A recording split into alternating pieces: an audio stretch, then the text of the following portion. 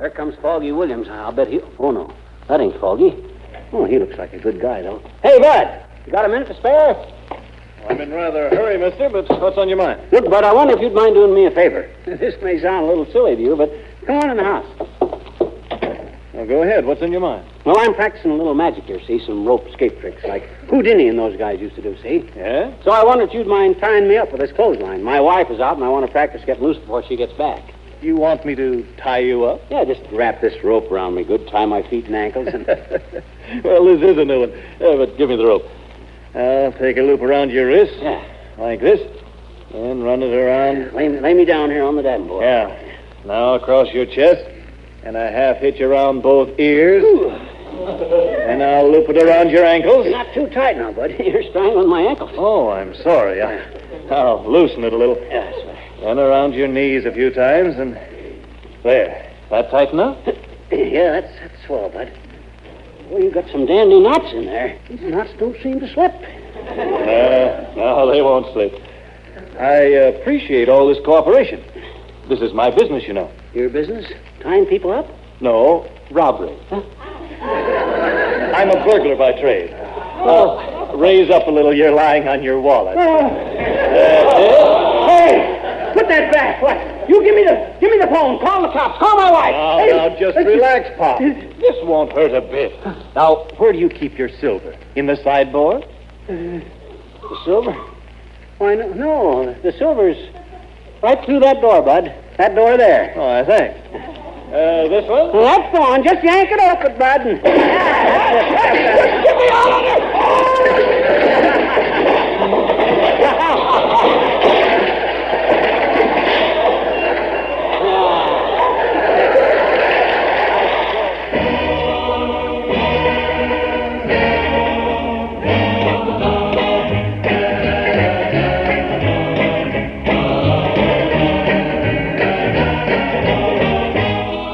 Hello out there in Radioland. We invite you to reminisce for a while this afternoon as we present Those Were the Days, brought to you with fond memories by Northwest Federal Savings and Loan Association, by Nelson Hirschberg Ford, and by Eden's Plaza Shopping Center. This is Chuck Shaden with another in our series of programs designed to bridge the sound gap between yesterday and today. Today is Saturday, April 16th, 1977.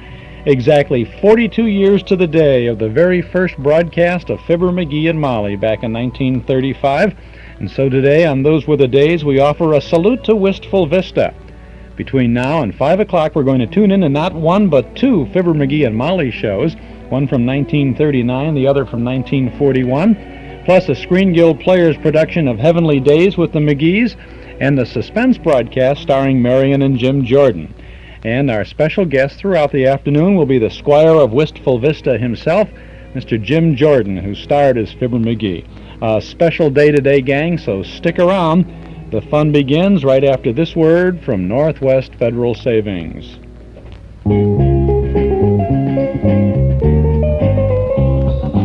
When you save at Northwest Federal, we have lots of ways to thank you. There's a special club that encourages kids to save. There's a club for senior savers, and we have special programs throughout the year for all Northwest Federal savers.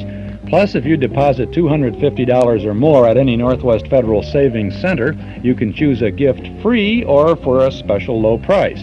Gifts to help you with all those spring and summer activities, like a True Temper lawn rake, a Burgess fluidic sprinkler to help shape up the lawn, a Structo barbecue grill for cookouts, or an aluminum folding table for all the picnics you're planning. There are over 30 gifts to choose from, free or at greatly reduced prices. Now, this offer has been extended through June 10th and is available at any of the 5 convenient Northwest Federal Savings Centers. And remember, we're open 63 hours a week. It's Northwest Federal Savings Time, 63 hours a week.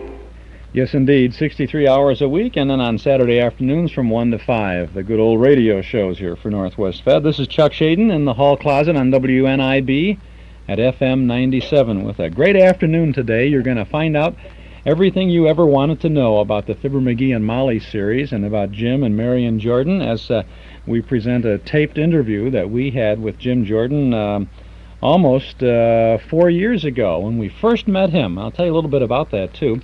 Jim is still going strong today. He's 80 years old. Not today, but he is presently 80 years of age, living a very, very pleasant life out in Beverly Hills, California. We'll talk about that a little bit, too. And we have a wonderful lineup of programs for you this afternoon.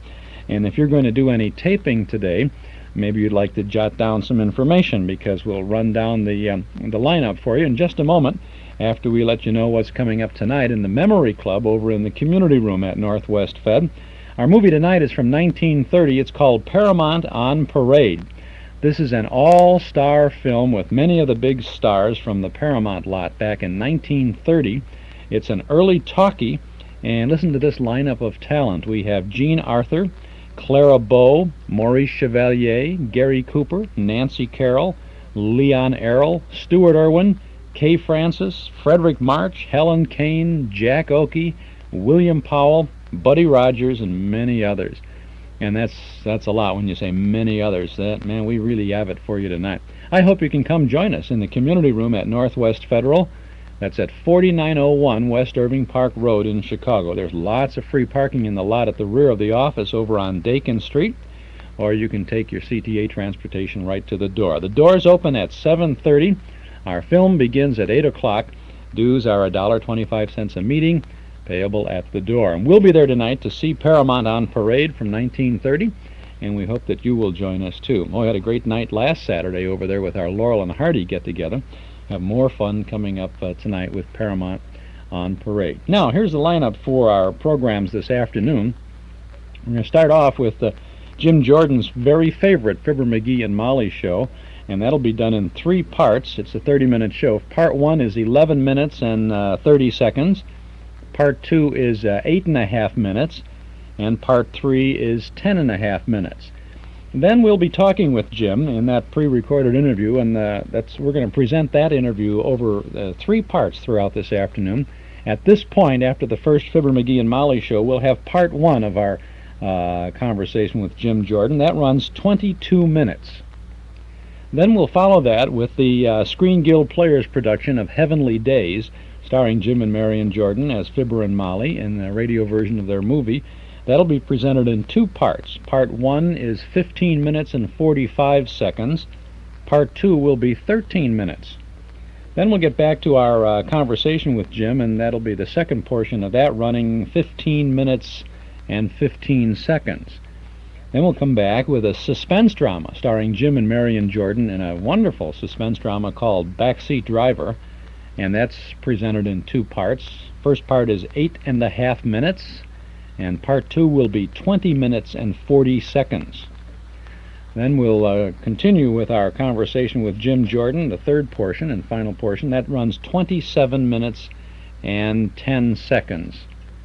And then we'll wrap it all up with yet another Fibber McGee and Molly program, one with an interesting show with Fibber and Molly's guests, Edgar, Bergen, and Charlie McCarthy. That's a rare show, brand new acquisition in our Hall Closet collection. We'll have that for you in 3 parts. First part is 9 minutes and 50 seconds. Part 2 will be 13 minutes and 20 seconds. And Part 3 will be 7 minutes. And if there's time, perhaps a little Lucky Strike extra at the end of it all. We'll have to see about that, though. So we have a nice lineup of programs for you, and I think that you will enjoy particularly meeting with me, Jim Jordan, in his home, in a conversation we recorded a few years back when we first met him.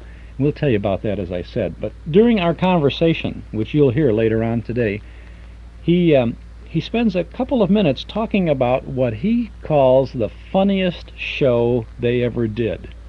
He said, "It's my favorite show, I remember it," and he recalls the fact that Gale Gordon and Hal Peary both were on this show before they had created the characters of Mayor Latrivia and Throckmorton Gildersleeve.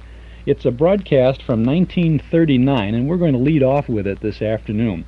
It's from December 26th of 1939.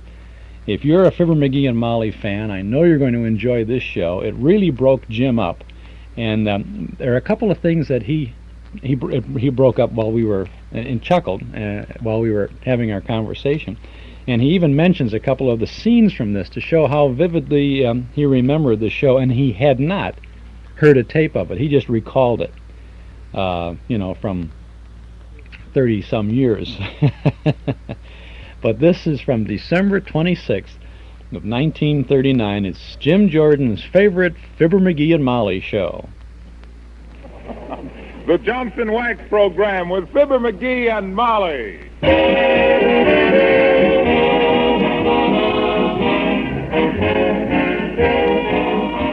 The makers of Johnson's Wax and Johnson's Self-Polishing Glow Coat present Marion and Jim Jordan as Fibber McGee and Molly with Jimmy Shields and Billy Mills Orchestra. The show opens with Hi-Ho.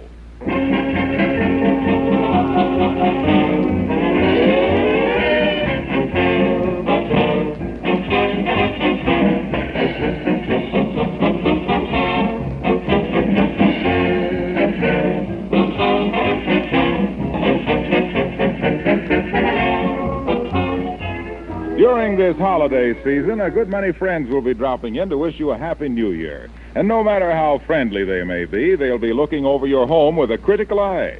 They'll notice your floors, your tabletops and woodwork, your windowsills, your lampshades. Now, if all these things are wax protected, you'll receive their compliments, because a gleaming coat of genuine Johnson's Wax adds rich beauty to your home, keeps dirt and dust from collecting, wards off scratches and smudgy fingerprints. The most careful housekeepers have discovered that genuine Johnson's Wax is the easy way to keep their home spick and span, at the same time saving many hours of work throughout the year. Johnson waxed floors grow more mellow, more beautiful with every waxing. They never need scrubbing. Johnson waxed furniture and woodwork is easy to keep clean, is protected against stains and dirty fingerprints. You'll find 100 extra labor-saving uses for Johnson's Wax listed right on the package. You can buy this famous wax polish in either paste or liquid form. Order some tomorrow.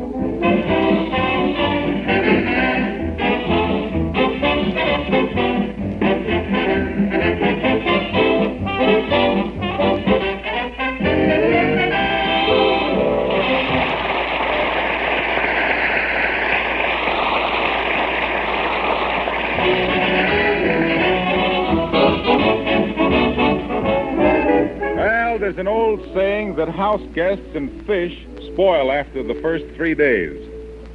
But Fibber's Uncle Sycamore must have had a head start, because here at the railroad station, waving goodbye to the old miser, who after a 2-day stay has just boarded the train for home, we find Fibber McGee and Molly.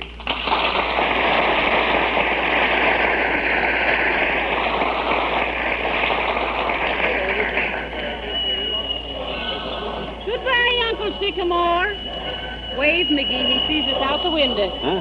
Oh. Goodbye, Uncle Sycamore. Goodbye. Just that ratted train would pull out. My arm's getting tired waving. Goodbye, Uncle Sycamore. You old turtle. Oh, look, McGee. He's smiling at us. That ain't us. He just thought of a way to gyp the porter out of a tip. Goodbye, Uncle Sycamore. Goodbye. Ah, there he goes. Ah, well, thank goodness. For more reasons than one. Goodbye, Uncle Sycamore. Goodbye. Whew. What a relief. Wonder what time he'll get back to Peoria. I don't know. I'll find out. Here's the information booth. Hey, Bud, when's that train get to Peoria? Well, let me look at the timetable a minute. Whoops. Pardon me. Let's see. Trains to Peoria. Oh, yes, here we are. It gets to Peoria 2 hours after leaving after leaving Don't worry, it'll get there. Well, incidentally, what time is it now, sir? Well, it depends what kind of time you were asking about. Now, there's Central Standard, Eastern Daylight, Mountain, Pacific. It's 11:30.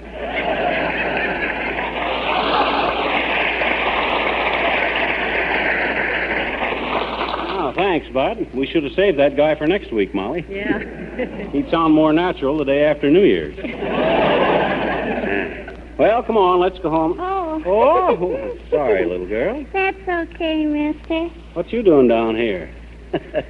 You're a little young to be interested in traveling salesmen. I bet you I'm not, I bet you. Oh, yes, you are. Oh, no, I'm not. Oh, yes, you are. Oh, no. Gee, do we have to do this every week, mister? I know, not if you quit arguing. I'm not arguing, I bet you. Oh, yes, you are. Oh, no. There we go again. Now, look, sis, all I said was you're not interested in traveling salesmen. I am interested in traveling salesman because my daddy is one and I'm waiting for him, I bet you. Oh, well, why didn't you say so? You didn't ask me. Huh? Oh, well, no, I guess I didn't. Didn't what? Didn't ask you. Ask me what? Huh? I says you... Oh, let it go. Run along and meet your daddy. Okay, I guess I better. We got a wire from him and he's awful upset, I bet you. Oh. Somebody stole his briefcase off the train. Uh-oh, they did, eh? Hmm? They stole his briefcase, eh? Gee, did they? Dad, Rabbit, you said they did. Sure they did. And there was a fortune in it, too, I bet you. And then some. Oh, boy, what does your old man sell? Diamonds? No, magazine. How could there be a fortune in them things? Well, there was, I bet you. There was a Collier's, a pick-a-look, a time, a click, and a fortune. Well, so long, mister.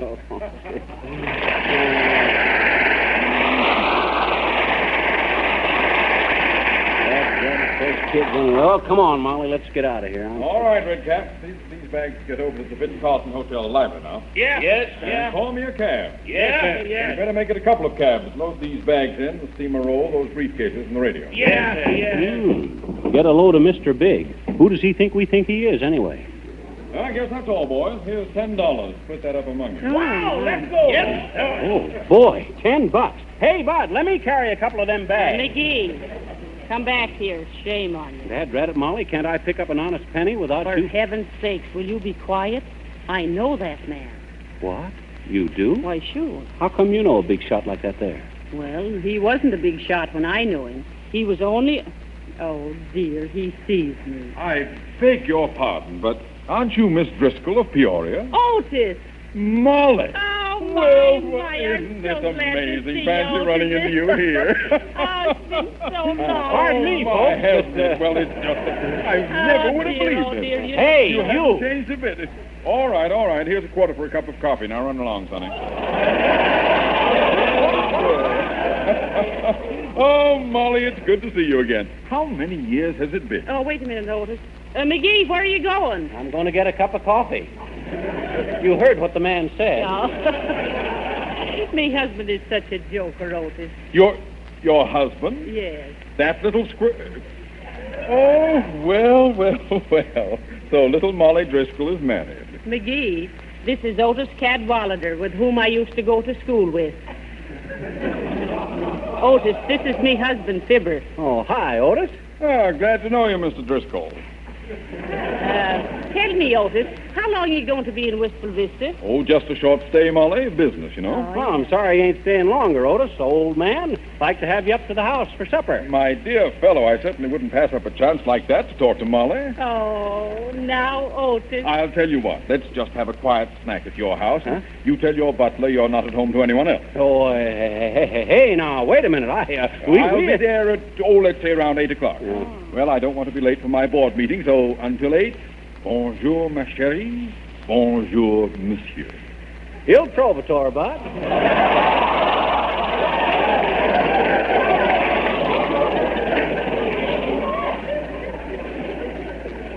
Ah, my. Think of meeting Otis Cadwallader right here in Wistful Vista, of all places. Yeah, I guess they're kind of letting the bars down on immigration these days.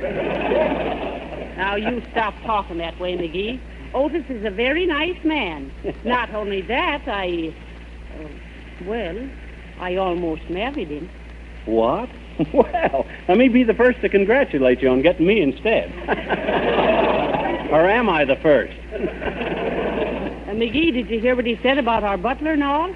He thinks we're I mean, how can we entertain a wealthy man like Otis with... perish the thought. Now, Molly, don't you worry about a thing. I'll fix everything. We can borrow some silver from Mrs. Uppington, dilly the house up a little, and I'll get us a butler if I have to hire Arthur Treacher. Oh. Come on, let's take a cab. No, let's walk. I can think better on my feet. On or with? Huh? Oh. Well, come on, we got to hurry home.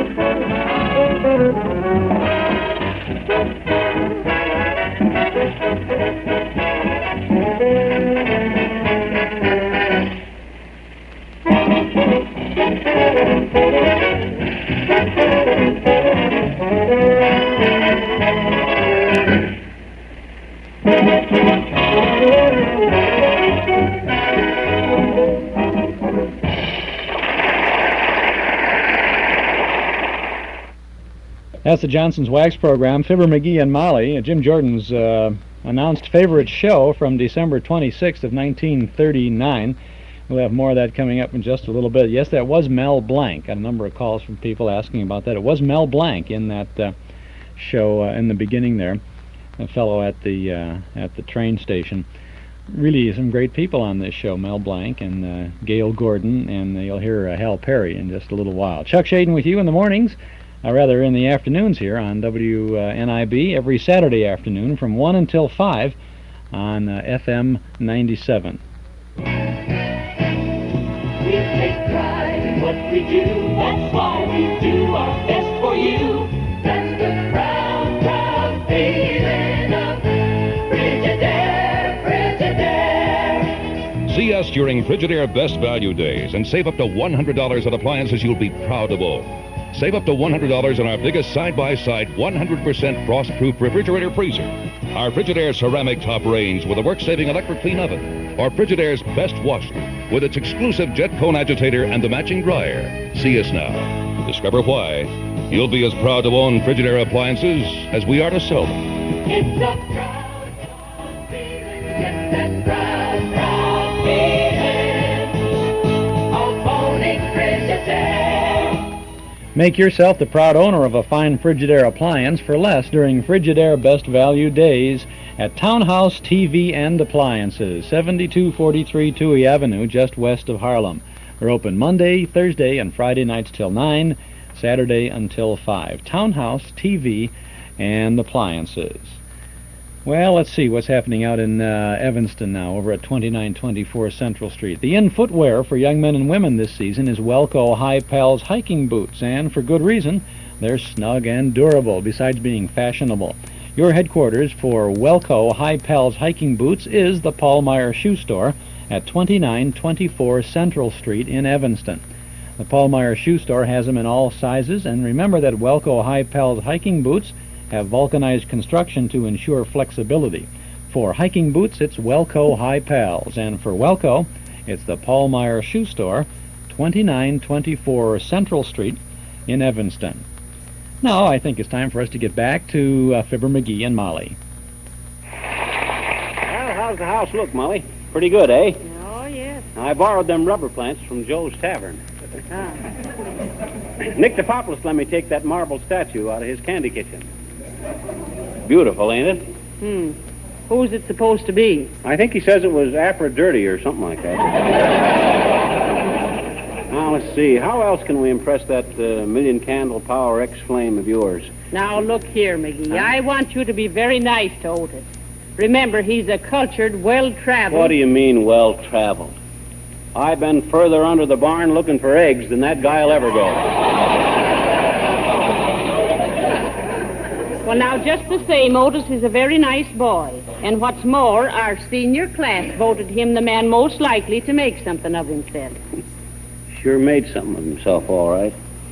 I ain't saying exactly what, but I'll bet he'd whinny if you offered him a lump of sugar.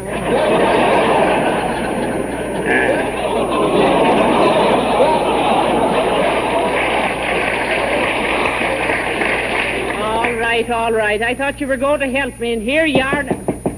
Come in. Oh, there, Mrs. McGee. Hello there, Fibber. Oh, it's Mr. Gildersleeve. How do you do, Mr. Gildersleeve? Did you have a nice Christmas? What do we care whether he had a nice Christmas or not? Oh, my. Any guy that'd take the attitude you did, Gildersleeve, over me shoveling off your sidewalk. McGee, that's what I came over here for. Oh, yeah? All Christmas Day, I was thinking this thing over. I came to the conclusion that I had been entirely wrong.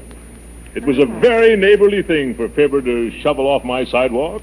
Yeah, and I used my own show snovel, too. Well, I was wrong to quarrel about it. I want to apologize. Shake hands, McGee. Well, McGee, shake hands. Okay, Molly, shake. No, not with me, with Mr. Gildersleeve. Oh. Now, looky here now. I don't want to go for any old stuff out. All right. Forget it, Gildersleeve. Thank you, McGee. And I hope I can make it right with you some way. I'll do anything you say to make amends. Oh, shucks. Gildersleeve, you don't have to... Hey, wait a minute. You say you'll do anything? Just name it. Anything. Okay, Gildersleeve. You're a butler. Oh, wonderful, McGee. Butler?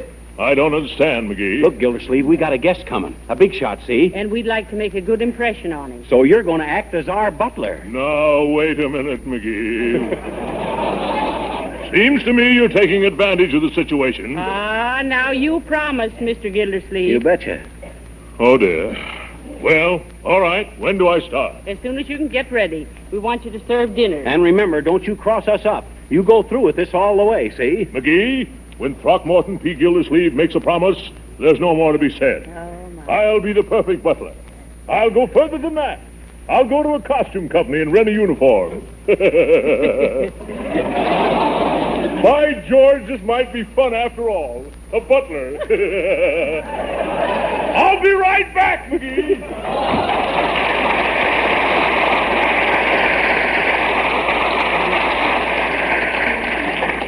Well, we got a butler. Now, how about dinner? Is it going to be plain or formal? Well, we're having corned beef and cabbage.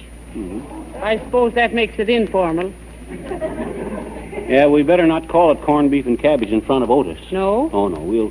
We'll call it venison O'Malley or something. Now, about that, if I get... Oh, hello, Mr. Wilcox. Hi, Harlow. Hello, folks. Johnson's Wax is positively the finest furniture and floor polish that money can buy. Hey. It protects and beautifies all wood surfaces and cuts dusting down to a minimum, thus giving many more hours of leisure in which to enjoy the new beauty and spotlessness which it gives your home or office. Yeah, Johnson's Wax Heavenly days, Mr. Wilcox. What are you doing? I'm telling the people about Johnson's Wax. That's what I'm doing. Yeah, but that ain't the way we do it. Usually you come in with some tricky little... Well, why should I sneak in here with some phony alibi to get my sales talk across? I'm proud of Johnson's Wax. Well, shucks, so are we. But... Why, certainly. So why should we beat around the bush all the time? Well- Let's come right out with it. Johnson's Wax is a great product and doesn't need to crawl into its own show with false whiskers. Oh, sure. Remember, folks, Johnson's Wax at your nearest dealers. So long, kids.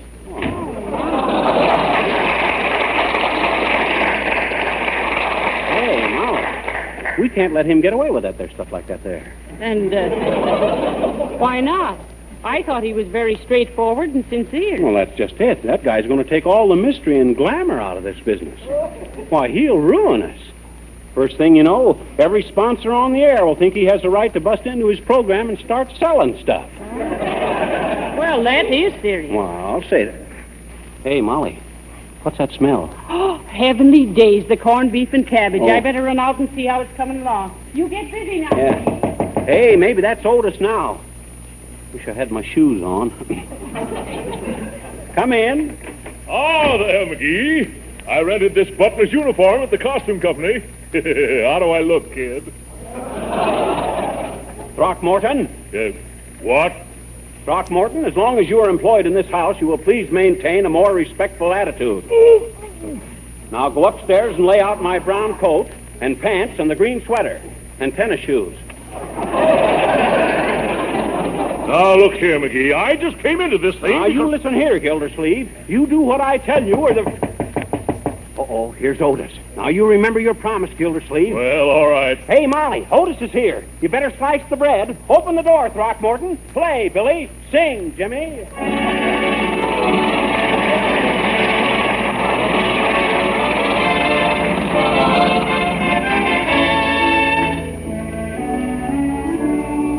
I didn't know what time it was, then I met you. Oh, what a lovely time it was, how sublime it was too. I didn't know what day it was, you held my hand, warm like the month of May it was, and I'll say it was grand, grand to be alive, to be young, to be mad, to be yours alone. Grand to see your face, feel your touch, hear your voice, say I'm all your own. I didn't know what year it was, life was no prize. I wanted love and here it was, shining out of your eyes. I'm wise, and I know what time it is now. Grand to be alive, to be young, to be mad, to be yours alone. Grand to see your face, feel your touch, hear your voice, say I'm all your own. I didn't know what year it was, life was no prize. I wanted love, and here it was shining out of your eyes. I'm wise, and I know what time it is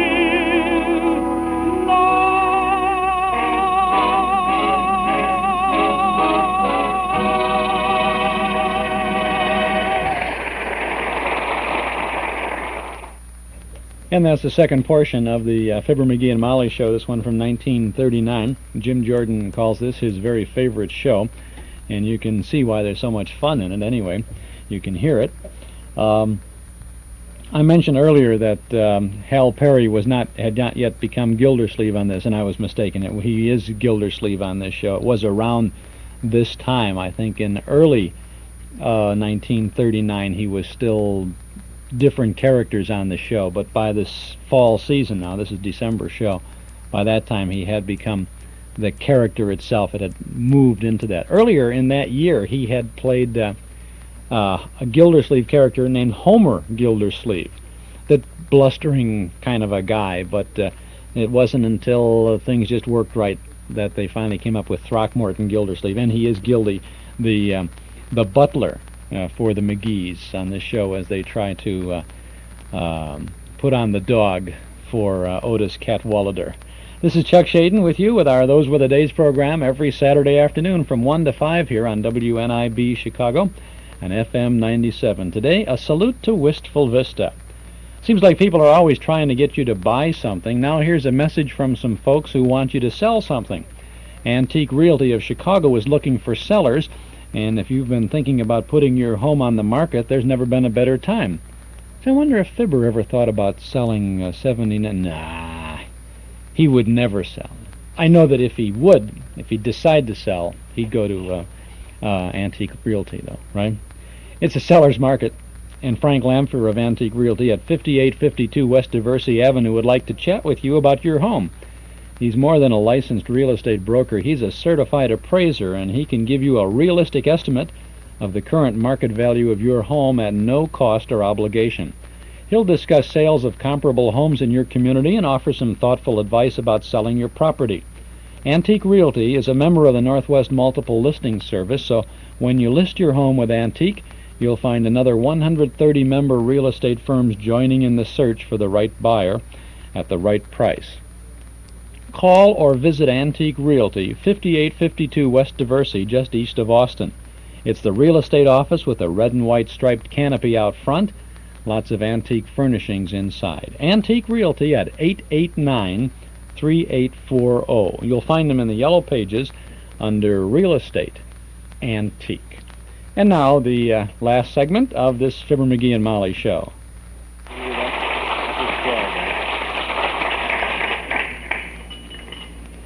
McGee, Otis is all out of butter.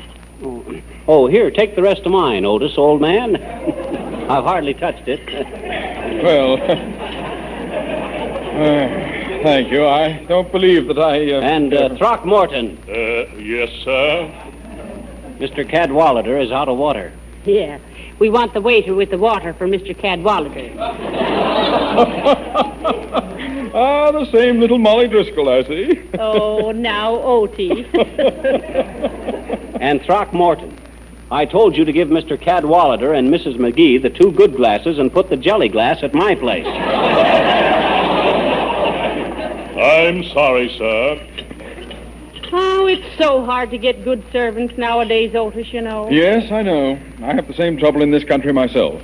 Although the overseer of my castle in Scotland more or less takes those matters out of my hands. We had to give up our castle in Scotland. Mm-hmm. The heather gave me husband the hay fever.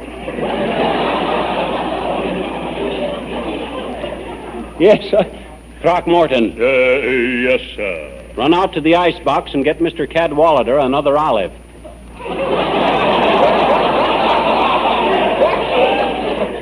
Very well, McGee. Odd sort of chap, Throckmorton. Been with you long? Oh, been with the family for years. Cad, old man. And he's so dependable, what with all the entertaining we do. Oh, you entertain a great deal, huh? Oh, I'll say so, Otis. In fact, one of the patrons of the opera, the wealthy Mrs. Uppington, you know, said she might drop in tonight for a liquor.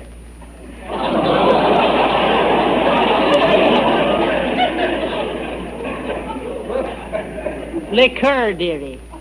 You see, Otis, so many of our friends are in the box that... in the box? Yeah, you know. Well-heeled, plenty of guilt, you know.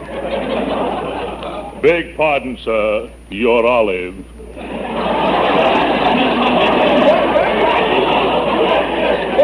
Olive? Oh, yes, thanks. Throckmorton. That's no way to serve an olive with the sugar tongs. Sorry, madam. I couldn't find the ice pick. That's different. And Throckmorton, Mr. Cadwallader would like more cabbage. Yes, sir. More cabbage for Mr. Cardwobbler. Cadwallader. Yes, ma'am. A charming neighborhood, this, Molly. Must be very restful after traveling so much of the year. Oh, we find it so, Otis. Yeah, we got pretty good neighbors, too, Otis, though we don't mix with them much. They're mostly middle class. Give Otis a toothpick, Molly. This Dublin duck is kind of tough. Yes, Otis, we got pretty nice neighbors. Oh, except the one next door. A bloke named Gildersleeve. McGee, be careful. Beg pardon, Mr. McGee. Your elbow. Huh? It's in the mustard again.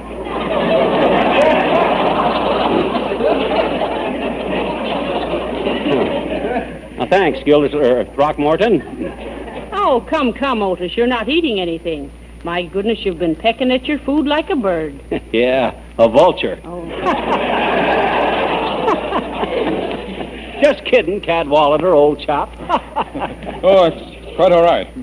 Molly, I don't believe I can eat another thing, except I would like a cup of coffee. Oh, all right, Otis. McGee, let's have coffee in the library. Oh, it's too late, Molly. They close at 7:30.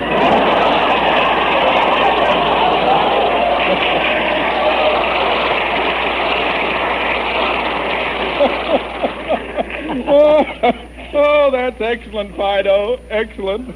Oh, no. Fido. It's Fibber, Otis. Oh, yes. Fibber. Answer the phone, Throckmorton. Answer it yourself. My feet hurt. Throckmorton. Yes, madam. Sorry, sir. McGee residence? Who? Just a moment, sir. I'll inquire.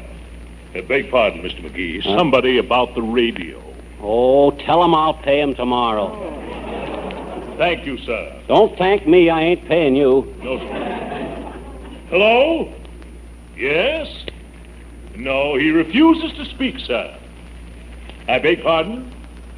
Oh. Oh, yeah. Yes, I see. Yes, I'll tell him about it tomorrow. Yes, thank you, sir. Goodbye. A little more dignity, please, Throckmorton. Yes, madam.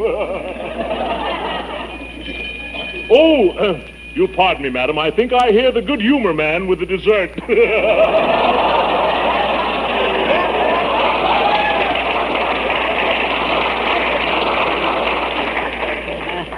Well, we have to make allowances for Throckmorton, Otis. He's been with us so long, he hates the whole family. Throckmorton, answer the door. Yes, madam. Right away, madam. Oh, how do you do, Mr. Gildersleeve? I was hardly expecting to Beg pardon, madam. Throckmorton is the name. Oh, come, Mr. Gildersleeve. I'd know you anywhere, even with that horrible uniform on. Oh, really, I didn't know I was intruding on a masquerade. Please, Mrs. Uppington. Well, it's difficult to explain, madam, but let me announce you, madam. Mrs. Abigail Uppington. Oh, how do you do, Mrs. Uppington? So nice to see you. Oh, how do you do, my dear? And Mr. McGee? Hi, Uppy. How do you do, Mrs. Uppington? Uppy, shake hands with old friend of Molly's, Mr. Otis Cadwallader. Oh, how do you do? How do you do? Won't you sit down and have a shot of coffee, Mrs. Uppington? Throckmorton, a demitasse for Mrs. Uppington. And put a saucer under it, too. Let's do this thing right. Yes, sir. Right away, sir. Oh, please, Mrs. McGee, I can't stay, you know. I just wanted to explain why I couldn't loan you my silverware this afternoon. Whoa. Oh, we were just joking about that, Mrs. Uppington. Joking? Oh, sure. I'm afraid I don't quite understand. I'm afraid there are some things here that I don't understand either. Well, Mrs. McGee, will you explain this? Mr. Gildersleeve in that butler's uniform, I don't quite... Gildersleeve? But I thought... Why, you were speaking of a next-door neighbor named Gildersleeve, I believe. Well, you see, Otis, Be quiet, Throckmorton.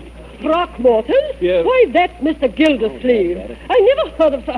Well, I must say I resent being made the victim of such a stupid practical joke, whatever it is. Oh, now wait, Mrs. Uppington, please. It's all very simple. Yes, you certainly are, all of you. Oh, goodbye.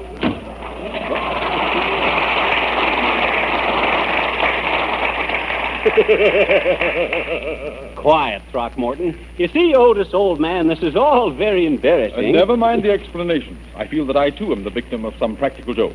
Molly, it's nice to have seen you. My hat, Throckmorton. Oh, now, Otis, please. Where are my gloves, Throckmorton? In your hat, Mr. Cadwalder. Thanks. Good evening, Molly. Well, I'll be Oh, dear, oh, dear, me lovely dinner. Oh, what are you laughing at? That telephone, McGee, about the radio, remember? Well, what of it? Those repairmen didn't have no business dunning me over the phone. That wasn't the repairman. Well, you said it was about a radio. Yes, it was. That was the Pot of Gold program calling you.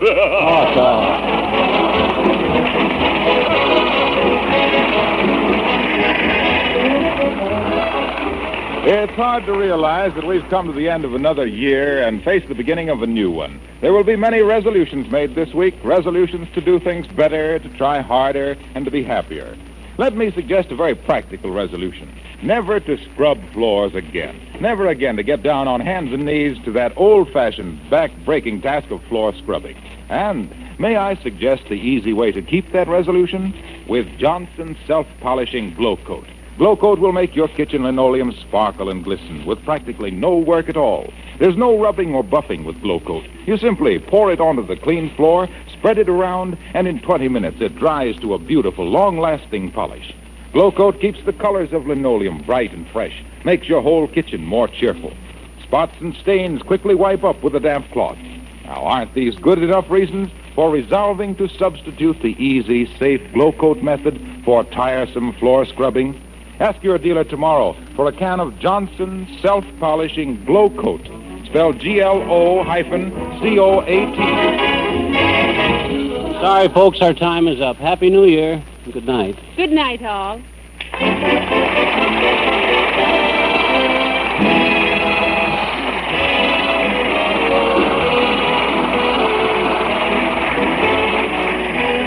This is Harlow Wilcox, speaking for the makers of Johnson's Wax and Johnson's Self-Polishing Glow Coat, Racine, Wisconsin, inviting you all to join us again next Tuesday night at this same time. Good night.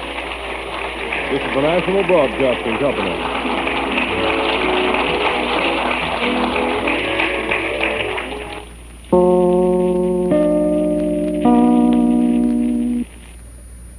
Fibber McGee and Molly from December 26th of 1939. A delightful show. Lots of fun in there with all the regulars.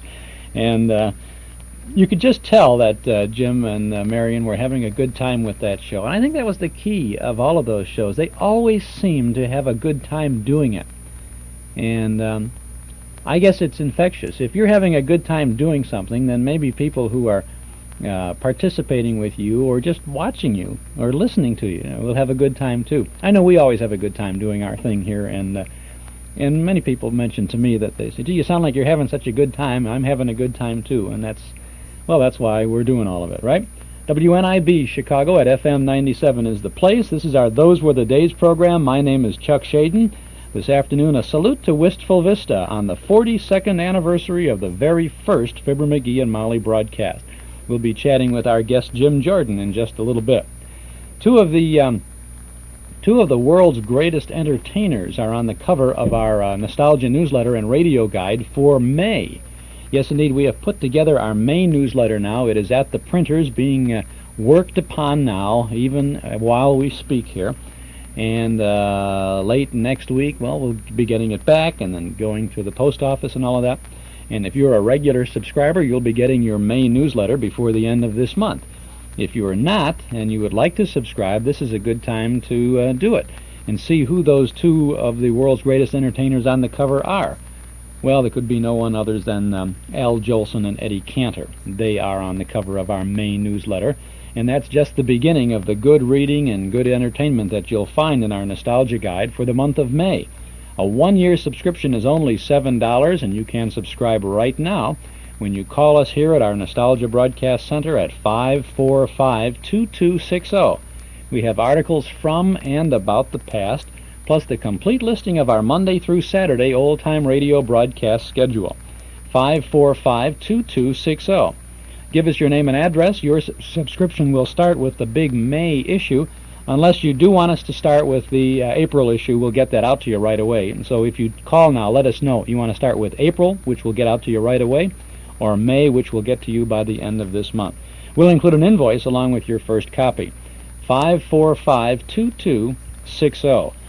The April issue has an article about Fibber McGee and Molly, their picture on the cover, and lots of information on that, too. The May issue has reprint articles about The March of Time, child movie actor Butch Jenkins, Kate Kaiser's College of Musical Knowledge, and Chiquita Banana. Plus, that's an appealing article. Plus, interesting original articles about Riverview, the world's largest amusement park, and about Walt Disney, the world's foremost animated movie maker. And for National Radio Month, we have a radio trivia crossword puzzle by Dennis Bubaz. All of this, plus news of our Memory Club movies, our dime store want ad page, letters from listeners, and more. So subscribe now. Give us a call at 545-2260. A one-year subscription, just $7. Call us and let us know if you'd like us to begin your subscription with the current April issue or the big new May edition. If you like, send $7 to Nostalgia Newsletter Box 421, Morton Grove 60053, or call 545-2260. Some interesting things happening over at our Metro Golden Memory Shop at 5120 West Irving Park Road in Chicago. We've been at it for a little better than a year now, and we're bursting at the seams with good old merchandise. So we're going to be moving our shop by the end of this month.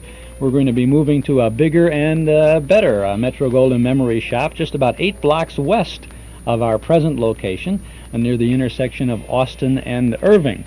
But before then, if you want to get yourself ready with a generous helping of memories from and about the good old days of yesteryear, come on into our current shop at 5120 West Irving Park Road. You'll find a complete selection of big band, personality, and soundtrack recordings, as well as those great old-time radio shows on cassettes, 8-track tape, and on LP records. We offer books and magazines about the stars and the days gone by, plus nostalgic jigsaw puzzles, games, cards, gifts, and novelties. An amazing selection of memorabilia, giant one-sheet movie posters, theater lobby cards, photos, magazines, Riverview, theater, and railroad scenes, and lots more. At Metro Golden Memories, growing up at 5120 West Irving Park Road, just east of Laramie. Come in and browse. Our shop is open Tuesday and Wednesday from 11 a.m. to 6 p.m. Thursday, Friday, and Saturday till 8. We'll be open this evening till 8 o'clock, and tomorrow and every Sunday from 1 to 5. Come in and see all the goodies at Metro Golden Memories, still this month at 5120 West Irving Park Road, 2.5 blocks west of Northwest Federal, just across the street from Nelson Hirschberg Ford. When we move, see, we won't be across the street from Nelson Hirschberg Ford anymore. We'll be 10 blocks west of Northwest Federal and about a half a block east of the old Patio Theater. Remember the Patio Theater? Still over there on Austin and Irving. We're going into that neck of the woods. And, boy, we got a nice shop working over there now, get set. The workmen are in there doing lots of little things. And we have a lot more room. We have quite a bit more space for the good old things. That's another kind of a nice thing to say thanks to you for, that we have been able to make a go of a little nostalgic venture like that. Chuck Shaden here with you on our Those Were the Days program on WNIB Chicago at FM 97. Well, let's see. Today we're saluting Wistful Vista, and I have to tell you a little bit about a man I met back on the 3rd of July in 1973. It was Jim Jordan, and it was the first time I ever met him. My wife and I and the kids were out in California for one of those midsummer vacations that would include Disneyland and the whole business. It was really, I think, the first time I had been to the Los Angeles, Hollywood area for, probably 20-some years. I'd gone with my folks after World War II. We had traveled out there a couple of times and just rushed through the town. Of course, I was always starstruck and wanted to see all those things. So this time back in 73, we went out. And I had been broadcasting the old-time radio shows for 3 years by this time. I had done some interviewing. And I had the chance to meet Jim Jordan and to do an interview with him for the broadcast, which we subsequently played, by the way. Later that summer or early fall, we played this particular tape on the Evanston station. We were working out of the Evanston station at that time. And I thought, this has got to be I felt at that time that the meeting that I would have with Jim Jordan has got to be the highlight of my radio activities up to that point. And now as I look back on it and think about that first meeting that I had with Jim Jordan, think of all of the other people that I've met over the years and had a chance to get involved with, I still think that that was a major highlight of my radio activities, having the chance to meet Jim Jordan. He lives high up into the Beverly Hills area. You have to take several winding roads up. You go down Benedict Canyon Drive there in the Hollywood Hills area, and you go up, I think it's Tower Grove Drive and Tower Grove Road and all that, and you wind some steep hairpin kind of turns, and you know, a vroom, vroom, you take a quick left turn or a right turn that's almost going back in the same direction as you are, and your car is pointed almost straight up, it seemed. But we got up to his house. My wife and the kids didn't come along for this one. I went on this by myself, although we had taken a dry run driving up there to figure out how to get to his place. Really awestruck with all this Hollywood stuff, you know.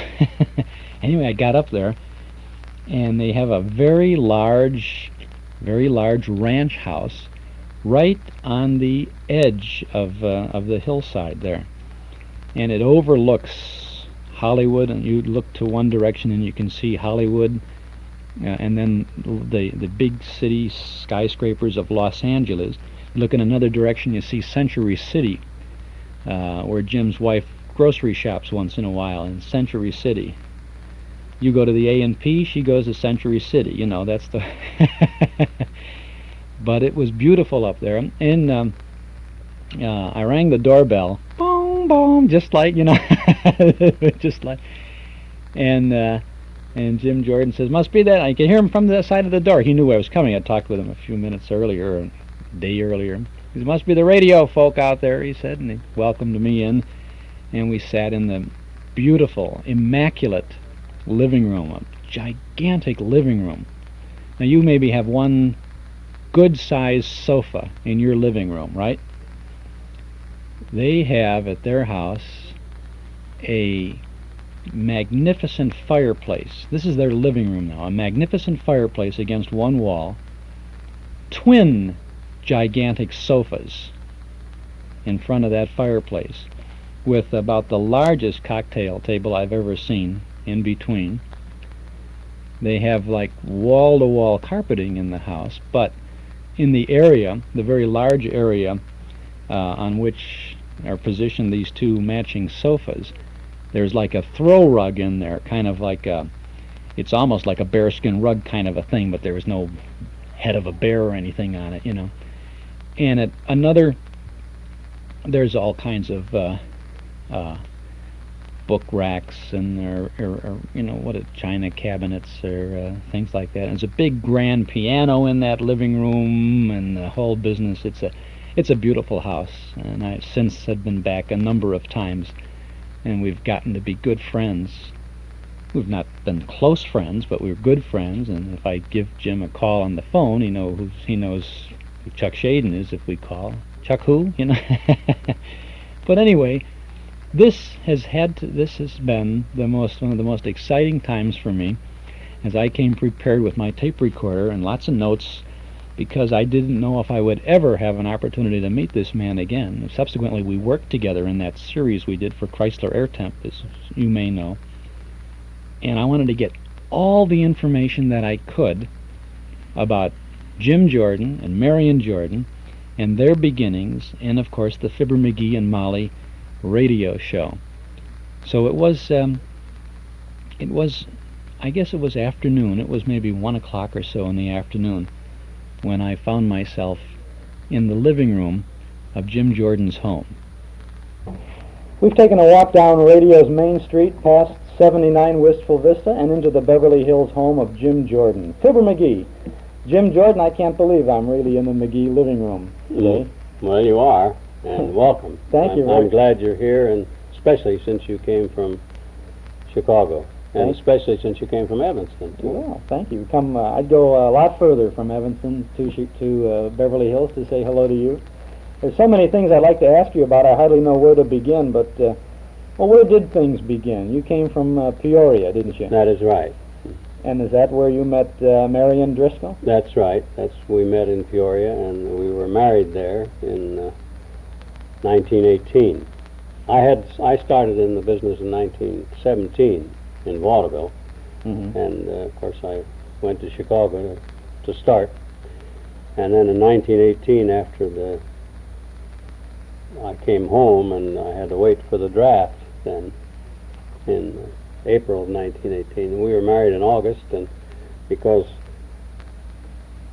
the draft board, the head of the draft board lived next door, and he told us at the end of August that the war was winding down and I wouldn't be called. So we got married, and we got married on August 31st, and we went to St. Louis, spent a little honeymoon with a sister who lived there. And we were there about 5 days when I got the summons.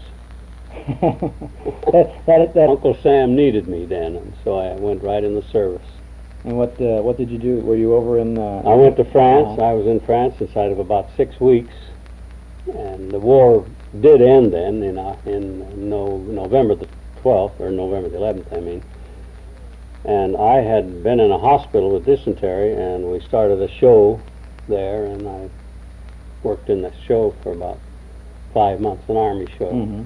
And then we came home in July. Now, did you and Marion first work together then after you were out of the service? Was that the first time you got together? Not professionally. Well, we worked together, yes, but I stayed out of the business for about a year after that, trying to do other things in Peoria, and did about something new every month. And, were you a postman at one time? Well, that was before I went in the service. Before you went in the service? I was a postman from April until August while I was waiting to go in the service. But I worked at all kinds of jobs, and we got going again in the business in 1921. 1921. Went to Chicago, and this is when we formed a little concert company that we had for about 3 years after that, before radio came along to us. You and Marion? Yes. What was your first radio job? Can you recall that? Yes. Well, in those days, you didn't speak of it as a radio job because radio didn't pay anybody any money. All you did was go in and perform. And all you could walk in off the street into any radio station, they were glad to have you. If you had a ukulele under your arm, you could go to work for nothing, you know. So that's what we did. The price was right. That's what we did. But we finally landed we got a little job on a station called WIBO on the north side of Chicago, up on Broadway near Devon. And we got paid there. We did a show for golly, I can't think what it was now. Once a week on Friday nights, for which we were paid $10. And did you? That was our first pay. Did you write the show yourself, or was it an ad lib thing, or what kind of what was the nature of it? We didn't hardly talk. Nobody talked except the announcer. Oh, we sang. We sang. You were a tenor. Well, we sang together. We did the duets, and that's what we did in vaudeville too. I have a note that says something about the O. Henry twins. Well, yes, that might have been the O. Henry Candy Company that paid us that $10. I wouldn't be sure about that. I guess it was. Then. Yet it wasn't. But anyway. When did the Smith family come about? Well, after we fooled around with WIBO for quite a while, other stations, we also worked for a song publisher. We got $35 a week from a publisher for going around to all the stations in town plugging their song. And but the whole thing added up to about $75 a week less than what we needed to live. So by the end of a year of this, we had to go back in vaudeville again. So we went back in vaudeville in 1926, I guess it was, long in there. And we worked for about a year, and we were playing a theater in Danville, Illinois, in Halloween time in 1927, and we were on the bill with Tim and Irene Ryan. And Tim said if we would go to New York, he would get us the low time, which would be the, you know, a good year's work for in vaudeville for those days. It'd keep you going for about a year, which was a great thing if we could do it. So we made a deal to meet him in New York on a certain date. So then when we got back to Chicago, we went to dinner one night at a restaurant called Brentano's, I think it was. I may not be saying that name correctly. It was on South Wabash Avenue near Jackson. And there we met, we ran into a fellow, Howard Newmiller, who was a pianist. And he was from Peoria, and he'd been with the Oriole Terrace Orchestra, Fiorito and Danny Russo. And he had gone to work at a radio station called WENR, and he said, if you'll come over there, I think I can get you a job there. So we went over the next day and got a job, and that's where we stayed in radio. And that was in October of 1927, and from that day until Marion's illness in 1960, we were on the radio constantly, always. Now that was that first job there, or that job at WENR was the... That was our first real professional radio job, you might say. Now that... Excuse me. We worked, and we made a deal with Western Vaudeville. They were going to use us 3 days a week at the radio station.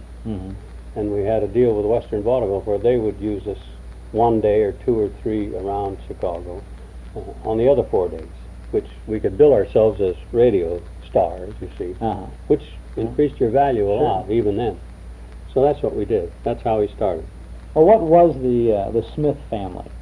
Well, the Smith family was organized. They had a kind of a stock company group working at this radio station.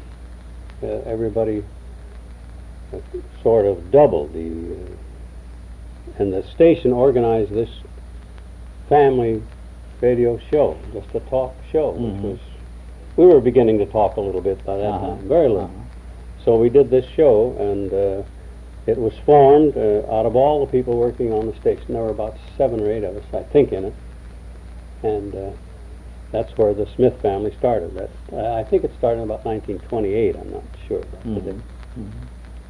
Might have been a little earlier than that. And then you were there for a while before you got involved with... The Smith family became a very hot item.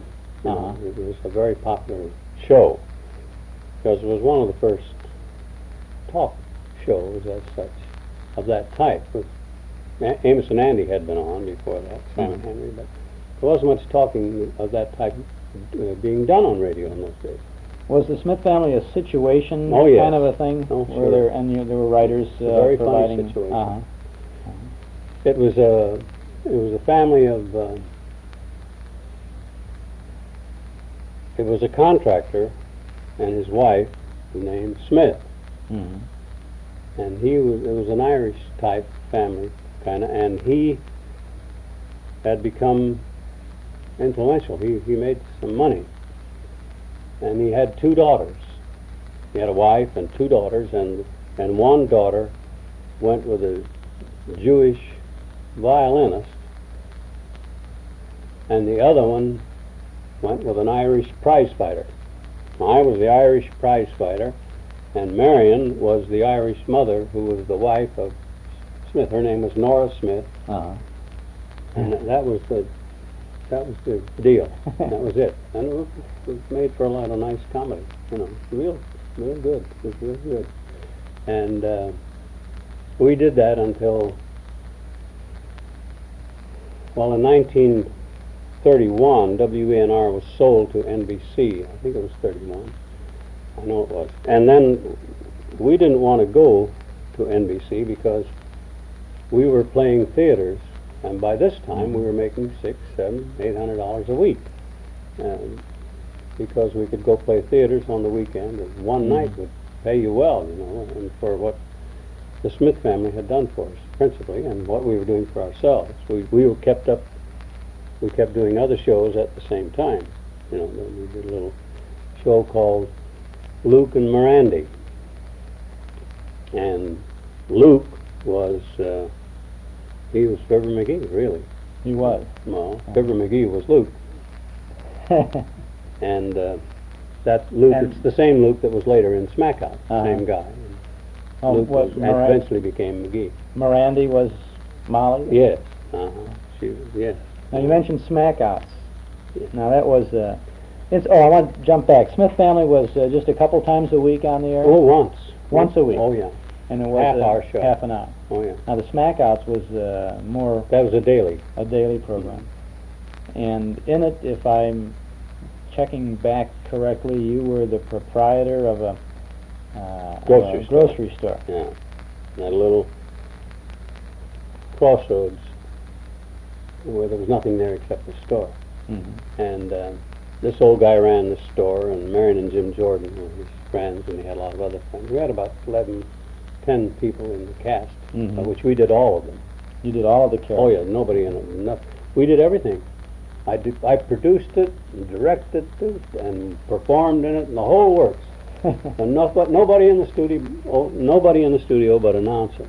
How about I'm saying this very badly on here. Oh. You'll have a chance to go back and clip some of the blurbs out of it. I wouldn't clip one of your blurbs for the world. Well, I'm staggering. Oh, no.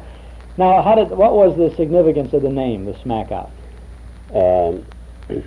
We had been working on WNR, among other things that we were doing there. We worked on a farm program with a man named Farmer Rusk, who did farm advisory work via radio, and they put us on there to entertain a little bit through this, just sing some songs.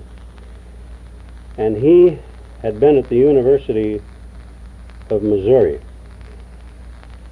and a few miles out of Columbia, Missouri, there was a little crossroads, and this old guy had a store, and anybody that went in there, somehow or other, the students from the university went into this place, and they'd say, well, I'm looking for a hoe handle, something. And he'd say, well, I'm sorry, I'm just smack out of hoe handles. I'll have one here for you tomorrow. And so he did this so much that the kids hung a sign out in front of the store called Smack Out. And that's where you picked it up? That's where we picked up the name Smack Out. When did you meet Don Quinn? We were at WENR in 1930, I guess, 29-30. In the Smith family, there was a girl named Thora Martins.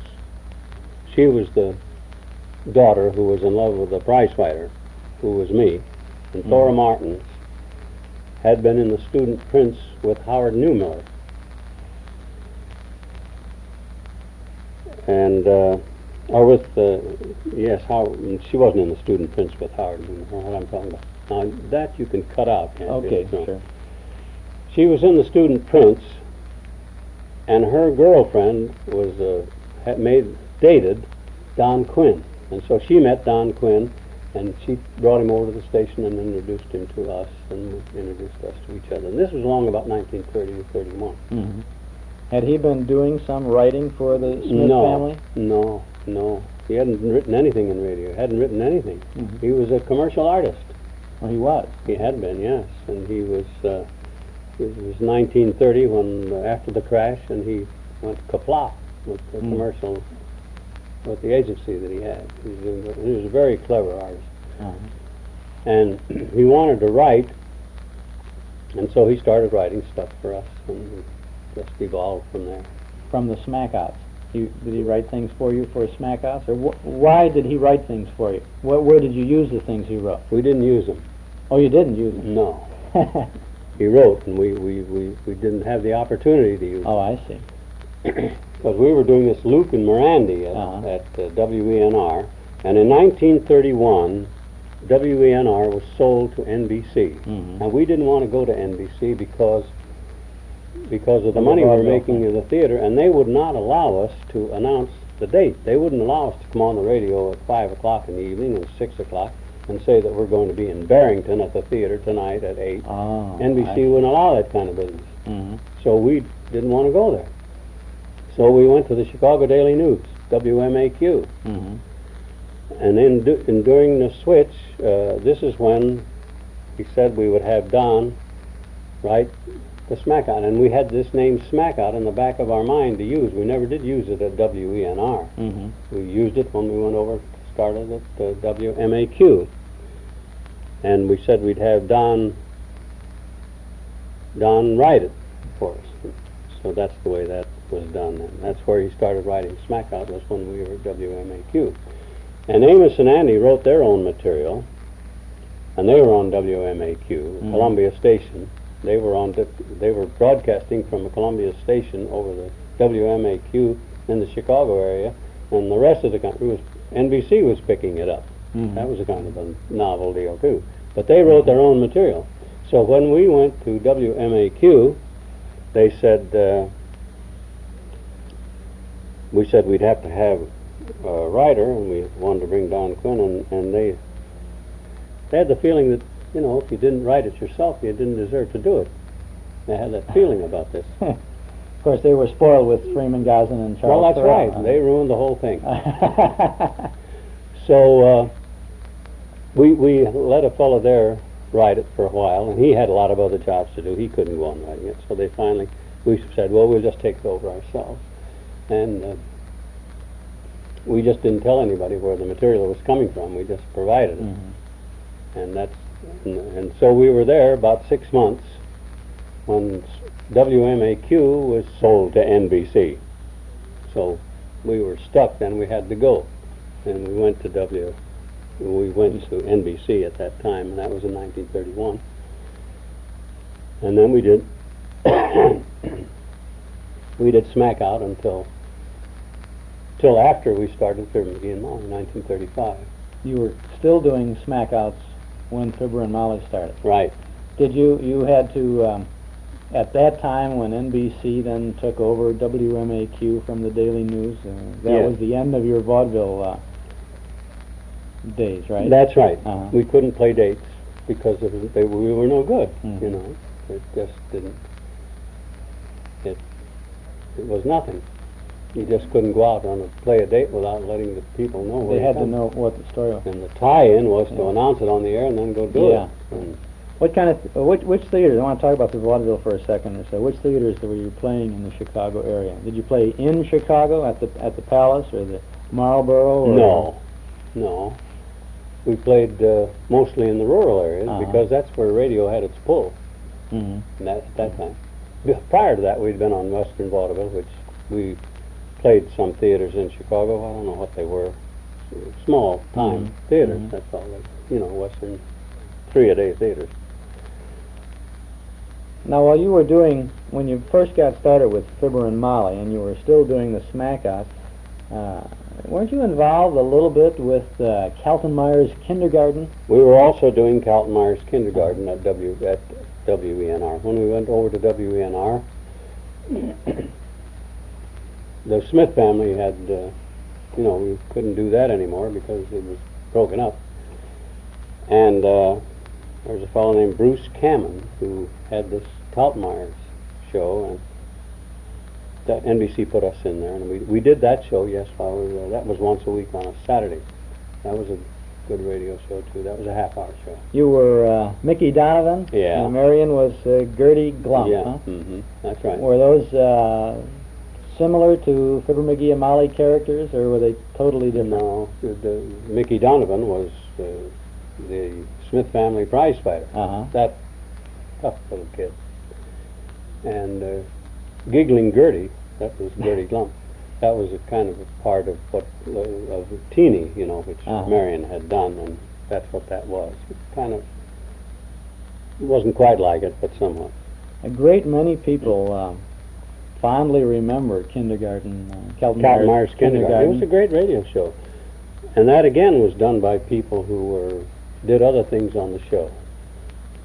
Bruce Cameron was a producer and a director. He was also a musician, by the way, trumpet player. And we had Jewish kid. I can't think of his name, except it was done by Johnny Wolfe, who was a fine trumpet player. And the Italian kid was Don Mangano, who was a clarinet player. And we two, Marion was, of course, a musician, and there were some others, a couple of others who were not musicians, but the principal people in the whole thing were people that were doing other things, were musicians. I've never had a chance to hear that program. It seems like... I don't think it was ever recorded. Yeah, I know. I have a little 3-minute excerpt of the whole gang singing Jingle Bells, and that's about it. And that may have been from a commercial recording that they made at the time. And I would love to get a copy of it. I've heard from the daughter of Kaltenmeyer and someone else who was on the show and a few things like that. But I really liked it. People really remember it. That show was written by the fellow who had written Luke and Mirandy for us and wrote. Well, he wrote the Smith Family too. What am I talking about? His name was Harry Lawrence, and he wrote Kaltenmeyer's Kindergarten. We're going to bounce from Kaltenmeyer's Kindergarten and the Smith Family and the smack over to 79 Wistful Vista with our guest Jim Jordan in just a moment. When America needs a better idea, Ford puts it on wheels. The Model T, the first V8, first wagon with a 3-way gate, Pinto, Granada, Mustang too, and now just look what Ford can do. See the brand new Fords for 1977 at Nelson Hirschberg Ford, 5133 West Irving Park Road at Laramie. See all the 77 better idea cars you've been waiting for. See them all at one of Chicagoland's leading Ford dealers, open 7 days a week at Irving Park and Laramie. Nelson Hirschberg Ford. When America needs a better idea, Ford puts it on wheels. And that's the word from Nelson Hirschberg Ford. This is Chuck Shaden with our Those Were the Days program on WNIB Chicago at FM 97. You were listening to the first portion of our conversation with Jim Jordan in his home in Beverly Hills, California, back 4 years ago on July 3rd of 1973. Our first meeting with Jim Jordan. Subsequently, we got together and we got Phil Leslie, the writer of the Fibber McGee and Molly shows, and we put together a series of 5 one-hour special broadcasts called, what did we call it? I can't even remember now. Fibber McGee and the Good Old Days of Radio. Fibber McGee and the Good Old Days of Radio. And the series was to honor Chrysler Air Temp on their 50th anniversary, or 40th anniversary. I'm bad at all that now. I can't remember. It's been so long ago. But anyway, we did a series, and I played me, Chuck Shaden, visiting Jim Jordan, Fibber McGee at 79 Wistful Vista, listening in the Fibber's 1934 Super Heterodyne radio to, it was 40 years for Chrysler's 40th anniversary, to listen into all the radio shows. And if you think that, if I said that it was quite an experience just to meet Jim Jordan and talk to him about his career, well, it certainly was quite an experience to actually work with him. Here's me, a kid who grew up listening to the radio, laughing every Tuesday night to Fibber McGee and Molly, spending some time in the studio in California working with him, kind of playing the Molly character, if you will, for that series. What a sensational experience it was for me. I'm really one of the luckiest guys in the world to be able to do all of these things and to meet people like that, and people like you too. We'll continue with our Jim Jordan interview after we listen to the Screen Guild Players production, which will follow a sound from our cassette tape of the month for the month of April. Here they come, psychologists. Can't psychology find a way to make the country laugh, Professor? America doesn't need psychology to laugh on Wednesday, madam. It's town hall tonight. Want ad client. What is the want ad you're inserting, madam? Lady with 60 minutes would like to meet gent with a radio at Town Hall tonight.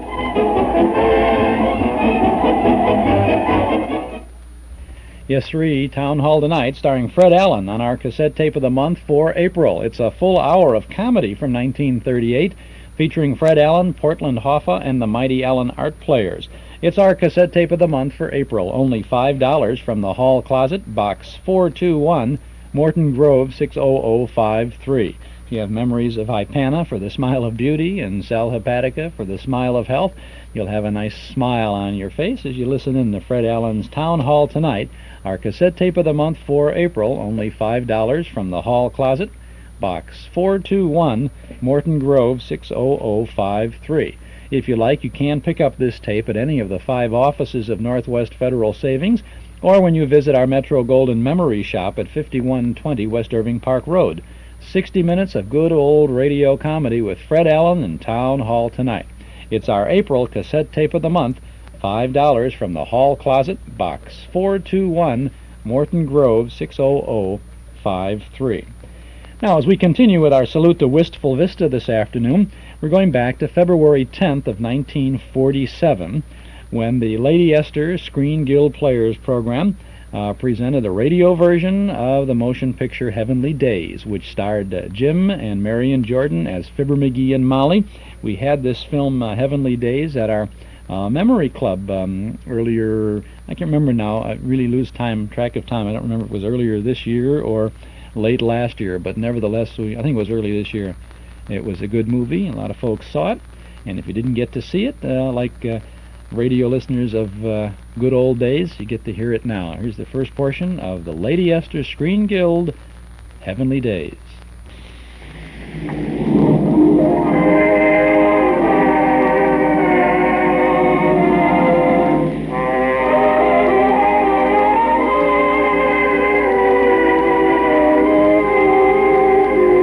Ladies and gentlemen, tonight Lady Esther presents the Screen Guild Players in RKO's charming homespun comedy, Heavenly Days, by Howard Estabrook and Don Quinn.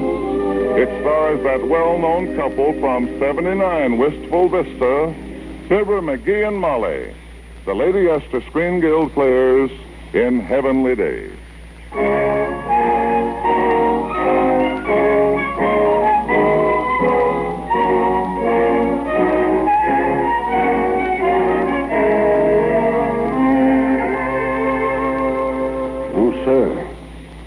Pay to fool with books. Maybe some folks won't know what you're fooling. That's Fibber McGee of Wistful Vista. And the book he's referring to is lying open on the dining room table. A history book. On one page, a picture of the USS Constitution. And on the opposite page, the famous Spirit of 76. But it's the ship that's giving Fibber all the trouble. He has just finished carving a model in wood.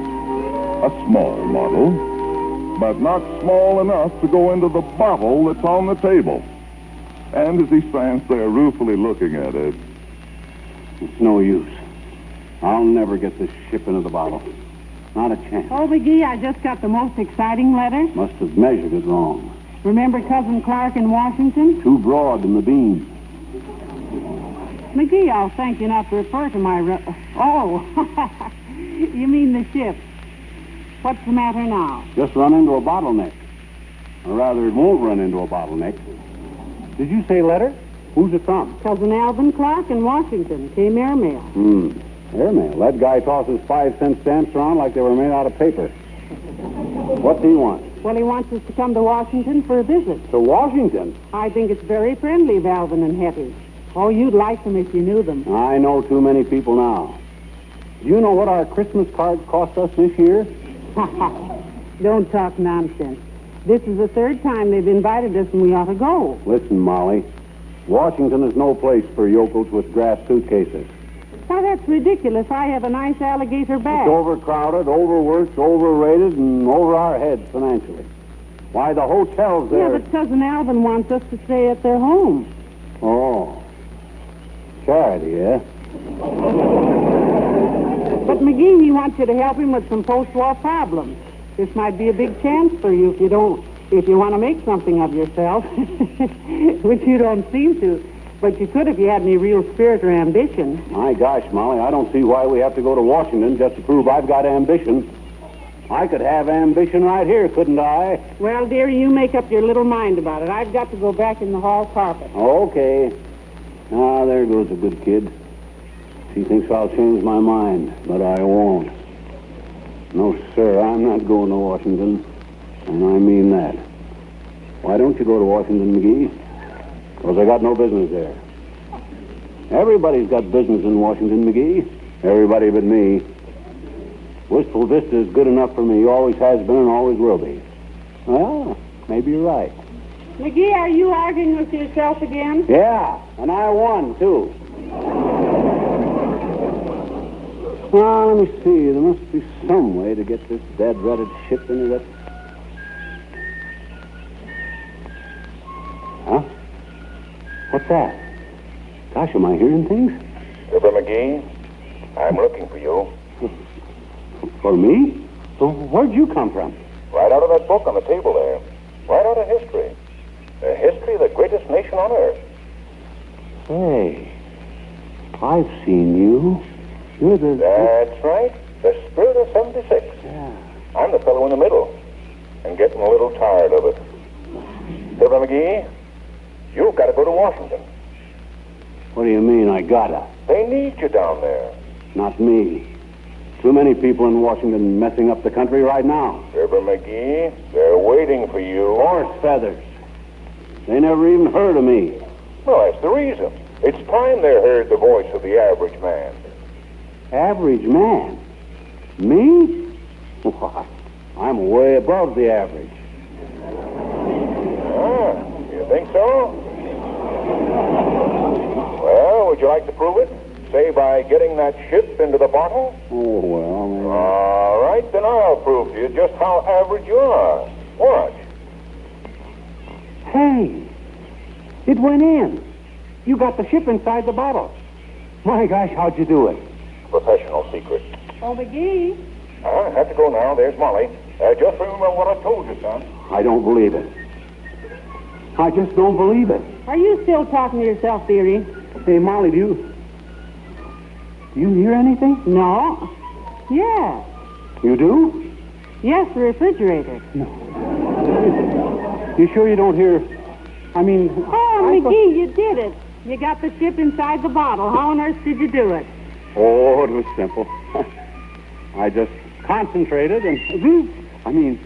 well, it's a sort of professional secret. Say, have you thought any more about going to Washington? Ah, Washington. That's the last place in the world I ever expected to go, but... George, Molly, I think we should go. Ha ha. I'm glad you changed your mind, McGee. When can we leave? Why not tonight? The 8:17.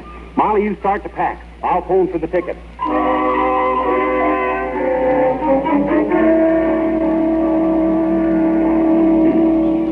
Hello, operator. Give me the Union Depot. Oh, is that you, Mert? Ah, dear. What say, Mert? How's every little thing, Mert? Says, eh? How's your family? Huh? Tried all over town and couldn't. Couldn't what? How's her family? Oh.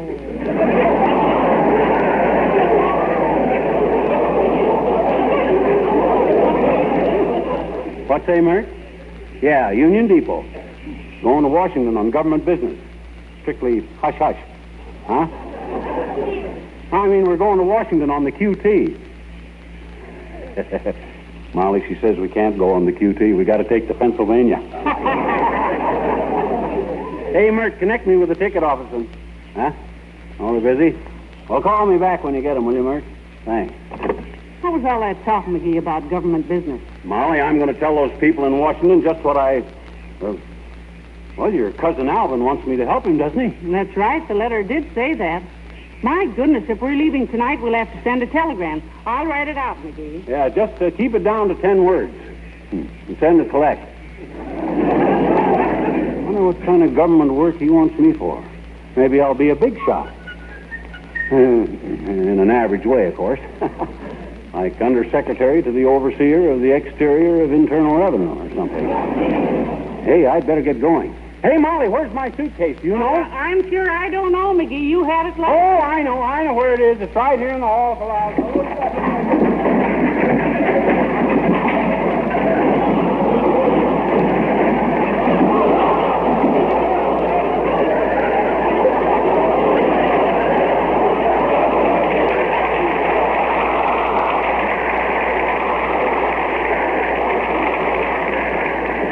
Straighten out that closet one of these days.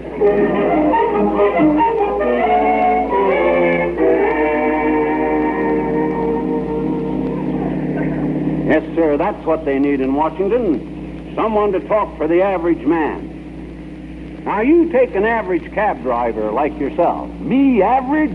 I ain't no average cab driver. I ain't pleated one fender in 7 years. And that's the whole idea, Porter. Someone to talk for the average man. Now, you take an average porter like yourself. Oh, I ain't no average porter, mister. Been with the line for 13 years, never got no baggage mixed up once. Now, there's the kind of fellow I mean, Molly. Right there across the aisle. I'll bet he's an average. I'll bet he's as average as an apple pie. Why don't you speak to him, dearie? I think I will, if I can speak.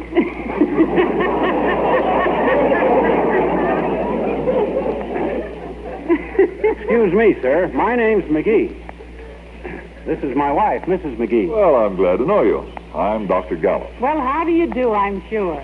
Dr. Gallup. Medicine man? No, Ph.D. Huh? Ph.D., McGee, doctor of philosophy. Oh, yes. Any special kind of philosophy, Doc?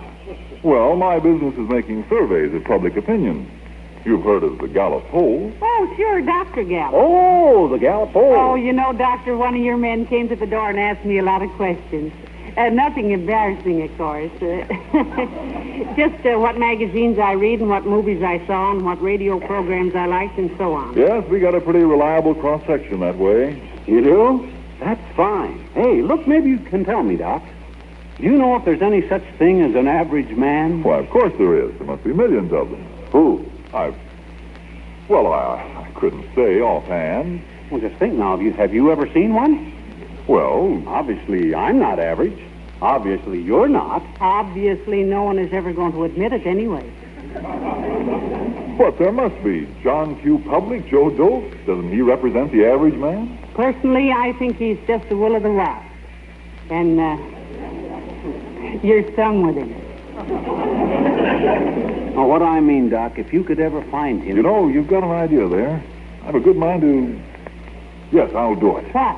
Make a nationwide survey, a Gallup poll, find out who the average man is and what he thinks. Why, if we can discover him, the real average man, get at his thoughts, we could predict elections, anything. Yeah, that's right. You could place a few bets and clean up a lot of dough. And the publicity. The newspapers would just eat it up. Yeah. Every reader would be a potential average man, a possible winner. Why, we might even go to Washington, Doctor. Oh, thank you, Porter. Well, tell me, my friend, you stopping over in Washington? Yes, I've got some important business there. I'm going to... McGee.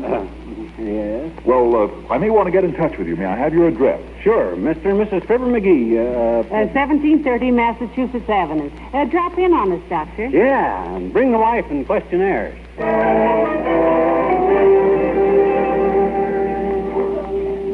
Well, looks like this is the place, all right, Molly. 1730 Massachusetts Avenue. McGee, how much did you tip the taxi driver? 10 cents. Dearie, only if you're rich can you afford to be stingy. Doggone it, I think tipping is un-American. Hey, what's that sticking out of the letterbox? Well, unless my astigmatism is worse. It's a letter. Oh. Let me see. Oh, it's addressed to Mrs. Molly McGee. Why, it's for me. Uh-oh. Probably our grocery bill. That guy would forward it if we only went out in the backyard. What's it say? Heavenly days. Cousin Alvin's been called away unexpectedly, and Hetty's gone with him. Oh. They've left the key, and they want us to make ourselves at home. Well, come on. Let's go in. Okay. goodness. Wow. So this is how the other half lives. Cousin Alvin is high bracket. I can see that in one expensive glance. You know, he really must be a big shot. Maybe I'll get one of these gilt-edged inside jobs that could set me up for life. Hey, Molly, we're May. Oh, don't shout, McGee. You want the servants to hear you? What servants? I haven't seen anybody around. Hello? Anybody here? Let's see. Maybe the servants quit. Is that reasonable? Servants don't need a reason for quitting. Well, just the same, I think. Hey, now, who could that be? Well, I don't know. We better answer it, or they're apt to think that something's wrong. Yeah, maybe they would. Well, come on. Yes? Good afternoon. Good afternoon. Now, just a minute. Senator Bigby, my good man. Senator Bigby. Senator? Yes, indeed, by the will of the people, a clear majority of 8,422, I'd like to see Mr. Clark. Well, we're sorry, Senator. Mr. and Mrs. Clark are away. Oh, that's too bad. I wanted to discuss our plan. All the details, ideology, indoctrination, implementation, with coordination and solidarity. Well, I shall have to drop by on Wednesday afternoon. Excuse me, Senator, but if the Senate's in session, don't you have to be there on Wednesday afternoon? My good man, the only time I have to be there is when I speak. I'm speaking tomorrow afternoon. You are? Would it be possible to go and hear you, Senator? I mean, well, some friends of Mr. Clark? Of course, of course. What are their names? Mr. and Mrs. Fibber McGee of Wistful Vista. Mr. and Mrs. There you are. You may give them this pass. Oh, thank you, Senator. Thank you very much. Don't mention it. Little enough to do for my good friend Clark. If you'll just say I was here. Well, good day. Good day.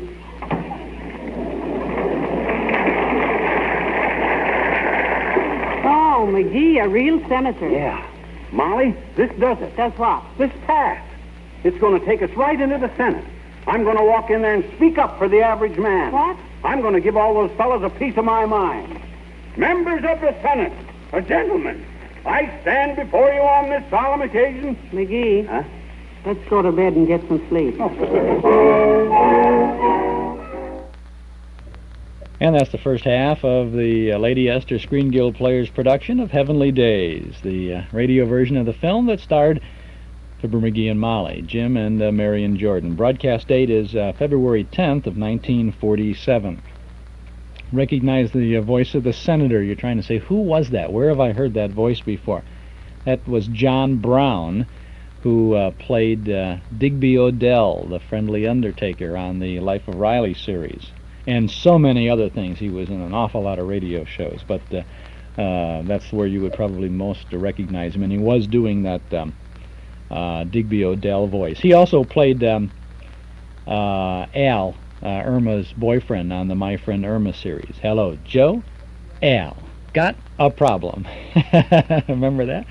Hello, folks. Chuck. Got a radio show here, Saturday afternoons on WNIB, FM 97 in Chicago. This is Chuck Shaden with all the good old shows every Saturday from 1 to 5. And today we're having a salute to Wistful Vista on the 42nd anniversary of the very first Fibber McGee and Molly broadcast. The fine family of Paterno offers you a selection of fine wines from the vineyards of the world. From California to France, from Italy to Portugal. You'll find the Paterno wine cellar stocked with the best, widest selection of wines from everywhere. Paterno Foremost Liquors at 5303 Milwaukee Avenue at Central, just north of Foster. It's the largest beverage store of its kind in all Chicagoland.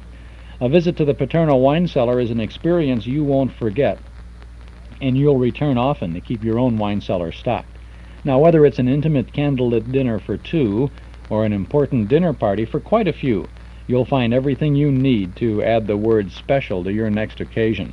Visit the wine cellar at Paterno Foremost Liquors, open Monday through Saturday from 9 in the morning till 10 at night, Sunday from noon to 6. Paterno Foremost Liquors at 5303 Milwaukee Avenue at Central, just north of Foster.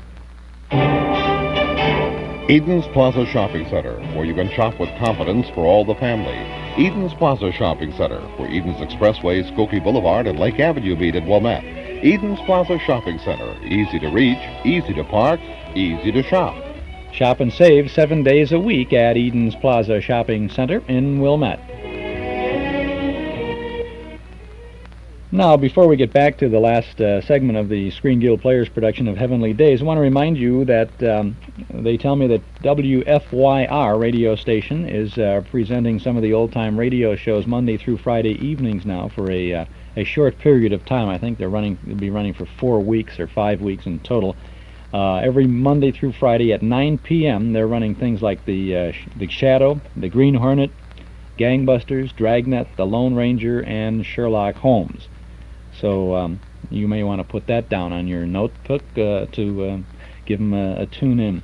Someone said to me that they've listened, and while they like the old shows, they're not tuned in to the sound of WFYR, which is kind of a rock station, and so the commercials on the station like that have a special sound of their own, and those commercials seem somehow obtrusive to the old-time radio shows. So I just pass that along for you, to you for whatever it's worth. But anyway, Monday through Friday at 9 p.m. for a half an hour on WFYR, you can listen to 30 minutes of some of those adventure shows, the Hornet, the Shadow, Gangbusters, Lone Ranger, and others like that. Chuck Shaden here with our Those Were the Days program on WNIB. Let's get back now to the last act of the Screen Guild Players.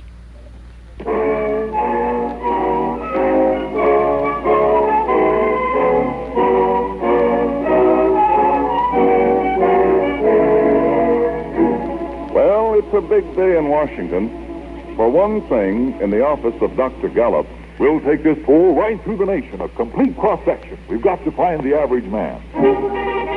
And for another thing, in the U.S. Senate. And gentlemen, I draw your attention to that. In the year 1904, only 16% of the total population of the States voted for their elected representatives. It is my solemn McGee, have you thought of what you're going to say? Let me tell you, our representative I better wait till he gets through. Well, I suppose that would be more polite. After all, you did give him our pass. In this great union, it seems I have now a promise for unloading.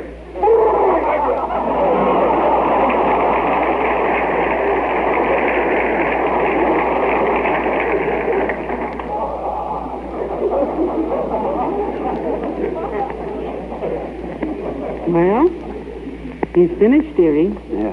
Go ahead. It's your turn. It's a pretty big joint they got here, Molly. Do you think my voice would reach? Now, don't tell me you're scared. All right. I won't tell you.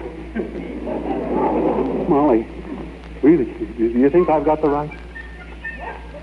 Sure I've got the right.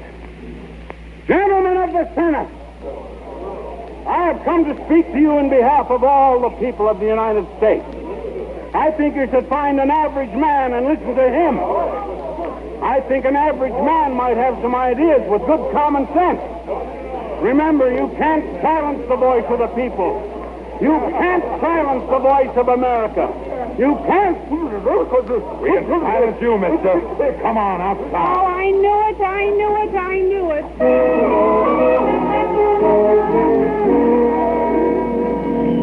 Now then, mister, let's see your pass. Don't think I haven't got one, Si. And who are you, anyway? Sergeant at Arms. Oh, I should have known. He's had trouble with sergeants ever since 1917. There you are. Here's my pass.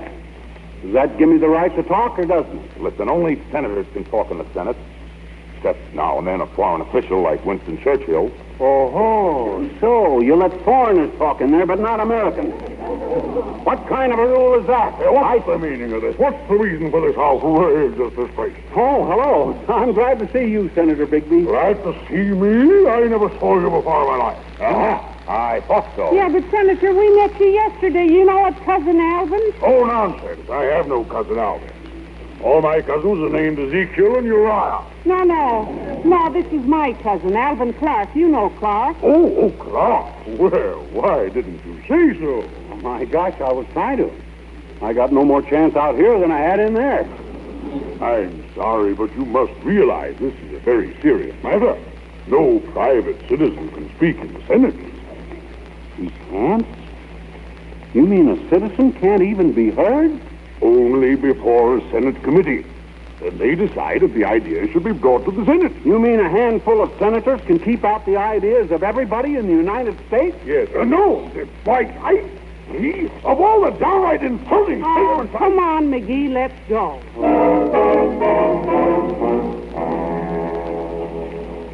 Oh, don't take it so hard, dearie. It'll all blow over pretty soon. Not the way they put it in these headlines. Average man talks out of turn. And look, they got my name in it, too. Well, maybe you shouldn't have talked to those reporters. I had to. Nobody else would listen.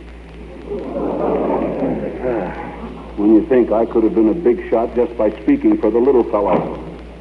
Hey, wasn't that the front door? Yes, I wonder who that could be. Give me something. A gun, a baseball bat, anything. I'll defend Cousin Alvin's home with my life. Oh, Cousin Alvin. McGee, it's Cousin Alvin and Hetty. Oh, hi, Alvy. So nice to have you with us.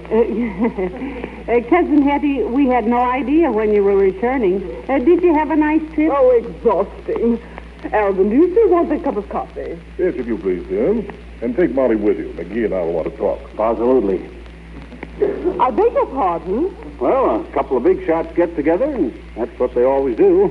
Talk. I'm afraid I don't quite understand. All right, come along, Hetty. We'll make that coffee. I know just the way McGee likes it here. Now then, McGee, I suppose you've wondered why I asked you here. Well, yes. Sit down. No, thanks. I like to meet a situation on my feet. Fine. You see, I've just been appointed to a new position. Strictly hush-hush until it's announced, but it may lead to an unofficial post in the cabinet. Cabinet, eh? That's pretty big. I'll bet you get an enormous salary. $1 a year. Huh? Out of which I pay my assistant. And that's you. You get $1 a year and you pay me? That's right. Since when did Washington start passing just part of a buck?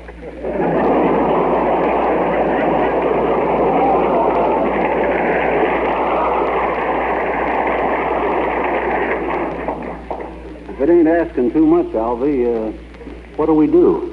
Well, in the gigantic swing back to peacetime pursuits, it's my lookout to safeguard the interests, the peace, the happiness of the ordinary citizen. I want to find out what irritates him, what causes unrest, and remove the cause.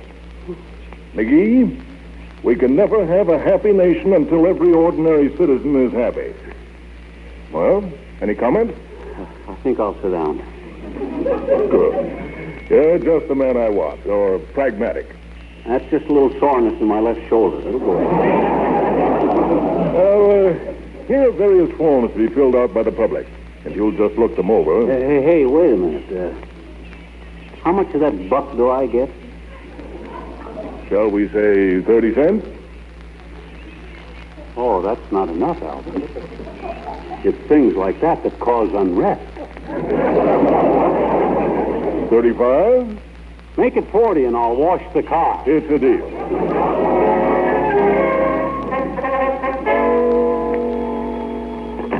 Hello, Dr. Gale speaking.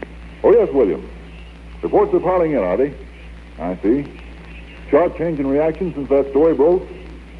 Yes, I thought that fellow McGee had something. Yes, let me know when you finish the tabulation.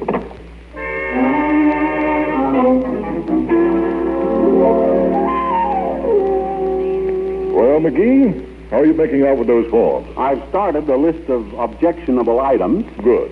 What the public doesn't like. Item 1, filling out forms. Good point, McGee. Enlarge on that. Enlarge on it? That's the whole trouble, Alvin. What we got to do is then small on it. I see. You mean simplify, shorten, reduce. Sure. Alvin! Now, wait a minute, Hetty. There's no... Alvin, have you seen the afternoon paper? Look. Where? The front page. In the Senate this morning, that man. Now, Hetty, you're talking about the man I married. Why should we all suffer for your mistake? I'll thank you not to talk to my wife that way. Now, McGee, you stay out of this. It's my family. Alvin, are you just going to stand there? No, I'm afraid I'm going to have to take some action. Action? You mean? McGee, this Senate escapade of yours is pretty bad. You know how it is in Washington. You're either a high flyer or a dead duck. Well, I guess I know which one I am. I'm a defunct canvasback. A massacred mallard. Of course, you realize that under the circumstances... Oh, never mind, Alvin. McGee, dearie, come on home. Oh.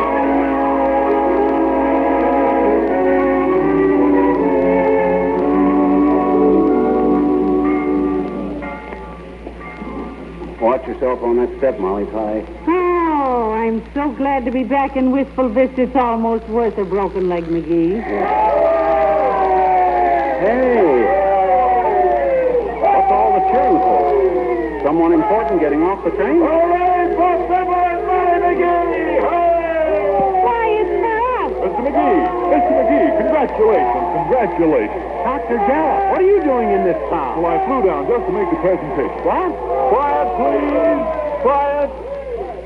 Friends, as a result of millions of votes tabulated in our latest Gallup poll, it gives me great pleasure to present this award to Mr. Fibber McGee, the nation's choice as the average man.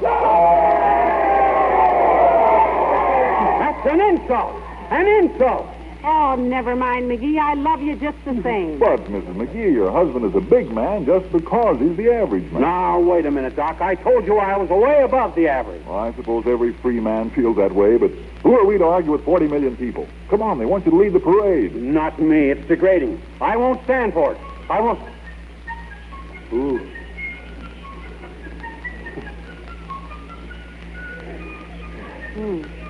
Changed your mind, dearie? Come on. Wait a minute. Anybody got a drum? A drum? What for? To go with that fife. What fife? I don't hear any fife. You wouldn't, Doc. You're not average enough.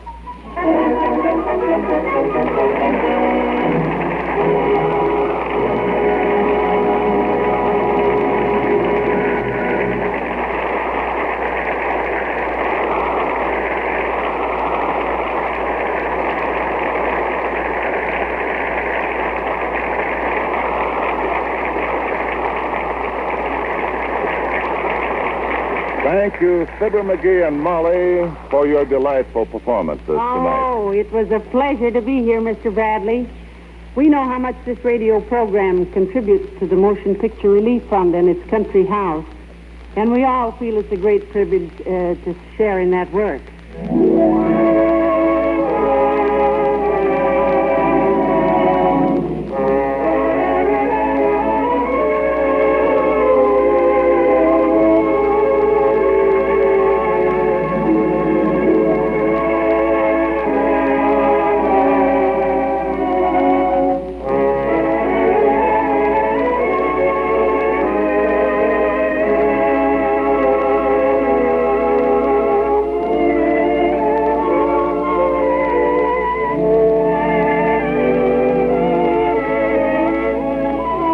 Next week, the Lady Esther Screen Guild Players will present You Belong to Me.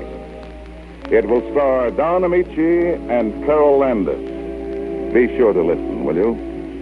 Heavenly Days was produced and directed for Lady Esther by Bill Lawrence, adapted by Harry Cronman, and was presented through the courtesy of RKO, producers of the Technicolor picture Sinbad the Sailor, starring Douglas Fairbanks Jr.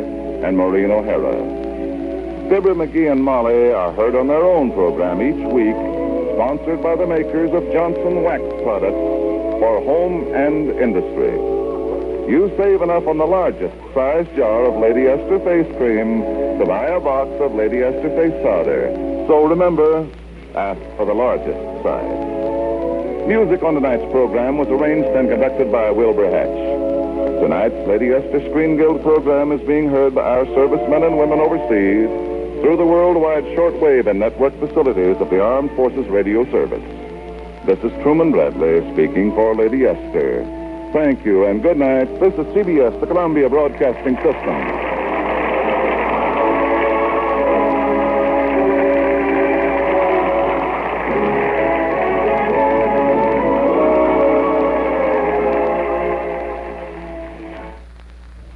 Lady Esther Screen Guild Players broadcast from February 10th of 1947 with Jim and Marion Jordan as Fibber McGee and Molly in the radio version of their 1944 movie, Heavenly Days, which, by the way, we had in our Memory Club on earlier this year in February. This is Chuck Shaden with our Those Were the Days program, today and every Saturday from 1 to 5 on WNIB Chicago at FM 97. Today we are having a salute to Wistful Vista with lots of interesting programs commemorating the 42nd anniversary of the very first Fibber McGee and Molly broadcast, which was heard on April 16th of 1935.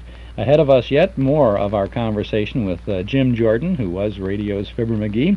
We have Jim and Marion starring in a suspense drama called Backseat Driver.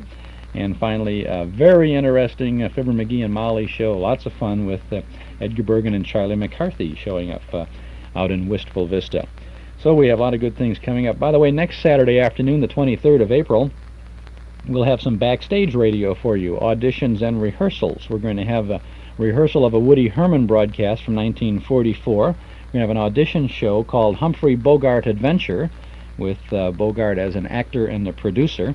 We're going to have the rehearsal of a Lux Radio Theater broadcast from 1943 with the Lux version of the film Hello, Frisco, Hello, starring Alice Faye and Robert Young, with Cecil B. DeMille as the producer. We have another audition show, The Wynn Show, a situation comedy featuring comedian Ed Wynn and his son Keenan Wynn. And then we're going to have a rehearsal session of Gunsmoke with William Conrad as Marshal Matt Dillon. So we're going to have a very good time next Saturday afternoon. And then in 2 weeks, on the 30th of April, we'll be celebrating our anniversary, the 7th anniversary of all of the old-time radio shows being on the air. It was on the 1st of May of 1970 that we first started doing these things, as we went walking into a little radio station in Evanston with a stack of tapes under our arm and wondered if anybody would be interested. Those were the days, and this is Chuck Shaden. Oh, it won't be long now, too, until our Riverview Night of Nostalgia. It's coming up fast on Saturday, May the 7th. It's going to be at Lane Tech High School Auditorium. I hope that you'll be able to join us for an evening of good memories as we recall the golden age of Riverview, the world's largest amusement park. Used to be over at Western and Belmont in Chicago. We're going to have a marvelous time. Charles Voldarczyk, who is an interesting photo historian with a large collection of films about Riverview, he will present a fascinating film and color slide program of scenes from Riverview during its heyday and during its sad closing days just 10 years ago.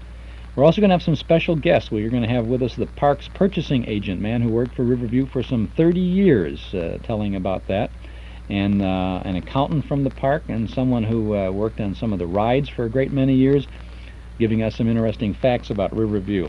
The donation is $3 a person. Seating is limited to the capacity of the Lane High School Auditorium at Addison and Western, which is where we're going to have our get-together. Get your tickets now at any office of Northwest Federal Savings, at the All Nations Hobby Shop at 220 West Madison Street, or at our Metro Golden Memory Shop at 5120 West Irving Park Road. This is going to be an event that you won't forget, so don't forget to make a date now. Mark it, put it on a piece of paper, Scotch tape it to your refrigerator, right? Put it up there and say, get the tickets for the Riverview Night coming up May 7th at Lane Tech. And then you'll be glad you did, Ollie. Hi, Carmelita Pope from Magicist. Are you aware that regardless of where you live in Chicagoland or suburbs, you're only a phone call away from the finest professional cleaning? Call Magicist for carpet cleaning in your home or office. Or call Magicist to pick up, clean, and deliver your rugs and drapes.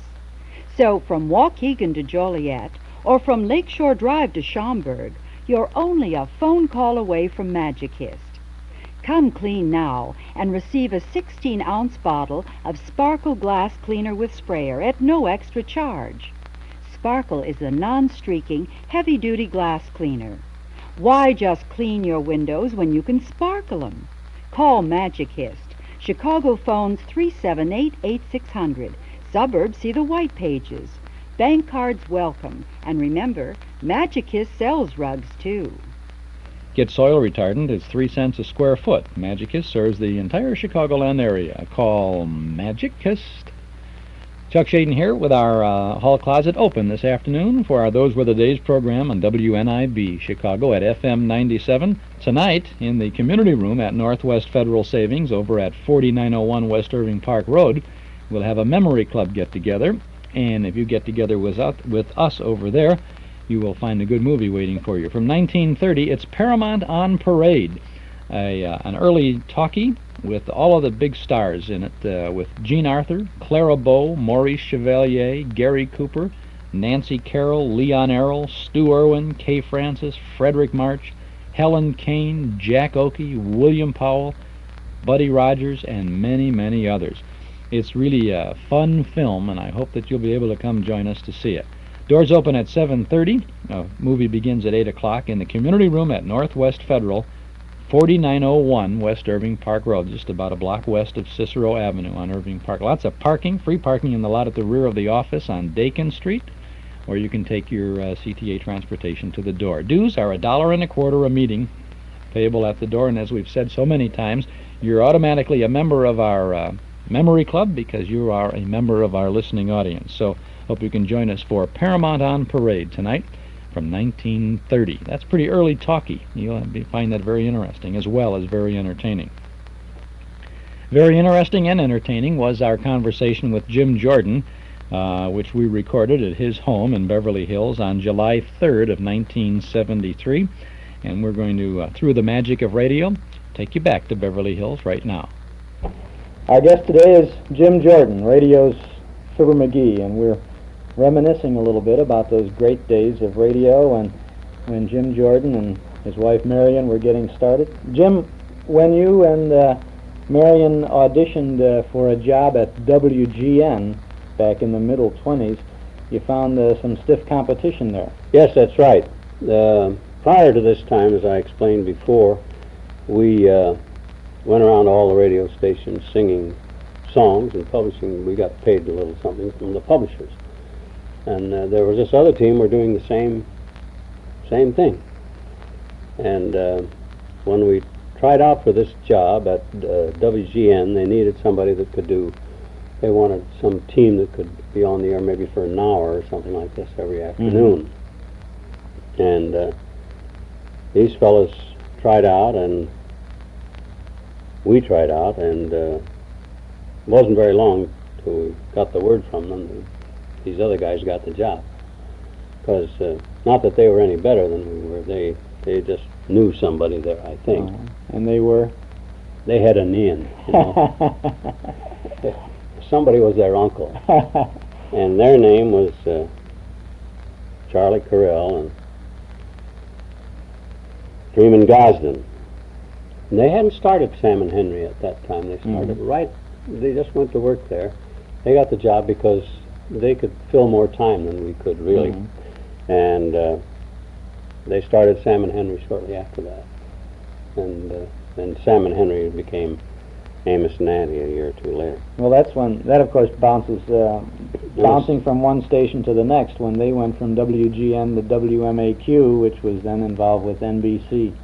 Yeah. And MAQ wanted them, but they couldn't. WGN said, no, you can't take those the names. That's Sam and right. Henry They had the name copyright, you see. The Chicago Tribune did. And so they just changed it to Amos and Andy. I think they did that because that would get them early in the phone book, you see, with that A. But anyway, yeah, the strange thing about that was that here were 4 people that were trying out for a job. And 3 of the 4 were born and raised in the same town. Marion and Charlie Carell and myself. We all were born and raised in Peoria. In fact, Charlie was a little bit older than we were. And his younger brother, Bryant, also was a performer around Peoria, and he and I did things together, and we're good friends. I didn't know Charlie at the time, but we got acquainted with him there in Chicago. When were the names Fibber McGee and Molly first used? Well, when we did the Smith family, and Molly was Nora Smith, she did the same voice that later became Molly. All you had on radio was the voice, you see. And we said, well, we would not use that voice ever again until the right thing came along. Now, we did Smack Out, we did Carlton Myers, and we did all these things, but we never used that voice. We kept it away, because we said when the right opportunity comes, we'll use it. And we also had the name, Molly. We said we will call her Molly when we do it. And the opportunity came in 1935 when we had the opportunity to do an audition for the Johnson Company, and they had never heard Molly McGee, but they hadn't heard McGee either, but they had heard Nora Smith, and they had heard Luke Gray. Is that how that audition came about, because they had heard Luke and Nora? Yes. They had heard us, not Nora. They hadn't heard Nora. They heard Smack Out. Smack Out. And that was on every day, and Henrietta Johnson, who was Mrs. Jack Lewis, and she was the daughter of the, what I want to say, she was the Johnson, her name was Johnson, Johnson. And she had been listening to us at home all this time for months. And she finally got her husband to listen, who had the agency and who had the Johnson account. Oh, I see. And that's how that came out. And they obviously liked the audition. Yes, they did. And they wanted us. They knew they wanted us.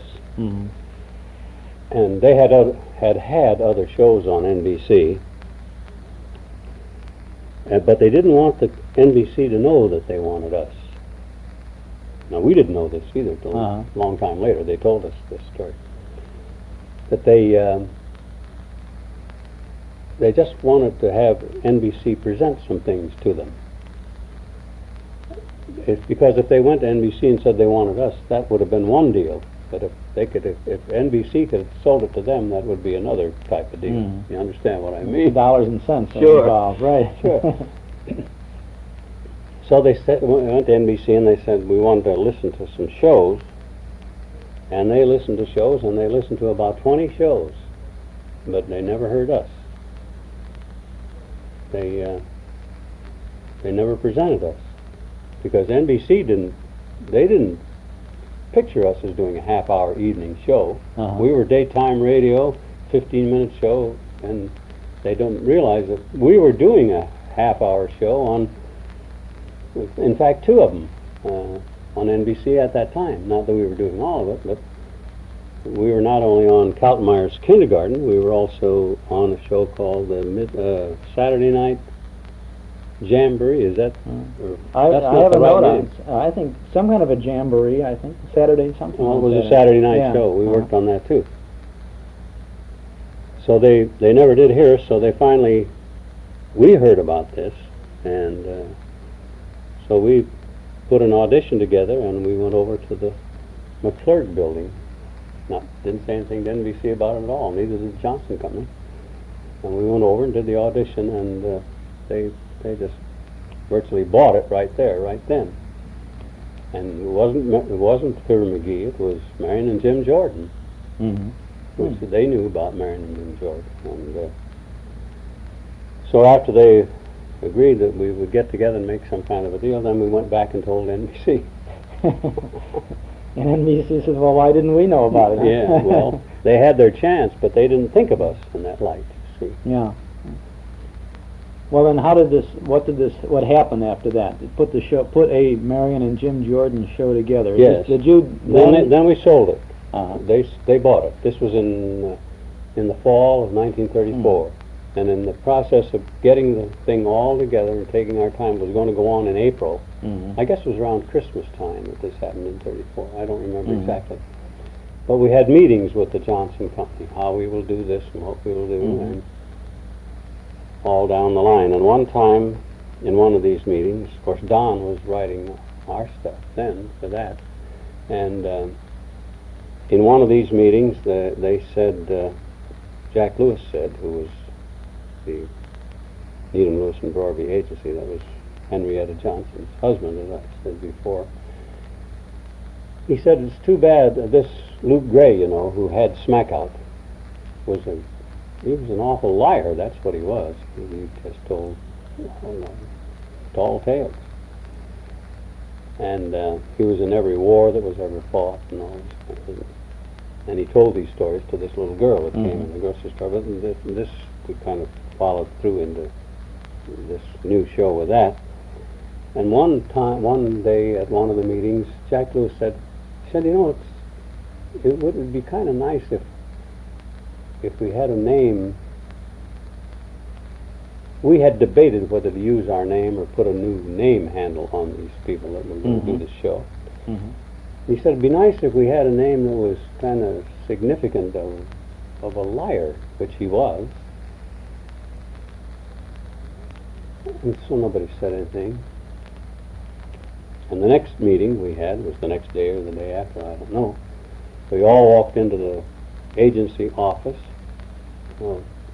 sat down at the desk, and Don Quinn walked in. He had a little slip of paper about 6 inches long, about 1 inch wide, and he had been an artist, so he had just printed on there, Fibber McGee, like that. And just passed it around, and that was it. Everybody bought that right off the bat. Sure, then we tacked on the name Molly, which we had in our mind all this time. And that's how it was born. That's how it was born. This at this time, then Don Quinn had been brought out from behind the scenes, so to speak. When he was working for you up to that point. Now, just about that point, we admitted that we had somebody writing this stuff. And he went along with this, and he was also writing for Olson and Johnson now too. He was? Yes, and he was writing for them in the theater and on the radio show. Yeah. But you see, we could juggle it around because we did singing and talking on Smack Out. So if Don was busy, why, he could write 2 lines, on a sheet of paper and say that's today, and so we'd fill in the rest with singing. You see. Or if we had something going that was funny and so on, he'd write the whole 15 minutes. We wouldn't sing anything, maybe. So we had that leeway. Nice flexibility there. Yeah, that's right. And we worked together great. Then that became the name of the show, Fibber McGee and Molly. That's right. Rather than, even more than just being the names of the characters. I should say just being the names of the characters, how significant that was. But yes. It was the name of the show then, Fibber McGee and Molly. That's right. And that's the way it went on the air. In April of 35? That's right. April 16th, I think it was. April 16th, 35. That's right. Now, did Molly had a rather thick Irish brogue in those early programs, didn't she? Seemed a very heavy.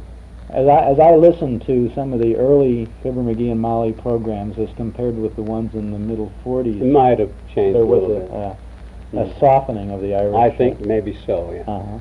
Because in the Smith family, she started out doing Molly McGee, much like she had done Nora Smith, which wasn't. Well, I don't know. She could, even in the end, when she would really get, she'd get mad. She'd go back into this real broad Irish. Was that the way she was? Was she herself? No, I don't think so.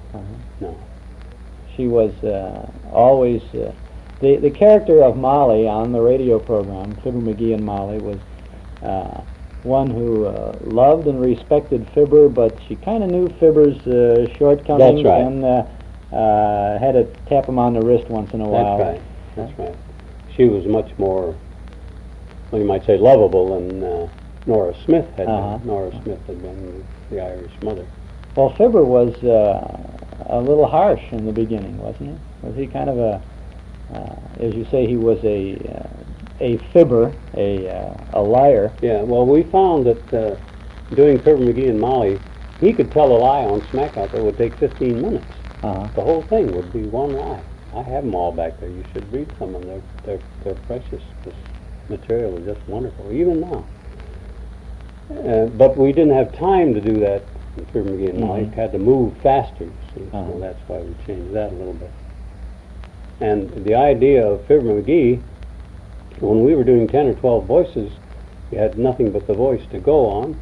You did a great deal of making your character by the pitch of the voice. Fibber McGee was way up here in those days. Of course, I had to make room down here for other people. In the original Fibber McGee and Molly programs for Johnson's Wax, you did a great many voices, the two of you, didn't you? Yes, I didn't do any. Marion did more. And the only one I did, I think, was...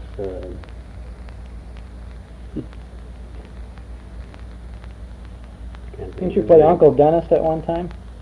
No, there never was any Uncle Dennis. Never came in. That was the greatest.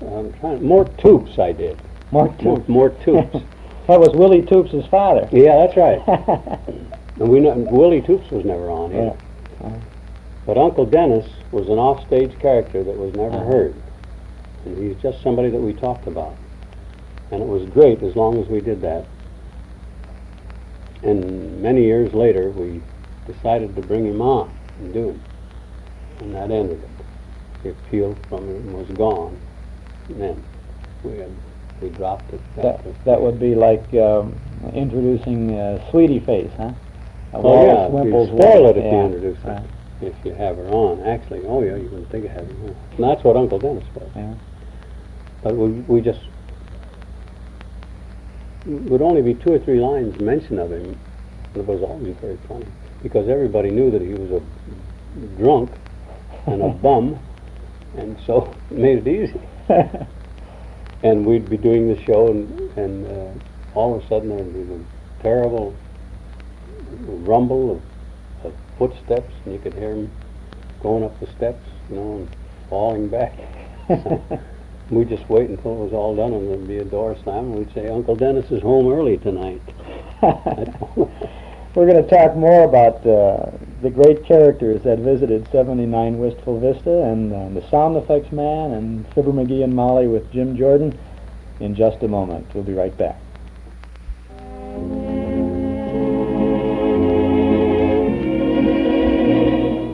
Evening, folks. How y'all? This is the old professor, thinking of you, asking the musical question, what well-known savings association in northwest Chicagoland is open 63 hours a week? That's right, you're right, Northwest Federal Savings. Yes, students, Northwest Federal is open 6 days a week to serve you better. That's Northwest Federal Savings, the College of Savings and Loan Knowledge, where 63 hours each week, we're thinking of you. Northwest Federal Savings, thinking of you 63 hours a week. In Chicago on Irving Park Road, in Edison Park on Northwest Highway, in Des Plaines on Dempster Street, in Norridge at Harlem and Irving, and in Arlington Heights on Algonquin at Gulf Road. This is Chuck Shaden with our Those Were the Days program this afternoon on WNIB Chicago at FM 97. A salute to Wistful Vista on the 42nd anniversary of the very first Fibber McGee and Molly broadcast. We've been chatting with Jim Jordan, who created the role of the Squire of Wistful Vista. That's a tape that we made when we first met Jim back on July 3rd of 1973. A stellar day for my diary to meet him and to have a chance to share with him some very interesting memories. I was just fascinated at all of the factual information and the nostalgic remembrances that came forth during our visit on that afternoon in Beverly Hills. There's more, and we'll be sharing the rest of that interview. It runs another 27 minutes in another half an hour or so, because now we're going to be tuning into a very interesting suspense drama from 1949. We will do that in just a little bit. We want to remind you about our Nostalgia Newsletter and Radio Guide. Actually, the April issue of the Radio Guide, our Nostalgia Newsletter, features a cover photograph of Fibber McGee and Molly.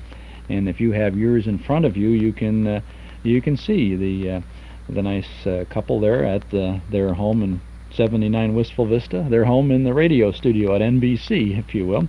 The photo on the cover of the April newsletter, you can see these are younger folks back in the middle 1930s, kind of dressed up a little older as Fibber and Molly, and inside we have a picture of all of the cast members of Fibber McGee and Molly, plus an interview, another chance we talked with Jim and Gale Gordon and Hal Perry, Phil Leslie. So if you'd like to subscribe to our Nostalgia newsletter and radio guide, you can begin with that April issue, which we'll be happy to send out to you at the beginning of the week, or you can let us know and we'll start your subscription with the May issue. Just call us at 545-2260. A year's subscription is only $7. If you give us a buzz now at 545-2260, you'll have all kinds of articles from and about the past, plus the complete listing of our Monday through Saturday old-time radio broadcast schedule. Just give us your name and address. Let us know what month you want your subscription to begin with, the current April issue or the new May issue with Al Jolson and Eddie Cantor on the cover. And you'll have that by the end of April. In that May issue, besides Cantor and Jolson on the cover, we have articles about the March of Time, child movie star Butch Jenkins, Kay Kaiser's College of Musical Knowledge, and Chiquita Banana, plus interesting original articles about Riverview and about Walt Disney. And for National Radio Month, a radio trivia crossword puzzle by Dennis Bubaz. All of this plus news of our Memory Club movies, our dime store want ad page, letters from listeners, lots of other things too. So subscribe now. Give us a call at 545-2260. Year subscription, $7. Call now, and we'll begin your subscription with either the April or the May issue. If you like, send $7 to Nostalgia Newsletter Box 421, Morton Grove 60053, or call 545-2260.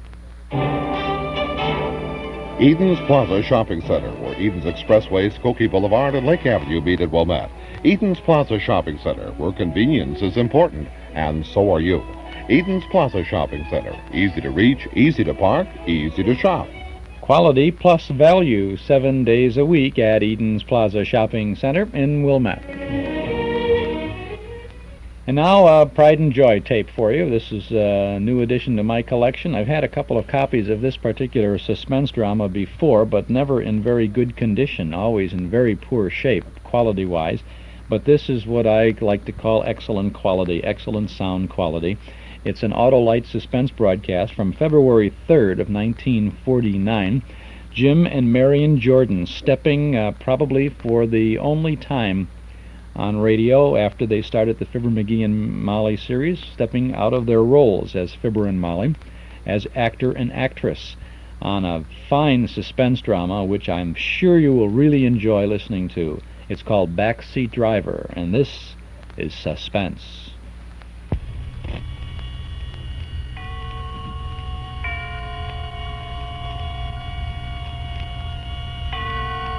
And now, Autolite and its 60,000 dealers and service stations present Suspense.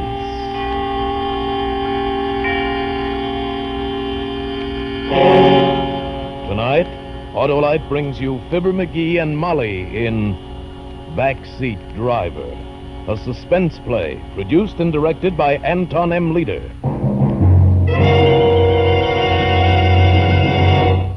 Say, Harlow, looks like Old Home Week on Suspense tonight. Old Home Week, Hap? Well, I wouldn't say that. Not with millions of Autolite resistor spark plugs finding new homes in every make of car in America. I know, Harlow. I meant Old Home Week because... Why, Hap, there just isn't going to be any old or new home for more and more narrow gap spark plugs because they're being replaced in their old homes by wide gap Autolite resistor spark plugs. With Autolite resistor spark plugs, your car, my car, Fibber's car, everybody's car idles smoother, gives better performance with lean gas mixtures, saves gas dollars, and cuts down spark plug interference with radio and television reception. There's one way for every car to be spark plugged right with Autolite resistor spark plugs. Only Autolite offers car and truck owners everywhere the sensational advantages of the resistor-type spark plug. And now, Autolite presents Fibber McGee and Molly in a tale well calculated to keep you in suspense. It can't happen to you. You read about stuff like that in the papers. Girls murdered and mutilated, drunks left dying in the gutter for the handful of change they had in their pockets, lonesome old men tortured because some hoodlum gets the idea they're misers with a pot of gold hidden under the floorboards of the shack. Sure, you know it's real, but it can't happen to you. Oh, you get your fair share of trouble. I've been a professional man here in Los Angeles for 30 years. I've met up with bums and grifters and petty sharpers. They're around in any business. But the viciousness, the real deep-down dirt, that's for somebody else. You do your work and go home to your family. And for a real bang-up evening to break the monotony, you take your wife out to a movie. That's what I did that Saturday night. We'd driven all the way in from the San Fernando Valley to Beverly Hills for a picture Ellie especially wanted to see. Wasn't that a good movie, Joe? Uh-huh. Just the kind I like. Songs and dancing and girls in pretty clothes. Oh, I get so tired of cops and robbers. What's wrong with cops and robbers? Oh, you know what I mean. Murder movies. Honestly, all the policemen stupid and all the crooks sneering out of the corners of their mouths. Yeah, the stuff those Hollywood boys dream up. You'd think the streets were knee-deep in blood and you couldn't hear yourself think for machine guns. Yeah. Well, here we are, honey. You get in first. Okay. All right, Ellie? Well, now, just a second. All right, Joe. Don't forget the gas. I got plenty to take us out to the valley. I'll fill up at Bill's.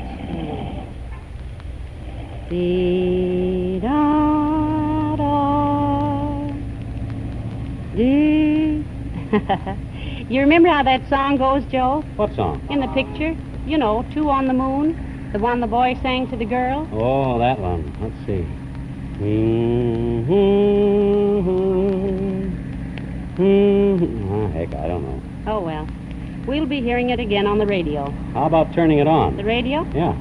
Sure. Set her around 1100. We ought to get some news in a few minutes. I'd like to hear whether they caught that fellow. That awful mass murderer? Uh-huh. They spotted him in L.A. this afternoon, but he got away. I know. You told us at supper. It makes you shiver. Don't worry. He won't get away with it.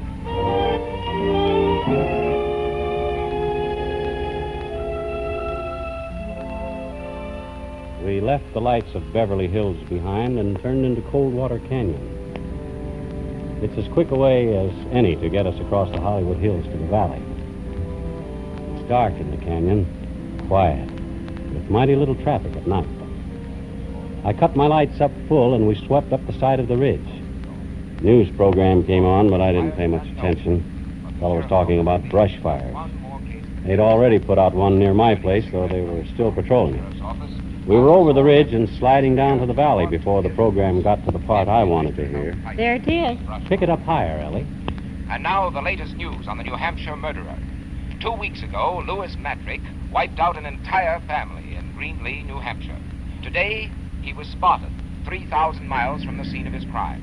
At 5:30 this afternoon, a patrolman saw and definitely identified Matrick in downtown Los Angeles. He is here. However, by darting through heavy traffic at the risk of his life, the killer was again able to make his escape.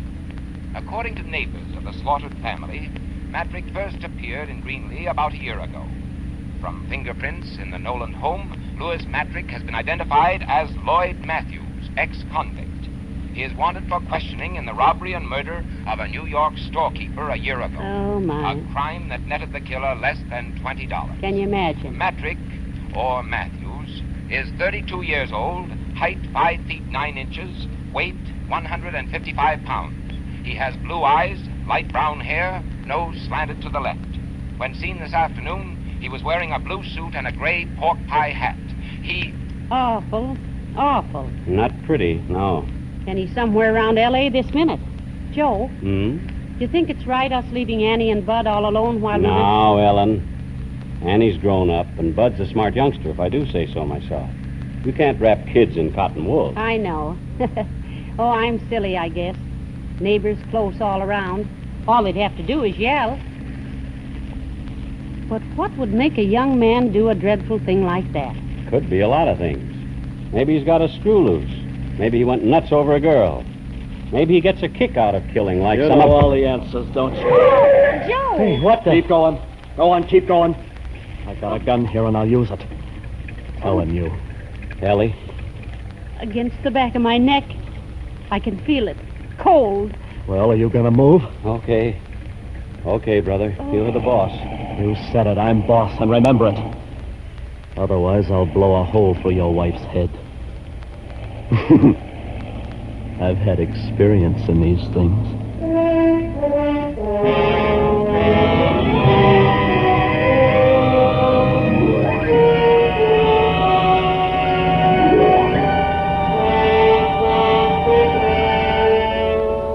For Suspense, Autolite is bringing you Fibber McGee and Molly in radio's outstanding theater of thrills, Suspense.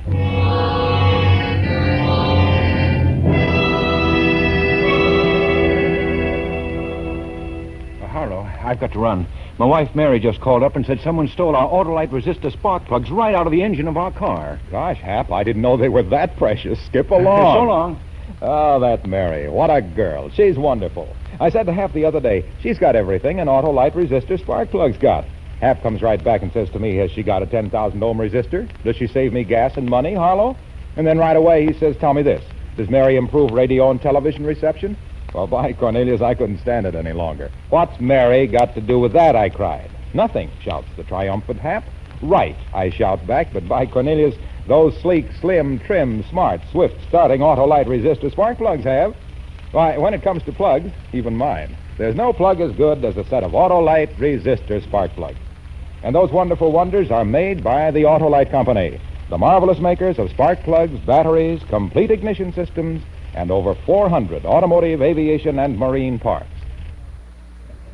And that's the first segment of Suspense, Backseat Driver, starring Jim and Marion Jordan, billed as Fibber McGee and Molly in this Backseat Driver story. They're not playing Fibber and Molly on this, of course. It's very interesting, and it really gets much better, too. From February 3rd of 1949. This is Chuck Shaden with our hall closet of old-time radio shows every Saturday afternoon from 1 until 5 on WNIB Chicago at FM 97.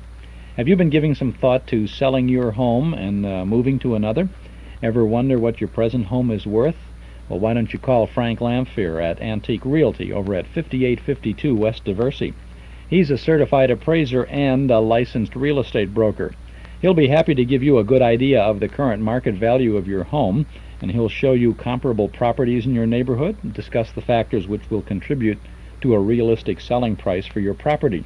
Oh, there's no cost or obligation. If you're interested in selling now, or if you simply want a point of reference for future use, why don't you give a call to Antique Realty, 889-3840. They've had years of experience servicing Northwest Chicago and suburbs. A large part of their business comes from repeat customers and referrals. Antique Realty is a member of the Northwest Multiple Listing Service with more than 130 offices ready to help sell your home to the right buyer. It's a seller's market, so if you're thinking of selling, now's the time to go to market. Call or visit Antique Realty, place with a red and white striped canopy out front, lots of antique furnishings inside. 5852 West Diversey Avenue, just east of Austin. 889-3840. Antique Realty for good old-fashioned personalized service. They're just east of Austin, and so will be the Metro-Goldwyn Memory Shop by the end of this month, because we're going to be moving to a little bigger location, just about 8 blocks west of where we are now. But in the meantime, you may want to visit our existing shop over at 5120 West Irving Park Road, because if you do, you'll find some memory-jogging things to take you back for a nostalgic trip to the good old days of not so long ago. You'll find good new stuff, good old stuff, too. Tapes, records, books, magazines, cards, gifts, games, and novelties. You'll have a good time remembering Riverview and Saturday afternoon at the movies, rainy days in Monopoly, the big band era, the golden age of radio. We just got in about 600 new record albums this week of a lot of big band material. All kinds of Benny Goodman, Glenn Miller stuff, Glenn Gray and the Casaloma Orchestra. Spike Jones albums are there now, and some Stam Freeberg stuff, and Crosby, Russ Columbo, and all that stuff. Boy, we had a field day, Dave Denwood and I did, buying all that stuff this week and having a good time putting it in the shop. You can see what we got, brand new stuff, brand new old stuff, at our Metro-Goldwyn Memory Shop. 5120 West Irving Park Road, that's just east of Laramie. Why don't you come in and browse for a while? You can spend a decade there in an hour, I think. Our MGM shop is open Tuesday and Wednesday from 11 a.m. to 6 p.m. Thursday, Friday, and Saturday till 8. We'll be open this evening till 8 o'clock. and from 1 to 5 tomorrow and every Sunday afternoon. Metro Golden Memories is a nice place to visit. 5120 West Irving Park Road, 2.5 blocks west of Northwest Federal, just across the street from Nelson Hirschberg Ford. Metro Golden Memories, the MGM shop. Now let's get back to Jim and Marion Jordan in Backseat Driver on Suspense. And now, Autolite brings back to our Hollywood soundstage Fibber McGee and Molly in Backseat Driver, a tale well calculated to keep you in suspense. I drove that car like we were skirting the rim of the Grand Canyon with nothing between us and the bottom but a mile of country air. This was it, the thing that happens to other people, to the ones that end up on slabs in the morgue. But not to me, not to Ellie. First car we'd seen since we left traffic swooped down behind us. It passed, but not before the headlights caught our passenger clean in my rearview mirror. He was hunched forward, sitting on the edge of the back seat so he could keep the gun rammed into the nape of Ellie's neck. He had light brown hair, pale eyes, and a nose that slanted. His mouth twitched, jittery. As the car went by, his eyes caught mine in the mirror and flickered. Keep your eyes on the road. Sure. Lose your hat? Bright boy. Like I said, you know all the answers. No, I didn't lose it. I stuffed it down a drain. Still wearing the blue suit, though. I figured it changed pretty quick now. Think yours will fit me? You can have the suit and the card. Ellen. Joe, it's Matrick. The missus is bright, too. He crawled in here while we were in the movie. Joe, you should have had the car door fixed. You know better. Honey, I meant to. I was going to tend to that tomorrow. Shut up. Let's see if you can both be bright enough to keep your trap shut. Turn left on Ventura. Take the slow lane. And don't try playing no tricks. I've been in this burg before. Okay by me. That's real fight of you. Straight out to open country, Mac. Then I'll take the missus up on that offer of the suit and car. What happens to us? Why, you just walk home. What else? Play it safe, and you ain't got a thing to worry about. That was a laugh, that was. Nothing to worry about. That'd kill you. Once we got out into open country, we'd have a chance of walking away from the car. All a murderer can hope for is time. He doesn't leave witnesses around to get the law on his tail 1 second sooner than necessary. All I could do was stall and pray and make what feeble gestures I could at Lady Luck. The thing that came into my mind was so risky it brought my hair up on end. But there was a chance, provided that trigger finger didn't start jerking. In the bright lights of the boulevard, I didn't think he'd notice, but a traffic officer would. I turned into Ventura and took the far lane, obedient as a whipped pup. Must have made 2 or 3 miles before I heard what I was hoping for. What's that? Huh?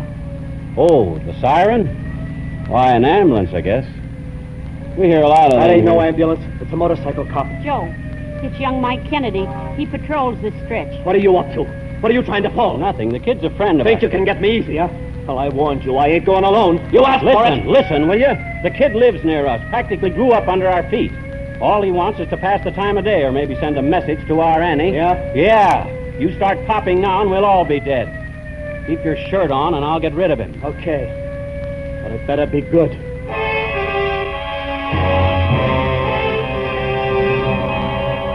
I pulled to the curb and Mike came up alongside. He sat balancing the bike between his knees and the grin on his face was a mile wide. It had worked. At least we were still alive and Mike wasn't 2 feet away. But where did we go from here? I had to think, but my brain was wet wool. My tongue stuck to the roof of my mouth. Well, what do you know, if it isn't Uncle Joe? Something funny, kid? After all the times you've read us the riot act about observing the letter of the law. Oh, brother, wait till I tell Annie. Mike Kennedy, what's the matter with you? I didn't notice anything wrong. Hi, Aunt Ellie. Nothing much the matter. Just Uncle Joe here proceeding sedately out the boulevard with his headlights up full. Headlights? By golly, that's right. I must have forgotten to, didn't I? You oughtn't to forget those things, Joe. Someday a big, bad cop might come along and haul you off to the state. Hey, is that Annie back there? No, it isn't. It's our new neighbor, Mike, Mr. Anderson. That right? Glad to meet you, sir. Hello? I didn't know there were any vacancies out our way. Well, there weren't until recently. Mr. Anderson has taken over the Charles place. The Charles place? Are you kidding? No. Looks like things got too much for old man Charles at last. He's clearing out for good. Kind of sudden, wasn't it? I guess so. Well, that's too bad. For old man Charles, I mean. Mighty nice for Mr. Anderson, though. Good places are hard to find these days. All right, Uncle Joe. I'll let you off this time. Give my luck to Annie. Mike! Watch it. Yes, sir? Nothing. Just come see us soon, boy. Always glad to have you. Thanks. I'll be around my next night off. I've got a date with Annie. So long.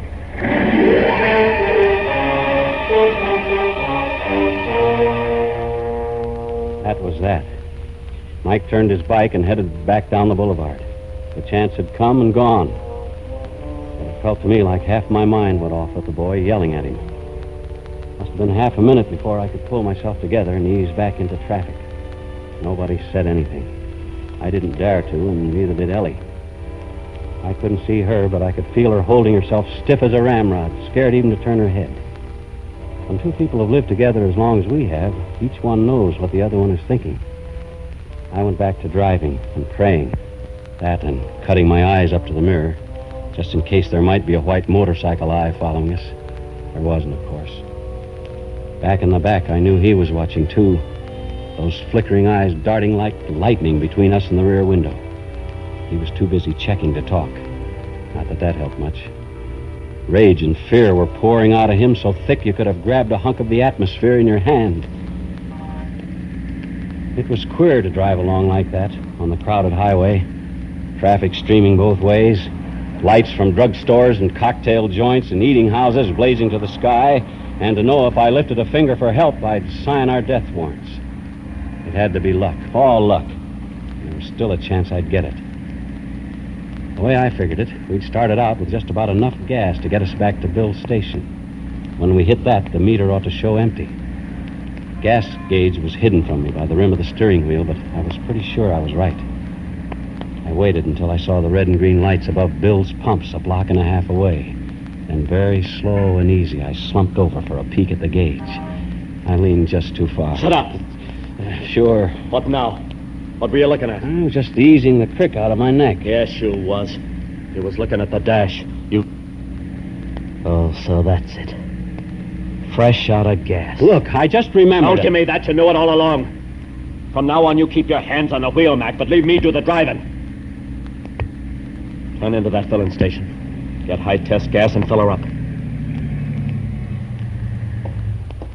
Hi, Joe. Hi, Bill. Evening, Hello, Ellie. Bill. Oh, evening, sir.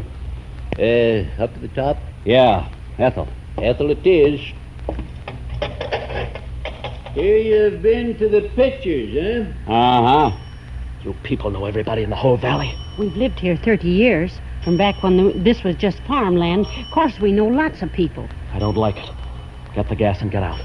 Say, I was up to Miranda's for supper. That right? Oh, boy, her chili gets better every time. Don't see how it can, but it does. She's saving some for you. Said you'd be around after the show. Oh, my, I saw Miranda this afternoon and told her we'd be by for sure, Joe. That'll be $3.50 on the nose. $3 and $50. Thanks, Bill. Yeah, same to you. What was all that about? Nothing much. Come on, I got to ask you everything twice. Miranda runs a drive-in up the road a ways. On show nights, we usually drop in for a carton of chili to take home. I just hope she won't call home when we don't show up and get Annie all worried. Wait a minute. Drive-in, you said? Yeah.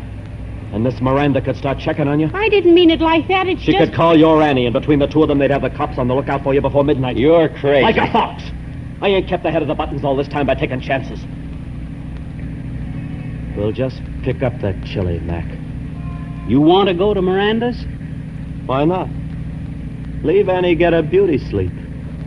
I can cover a lot of ground before tomorrow morning. I ain't eaten so good lately, I could use the food, too. And with you and the missus to front for me, what's to worry about? He was right about that. I went back to driving. and praying. Miranda's place is one of those goldfish bowls, mostly glass with light pouring out across the space marked for outside service. She saw us pulling up, grabbed a quart carton off the back shelf, and hustled to the door. Here you are, Ellie. I was just saying to Betsy. Better fix up that chili, Betsy. It's about time Ellie and Joe's showing up, figuring the distance from Beverly Hills. Thank you, Miranda. Who's that in the back seat?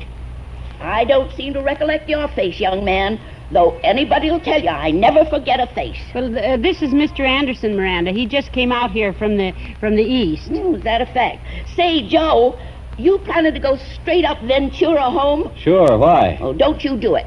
Go the back way, even if it does take longer. Of course, the brush fire between here and your place is out, but there are still 50, 60 men patrolling it. What's that? Oh, but that ain't nothing to what's going on further out the valley. That new fire's clean out of control, licking up hundreds of acres. Well, they've been sending truckloads of firefighters past here all evening, and the road's blocked for miles, The road's they blocked. tell me. For miles, they tell me. And all them poor ranchers losing their homes. Being from the east, you wouldn't understand. But brush fires is awful things once they get out. Thanks. Start moving. We take the back way to your house. To our house? What say? Oh, you staying with Ellie and Joe? Yeah, until the road, until I can get into my own place. What are we waiting for? Night, Miranda. Well, goodbye. Be sure you come see me, Mr. Anderson. I'll be looking for you. So there it was. We weren't going to the country. We weren't going to be left to rot at the foot of a cliff or buried deep in brush. No. We were going home. Home to the kids. And taking a murderer with us. I still couldn't see Ellie, but I could feel her tensing up, tight as a pulled drawstring. Mr. Matrick, you didn't mean what you said, did you, about coming home with us? You know a better place I can hide out till the road's open? But it wouldn't be safe. We've got neighbors close all around. If somebody sees you... Nobody'll see me. Nobody better.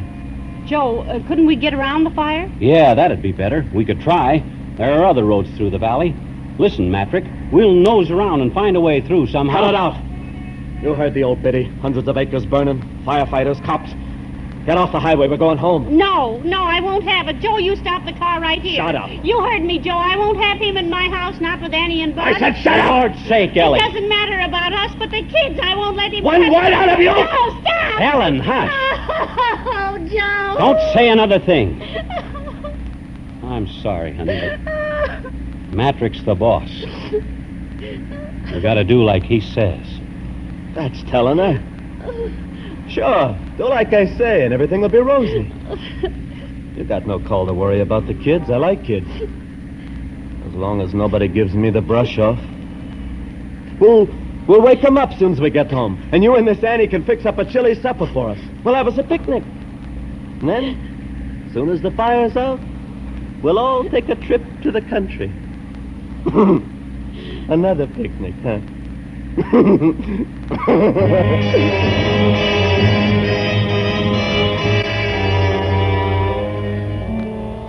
You keep going. As long as you're breathing, you keep going. Even when it looks like there's no way out, you hang on by your toenails.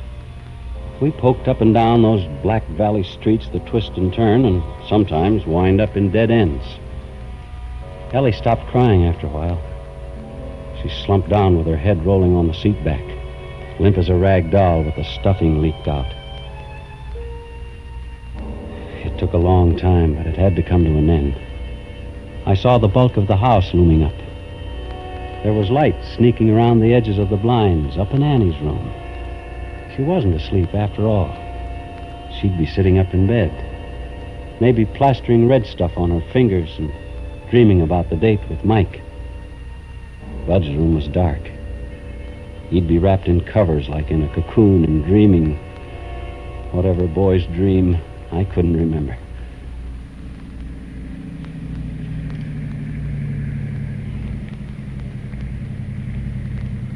I pulled up to the concrete walk I'd poured with my own hands before there was any Annie or Bud.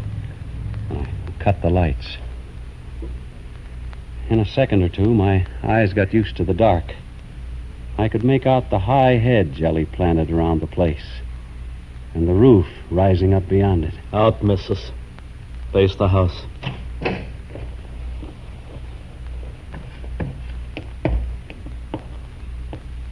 Now you, Mac. Slide out the same side. Stand beside her.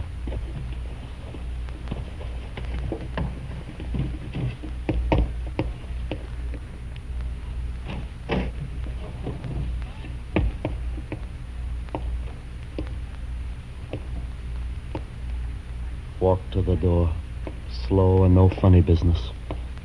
I'm right behind you.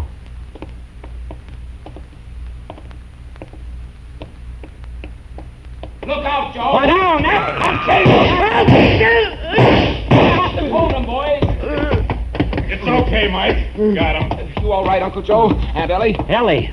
Ellie, honey, you all right? All right, indeed. Smacked flat on my face on a concrete walk and you falling on me. Nothing wrong with her. That's my girl. Oh, well, don't just stand there. Help me up. Here you are. Oh, I've got to get in the house before the kids come busting out here. I won't have them mixed up in this. Well, how's he doing, boys? Got him through the gun hand on the right shoulder. See? A lucky shot, copper. If you weren't lucky, you'd all be cold meat now. Maybe. Matrick, isn't it, Uncle Joe? That's him. Miranda described him to you, eh? The old girl didn't miss a trick. She even knew you were taking the back way home. You left a clear trail, Uncle Joe. Slick work. I had to get him out of the car before the fireworks started. Ellie didn't stand a chance. She helped, though. Ellie catches on quick. I'll bet. A mean guy like Matrick. Make him think you don't want to do something, and he'll break his neck doing it. I let on I was trying to run out of gas. That got us to Bill's.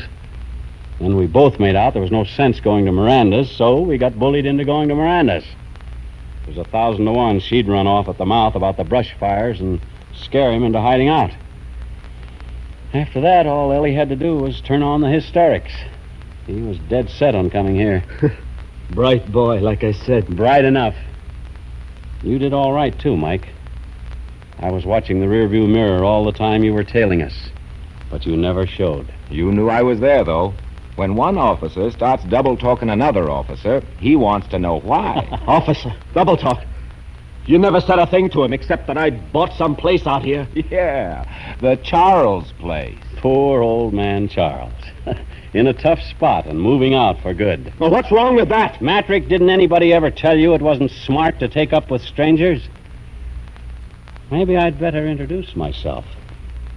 The name's Charles. Joe Charles, detective, homicide. Tonight I was off duty and was just taking my wife to a movie.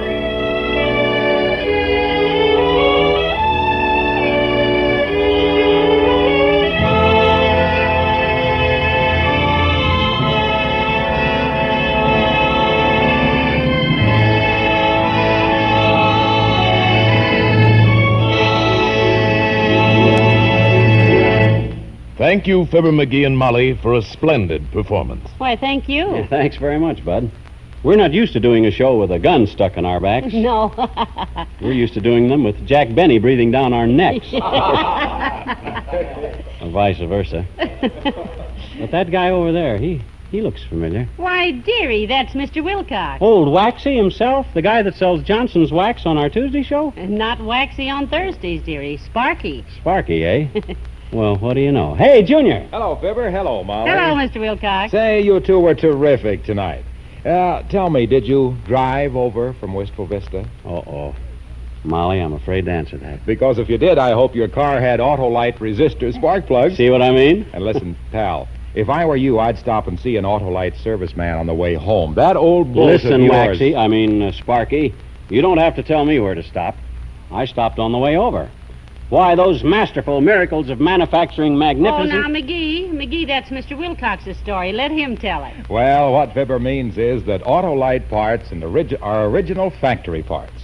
Autolite parts and service and your car go together like McGee and Molly, Hap and Harlow, Amos and Andy.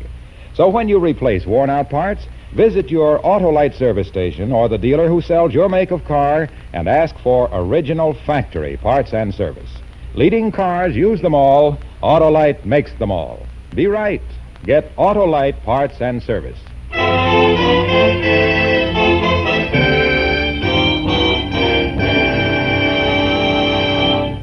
Just a minute, Fibber and Molly. Don't go away. Oh, that's right. You want us to say that word. If you please. Oh, yes. Well, go ahead, McGee. No, you say it, Molly. Well, why don't we both say it then? Okay. Well, I know you're going to want to hear radio's outstanding theater of thrills next week because Charles Lawton is going to be on the program. Yes, and in a famous story by John Collier called De Mortuis. And it's another gripping study in suspense. Tonight's suspense play was by Sally Thorson, with music composed by Lucien Morawek and conducted by Lud Gluskin. The entire production was under the direction of Anton M. Leader. In the coming weeks, Suspense will present such stars as James Mason, Jane Wyman, and many others. Make it a point to listen each Thursday to Suspense, radio's outstanding theater of thrills. And next Thursday, same time, hear Charles Lawton in De Mortuis.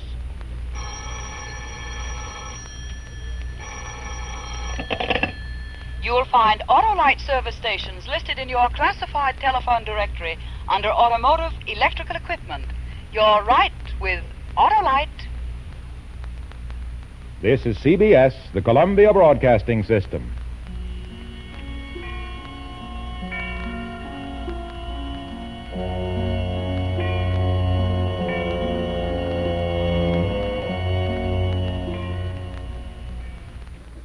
That was Suspense, Backseat Driver, starring Jim and Marion Jordan, from February 3rd of 1949. Was that good? That was really nice, wasn't it? Oh, if you taped it, you've got a goodie in your collection this afternoon. This is Chuck Shaden here on our Those Were the Days program, WNIB Chicago at FM 97. A salute to Wistful Vista on this, the 42nd anniversary of the very first Fibber McGee and Molly broadcast. We'll be talking again with our guest, Jim Jordan, in that pre-recorded interview in just a little bit. I want to remind you about our cassette tape of the month for April.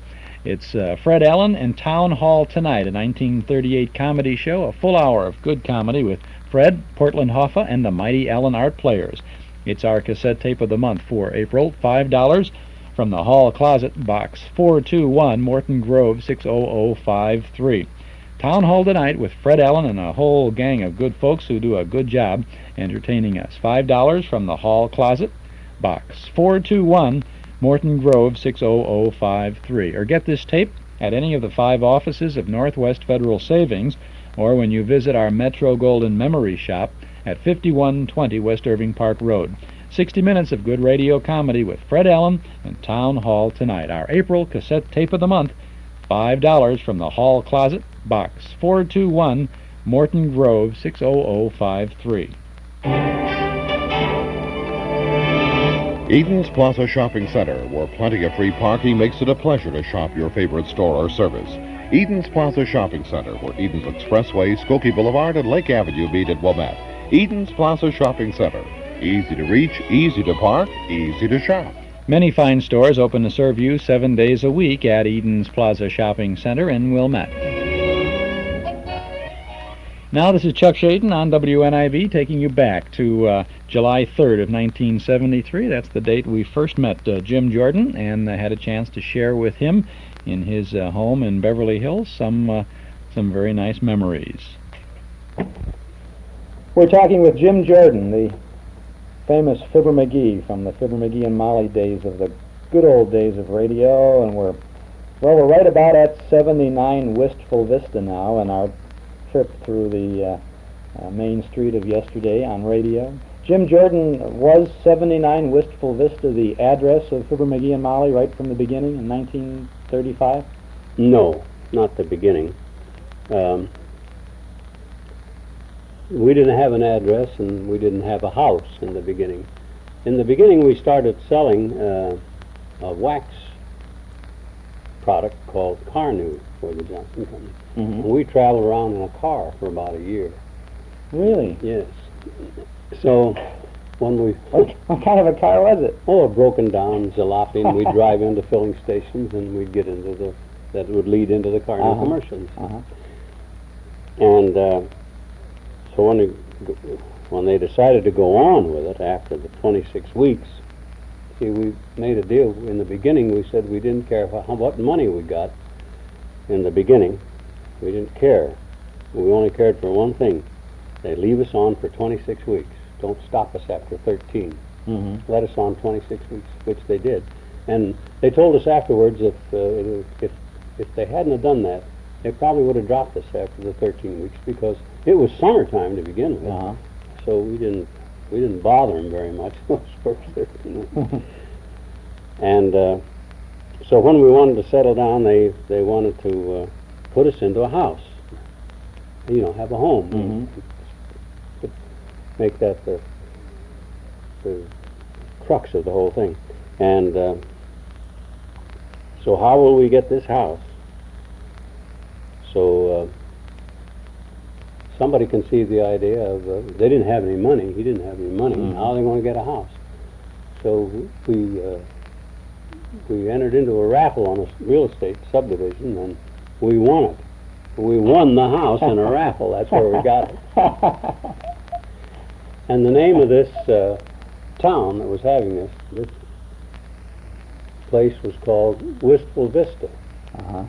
And that's, wistful is sad, and vista is view, so Wistful Vista was the place that had a sad view. That's what it was.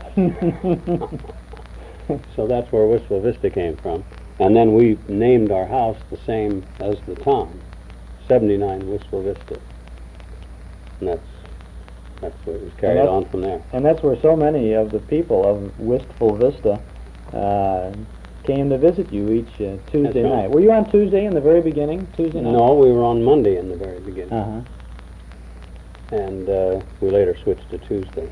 Well, you stayed on Tuesday night for virtually the whole span of the half-hour shows. That's right. Well, we started on, I don't know, we moved anyway in the beginning. I think we started on Tuesday night and moved to Monday. We moved to, I just forget. We moved to get away from Burns and Allen because we were opposite them, and we didn't figure that was good for us. And we moved to Monday night, and then Lux came in there. Oh, yeah. So we moved back to Tuesday. So Burns and Allen was easier competition than Lux Radio Theater. Right, they weren't there at that time then. We weren't opposite them then. We followed each other, I think. You were part of a pretty strong lineup on Tuesday night. Yes, Tuesday night was... Comedy night, wasn't it? That's right. Bob Hope, and then it was Bob Hope and Fibber McGee, and Bob Hope came in a little later. Yeah. Rich Skelton was in there, and then later Ozzie and Harriet, and Amos and Annie too. That's right. And Baby Snooks. That's her name. Fanny Bryce. Fanny Bryce. In the beginning, you didn't have a doorbell at your house at 79 Wistful Vista. You used to have people just knocking on the door. Yes, we really changed it. We got a doorbell put in there. There's a program in the series, in the Fibber McGee and Molly series, where you got the chimes from the Johnson Company for Christmas. Oh, is that so? And I knew you would remember that. No, I didn't remember. But that's how the chimes came about. And on the you had some great people. Most of them were played by a fellow by the name of Bill Thompson. That's right. And how did Bill Thompson get involved with your program? Was he an actor in Chicago, or? Yes, he was just starting. And he had done a few things on NBC, and we heard about him, and we, auditioned, we listened to him, so put him on the show. All these people that later became on the show as running characters started on the show just doing one thing one night. They were just radio actors that were. We didn't just make a deal with somebody to hire them for a year or something. We'd hire them to do a character, and then if it went well, we'd have them do it another week, and then later make them a permanent fixture if they had the time to do it. Bill Thompson did, of course, Wallace Wimple and Horatio K. Boomer, which was kind of a W.C. Fields character, wasn't it? Yes, it was. Why did he stop doing that after a while? Was there any special reason, or was it that the character was not received by the audience? Because he kept some of these other characters down the line, but he didn't do... he was Nick DePopulis, too. Yes, that's right. Well, he dropped that, too. You see, the time came when you didn't do the Greek or the Jew or the Swede or the black or the white or as that. You had to, that all had to go. So these people were really victims of the ethnic well, that's right. picture there, huh? That's what happened to Nick Topopoulos. It didn't apply to Boomer. I didn't know that. I didn't realize that Boomer wasn't used. I thought he was not into in the later years. Late 40s. He wasn't in there, you know. I don't know. The old timer was in there. Yeah, the old timer stayed right down to the end. I don't remember what happened to Boomer. I really don't. Bill Thompson was not the first man, according to some notes that I've read on this thing, to play the old timer. I think Cliff Arquette was involved in that. Now, this was in Chicago, wasn't it? Yeah. Most of these characters got... Yeah, Cliff Arquette did the old timer. There was another guy who did the old timer before Cliff Arquette. Oh, really? You remember the name? Yeah, Jim Jordan. Oh, you were the first old timer. Yeah, that's right. Can you conjure up that voice for us for a second? No, it's no different. I didn't do it. I didn't do the same voice that those fellas did. They didn't imitate the voice, but the character was pretty much Luke Gray. You know, much Luke Gray as McGee was, probably a little more. But the voice is the same. Good character will live show after. Well, I'd pitch him way up. You know, he was a little bit older, and. As I say, we had to use voice levels to make these different characters. I didn't do it very much on the show. We didn't do it, and when Bill did it, boy, we made it a fixture. Now, Harold Peary was involved... I can't think of the things that Hal did before he did Gildersleeve. I think he did Gildersleeve pretty soon after he started doing the show. I'm not sure. Some of those great shows from the 30s, the late 30s, 39, mostly all of the shows from Hollywood. You moved to Hollywood to California for the broadcast in 1939, I think right. It was. Well, we came in 37, and we worked here for 10 weeks, and we made a picture at Paramount, and then we went back to Chicago and came here in 39 to stay. You did the show for 10 weeks here while you were doing that picture? Yes, that's and right. Then back to Chicago. Yeah, it's 1937. Harold Peary was... I just recall that I just read in the paper about Betty Grable dying, and she was in that picture. It was called This Way Please. That's right. From 1937. That's right. Well, you made, actually, we're talking about the movies, let's talk about those pictures. You did, to my knowledge, at least 4. That's right. Movies. Heavenly Days, and Look Who's Laughing. Yes. And Here We Go Again. Yes. Heavenly Days was based on a catch saying of Molly. Yeah, that's right. That's what we did. The others we made, Look Who's Laughing and Here We Go Again. We made those with Edgar Bergen and Charlie McCarthy. And Heavenly Days we did alone. That was the last picture we made. The full-length picture, we did a lot of shorts and so on. But you brought in Gale Gordon as Marilla Trivia and Arthur Q. Bryan as Doc Gamble, I think, after Hal Peary as the Gildersleeve character left the scene. He left the Fibber McGee and Molly program to go on to his own show, The Great Gildersleeve. Weren't these people... I recall this very well because this show that I'm going to tell about, to me, was the funniest damn radio show I ever heard. I don't know that anybody else would think so or not. But Molly had an old boyfriend named Otis Cadwallader. Did you ever hear that Oh, name? sure. Well, that's Gale Gordon. And he came to Wistful Vista to visit. And we had him for dinner. And we had nothing. And I went to Gildersleeve, who lived next door. He was always involved with us at this time. And I asked him, we wanted to impress this guy that was coming. I didn't want him to know that I didn't have anything. So Gildersleeve and I talked, and he said, I asked him if he would be our butler for the night.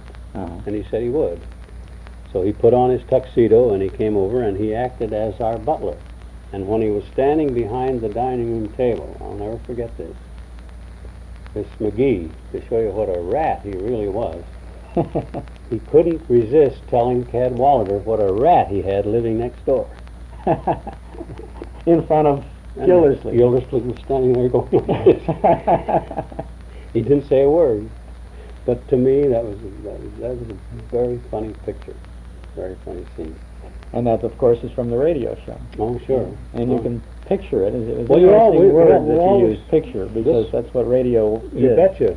This is something that's very important. We learned that a long time ago with the Smith family. Uh-huh. When you painted a picture the same as if you were doing it in a motion picture or doing it on a stage for people to see, you painted that picture so that people could see what they were laughing at. That was the trick. We had an expression that we used, that don't get the picture. Uh-huh. If you don't make a picture, you're not going anywhere. This is the way we thought about it anyway. But that was a funny picture. And then I'll never forget a line in that show. I don't know why I remember this show so well, but because to me it was just, that's Fibber McGee. Did you ever hear that show? Do you remember? Yes, I have it in our collection, and I think we're going to play it right after this interview. No kidding. Well, anyway, I remember another line in there. I don't know who it was said it. Molly said it. Molly said, "Should we have coffee in the library?" After we got through, McGee says, "It's too late. They close at 7 o'clock." Do you remember that line? I can't say I remember that line. I have to listen for it again. That was a funny show. No, but there Gildersleeve and Hal Perry and Gale Gordon were in that show together. So he was on doing other things before Hal went on his own. Now you had Hal went on his own for the Gildersleeve program. Another person on there who went on, Marlon Hurt as Beulah. That's right. Beulah was your maid in the That's right. in the story for a while. Yeah. He was great too. Was that a victim of? No, Marlon Hurt was a white man playing a black woman. Yeah. He worked in a singing trio for years called Tom, Dick, and Harry. And he was a wonderful guy, but he had the ability to do this black woman who was just very funny the way he did it. Somebody ball for Beulah. Yeah, she that's used right. to say. That's right. Molly did a number of characters on the program as Fibber McGee and Molly, known as the program as Fibber McGee and Molly. She was teeny and sis, wasn't she? And I never found out what the difference between teeny and sis was. It was the same little Just girl. another name for the little girl. That's right. Yeah. He always called Teeny sis. Yeah. Yeah. And she was the same little girl. we loved that because Molly would go. I could picture McGee's living room today, and Molly would go up the stairs. Yeah. And McGee would be downstairs. And the little girl. And the doorbell would ring and, "Hi, mister." Yeah. Usually that way. Sometimes they'd be on together, but that was more work and didn't mean that much. But we would often have them on together. Teeny used to talk about Willie Toops and the bicycle that he had. Yeah. Molly or Marion played Mrs. Wearybottom. Yeah, that. And now that was Mirandy. That was the Mirandy character. Yes. And of course, all the characters that we ever did, I think most performers, the characters they did were people that they took them from live people that they knew, and that's where Mirandy came from. There was a character in Chicago who I guess didn't make the trip to Los Angeles and Hollywood with you. It was played by Hugh Studebaker. It was Silly Watson. Silly Watson. Yeah. What kind of a character was Silly Watson? I don't. Well, he recall was a butler for McGee. He never got any money, and McGee never paid him anything. But it was a little bit in Congress. A lot of fantasy about Fibber McGee and Molly all the way down the line. He was wonderful. You've heard some of his records. He was great. It's interesting. McGee never really had a visible means of support. No, nothing. Yet he had a butler and a maid. That's right. And I said the butler was never paid. That's right. The maid didn't last. No. And he always had some get-rich-quick That's schemes. right. That's right. And anything that ever happened outside of 79 Wistful Vista, there was only one thing downtown to Wistful Vista, and that was 14th and Oak. Everything happened on the corner of 14th and Oak. The railroad station was there, the post office was there, the great big high-rise building was there, and anything that we wanted, the park, it was always right on the corner of 14th and Oak. That was a pretty crowded place. Well, that's fantasy, you see. And everything happened on the corner of 14th and Oak. Didn't realize this at the time when you're listening to one Fibber McGee and Molly program a week on Tuesday nights, but there was a thread of a story. Always. And everything happened around just a little light theme. Yes. And I think the genius behind that, of course, was Don Quinn. He'd come up with this line, and then the characters almost couldn't help but reacting in those different ways. All the storylines came out of a meeting. Mm-hmm. Not that Don didn't bring them in, Mm-hmm. but we would hash them over, and sometimes other people would bring in something that would become a storyline. But that's we always had those, a couple of them ahead, more or less. But he would develop them. But he had the ability to. He's becoming more. It seems to me, people are beginning to realize what a great writer he was now. I was over at Walt Disney Studios yesterday talking to some people, and one of these fellows said to me, he said that Don Quinn, he was one of the great writers, wasn't he? And we hear that more now than we did 20 years ago, which is as it should be. Well, he was working then. He was doing his thing then, and creating these programs and the characters. But many times, not many times, but several times, we would give up on a show on Monday noon. We're ready. It's all on paper, ready to go, and it wasn't just coming off. I can remember him when he said, "Well, I'll start here and I'll take it home and I'll rewrite it tonight." Monday night. We'd do it Tuesday. We had a lot of things that were pat that we could do that would take time, that we knew were surefire, like the closet and this and that and the other thing. But that's very few writers can do that. What about that closet, as long as you brought it up? That also came from the Smith family. It did? Yeah. The full closet with all the... No. In the Smith family, I told you that these people became affluent. They got dough, and they had a Davenport. They were lace curtain Irish people, but they had a Davenport. And this Davenport had a spring in one certain seat that would squeal when you sat on it. And if you wanted to embarrass anybody, you'd say, "Sit here." See? And that became they called it was a horsehair sofa, and which were in vogue in years ago. And that became the Smith family's horsehair sofa. And when you say anybody was going to sit here, the audience would know what was coming. And it was, they'd laugh, and we said we'll find something like that. When we started the McGee show, we said we'd like to find something like that. It could become, we called it a running gag, a gag that you could throw in any place. And we tried several things. I remember one was we tried a shade that flew up, and that was no good. And we tried other things, and we kind of gave up on it. In one show, to show how slovenly these people were, McGee went to the closet and opened it up, and all this stuff fell. They had so much stuff in the closet, couldn't hold it, and it fell out. And then we said, "Well, gee, let's try that again." So we tried it again, and maybe we have something here. Let's do it again. And then later on, a couple more weeks, we did it, and that's where it came from. That's where the closet came from. But the idea of that kind of a thing came way back from the Smith sofa on the Smith family. Gee, that's really interesting. I'm glad we asked. Probably the idea of those things that we did. Many of them came from the theater, like when we were young and doing things on radio. We would think of something that we had seen when we were kids on the vaudeville stage that we would bring in. That's the way. That's showbiz. That's showbiz. Showbiz helped the commercials on their way for Johnson's Wax. Was it Don Quinn who got the? Was it Don Quinn's idea to get the commercial integrated into the show, or was it Johnson's Yes, idea? this was Don's sport. Uh-huh. You bet.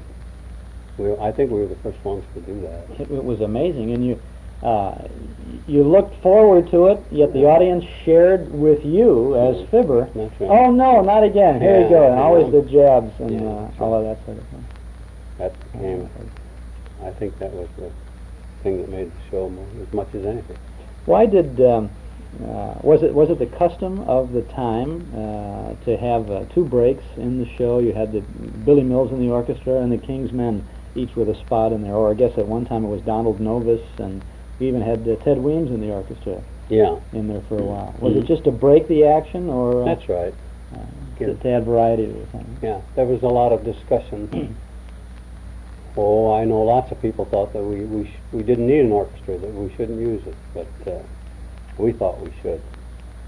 It gave it a tempo, and made it important in the beginning to have the orchestra. We thought, I'm sure we were right.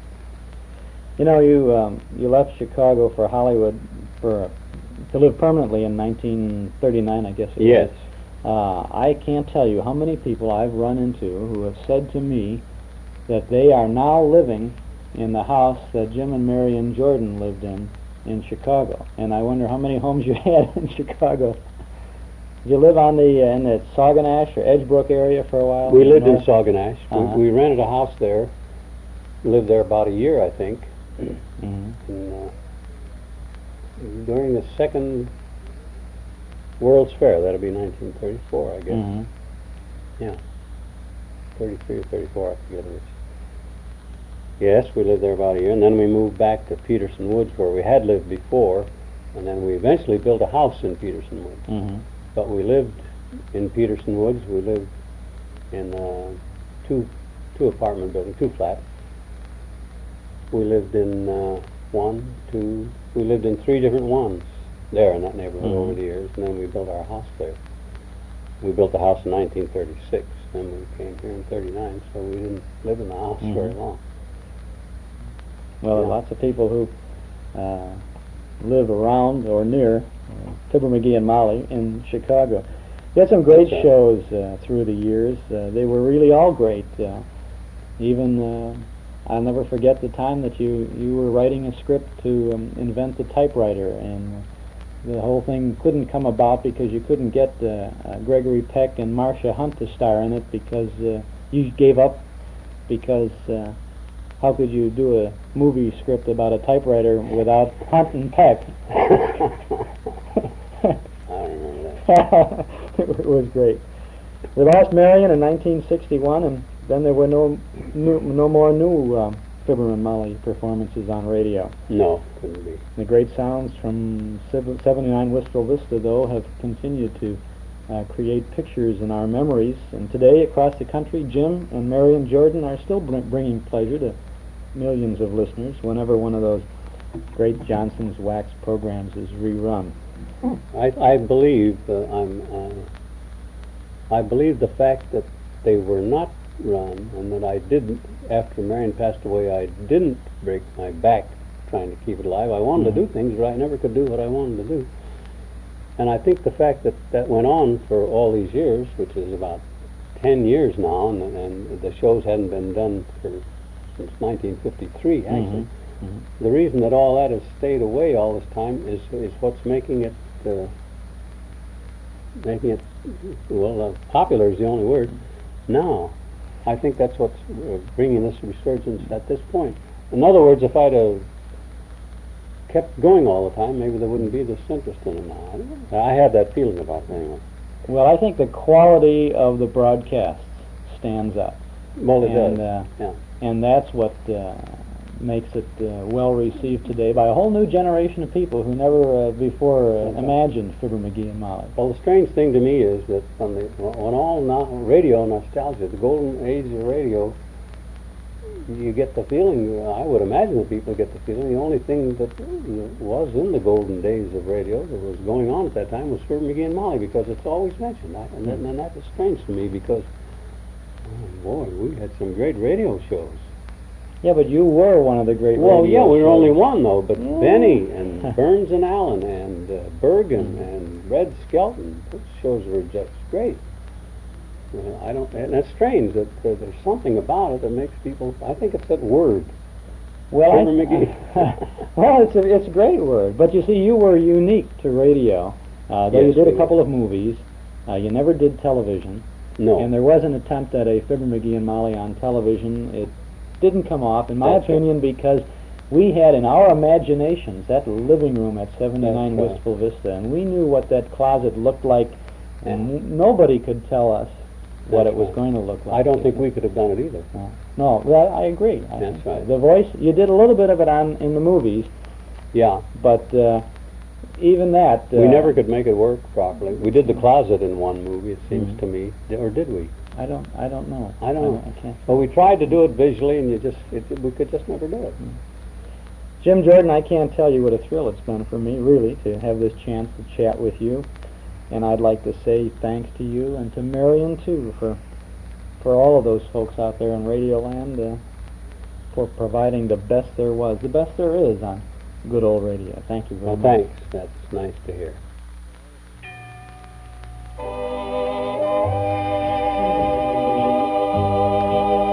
Au revoir, pleasant dreams to you, my friends. And when the time comes to buy or build a dream home, my friends, be sure to think of Northwest Federal Savings for your home loan. Yowza, yowza.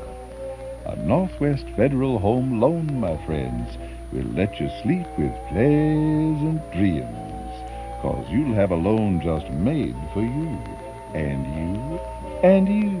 Yowza, yowza. One of the laddies from Northwest Fed will check over the plans and take a peek at that home you dreamed about. And in no time at all, my friends, you'll see how much help Northwest Federal can be. Just make a request, and we'll sure try our best, with a home loan from the leader and all the lads. Northwest Federal Savings, yowza, yowza. Au revoir, a fond cheerio, a bit of a tweet, bless you, and pleasant dreams. Northwest Federal Savings, serving you 63 hours a week in Chicago, Edison Park, Des Plaines, Norridge, and Arlington Heights. This is Chuck Shaden on WNIB Chicago at FM 97. Our Those Were the Days program this Saturday afternoon. A salute to Wistful Vista on this, the 42nd anniversary of the very first Fibber McGee and Molly broadcast. And I hope you enjoyed our conversation with Jim Jordan. We recorded that the first time we met him on July 3rd of 1973. And I meant every word that I said to him about the quality of those good old radio shows, the fact that we can still enjoy them now, even though some years have passed.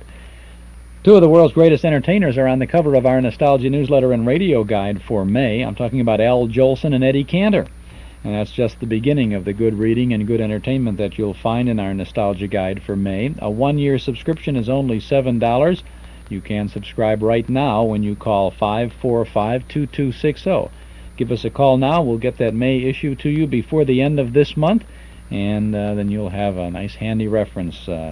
Articles from and about the past, plus our complete schedule of Monday through Saturday old-time radio broadcast. 545-2260. Just give us your name and address, and we'll get an invoice out along with that first issue. 545-2260.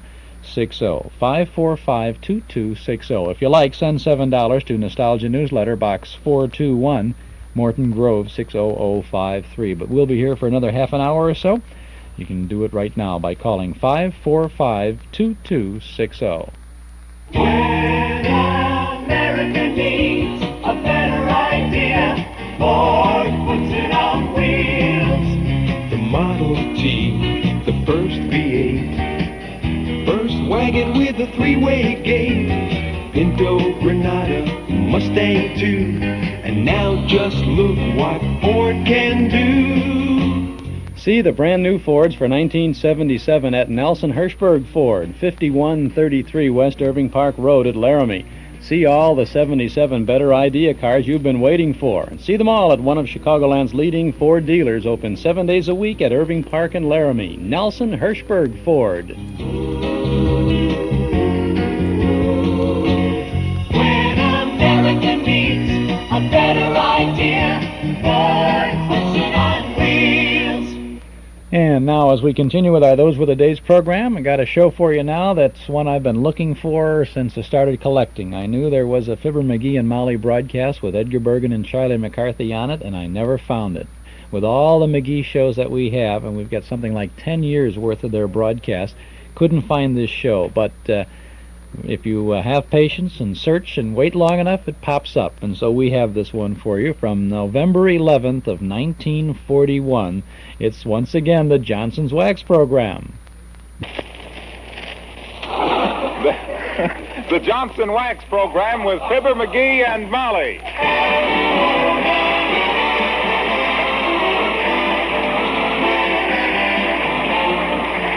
Your Red Cross button is a badge of honor. Wear it proudly for humanity and defense. Join the Red Cross today.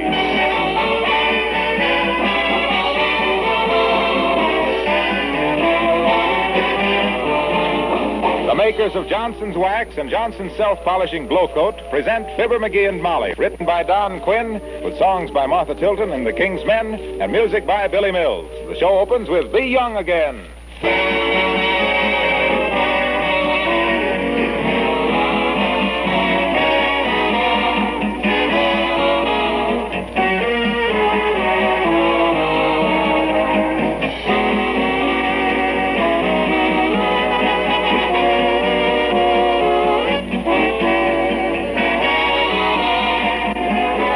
Stop to think how various kinds of business are closely related to each other? In our system of free competition, there isn't any such thing as isolation. A new basic material or process is discovered, perhaps in a remote laboratory. If it's really worthwhile, it may cause far-reaching changes in the products of many industries. When the metal chromium was made available commercially, it certainly found a great many uses, all the way from dolling up your automobile to making handsome modern furniture. And to protect the beauty of these sleek surfaces, the makers of Johnson's Wax developed special wax dressings that are widely used by the manufacturers of chromium equipment. If you have chromium pieces in your home or office, you can protect them against wear and harmful fingerprints with genuine Johnson's Wax. You can keep the chromium on your car brilliant, either with Johnson's Car New or with Johnson's Auto Wax. It really is surprising when you begin to investigate the great number of uses for Johnson's Wax polishes besides those familiar to you in your own home. But play safe.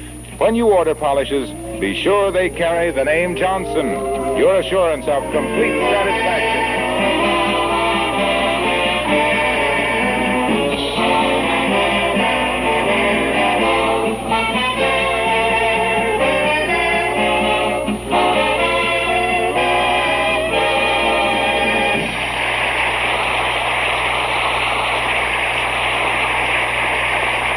Excitement prevails in Wistful Vista today. Look Who's Laughing, the picture that our friends made with Edgar Bergen and Charlie McCarthy, is having its world premiere at the Bijou Theater tonight, and everybody is in a dither. And here at the airport, where they are waiting for the arrival of Bergen's plane, we find Fibber McGee and Molly.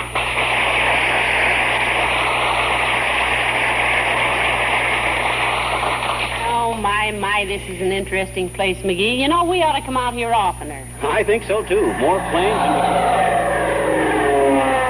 Oh, boy. Did you see that one, Molly? Yeah. That's one of them new military planes.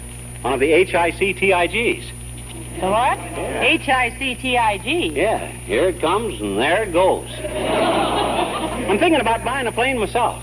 Imagine me getting a sudden call to Washington, packing my bag, dashing out here to the airport, and leaping into my plane. Out the other side and down to the railroad station. With me on your heels. No, dearie. You stay down here where the terra is firma. Yeah, but Bergen says... Mr. Bergen isn't married.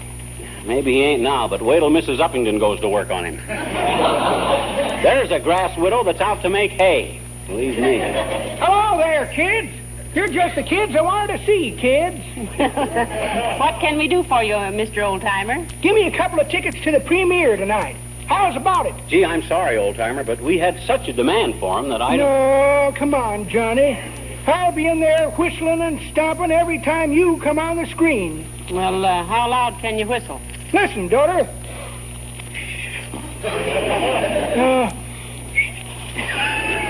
Well, I can stomp and holler, can't I?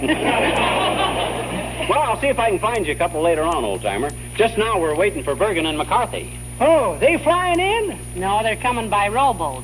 We came out here to throw them a rope. That's pretty good, daughter, you sassy little minx. But that ain't the way I heard it. The way I heard it, one feller says to t'other feller, say, says, I see where fellow was... Is that so, says t'other feller. What makes you think that the other was on... Well, says the first feller, if they ever get out there, make mine with onions.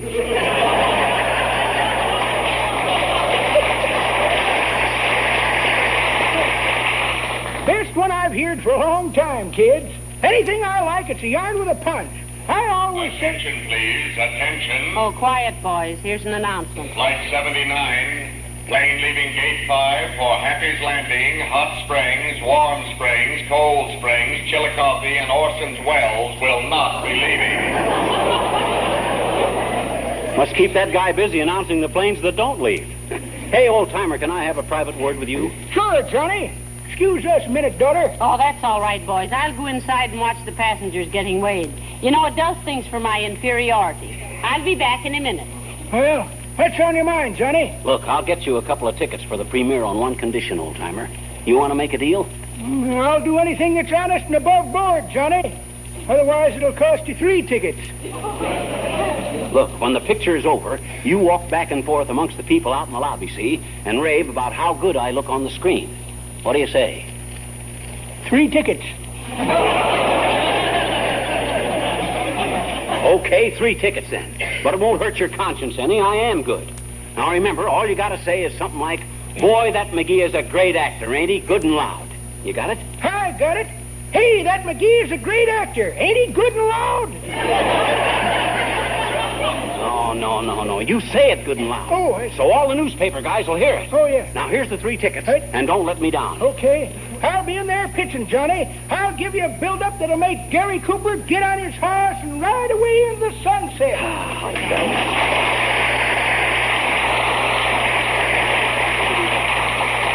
That was a great idea. Well, maybe it ain't strictly ethical, but... Well, why ain't it ethical? Well, shucks, it's just publicity, ain't it? Well, yeah, but it's kind of underhanded. What's underhanded about it? Well, it's almost bribery. It ain't any such thing as bribery. All I done was... McGee, what are you so excited about? You're all red in the face. Oh, I was just having a little argument. I'm the most unreasonable guy to argue with. Hey!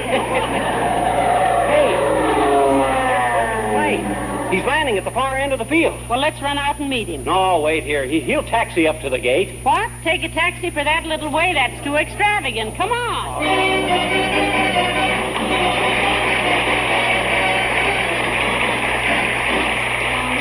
The King's Men sing I Like a Balalaika.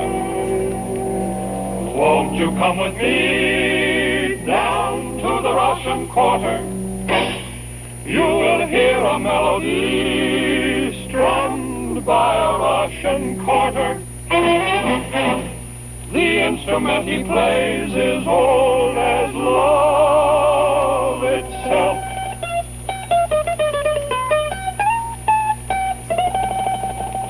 It's called a balalaika. I'm speaking for myself.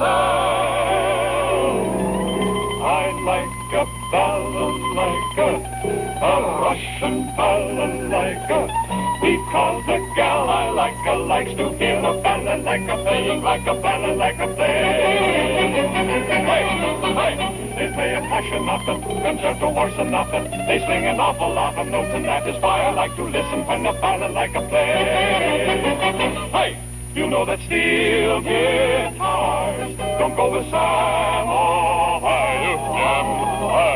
Jim. The balalaika is all you'll hear in good old Russian atmosphere.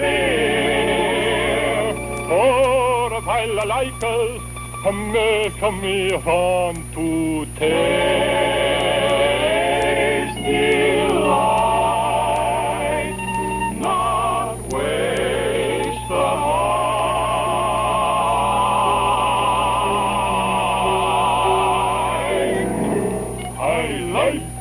balalaika, a Russian balalaika. I have no special reason why I like a balalaika, only that the gal I like likes to hear a balalaika playing like a balalaika play. It sets your heart to tingle, it sets your brain to jingle, two lips have got to mingle, a fellow can't stay single. Oh, I like a balalaika song.